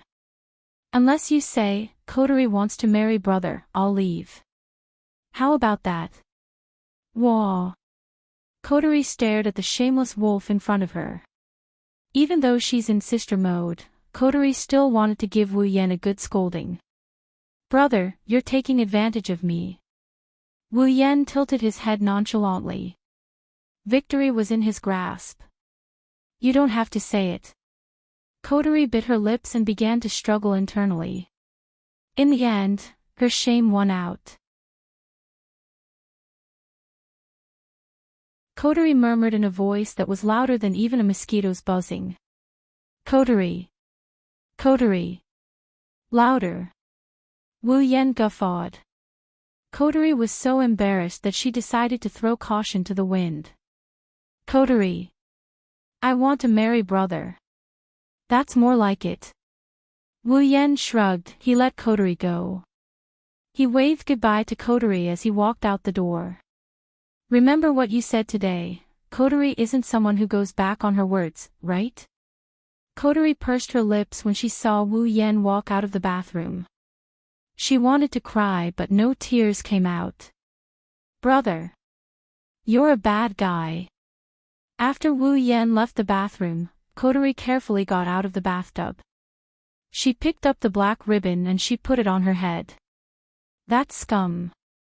In her commander mode, Kotori was covered in black smoke. She put on her clothes and walked towards Wu Yan's room. Wu Yan made a fatal mistake by leaving Kotori's ribbon behind. You're tuning into the LoveLore Library YouTube channel. We're so grateful for your support and don't forget to subscribe to join us on this incredible journey through captivating stories. Your generosity through donations truly makes a world of difference, as it's the primary source of revenue that allows me to expand and enhance this channel for you. Thank you from the bottom of my heart for being a part of this adventure.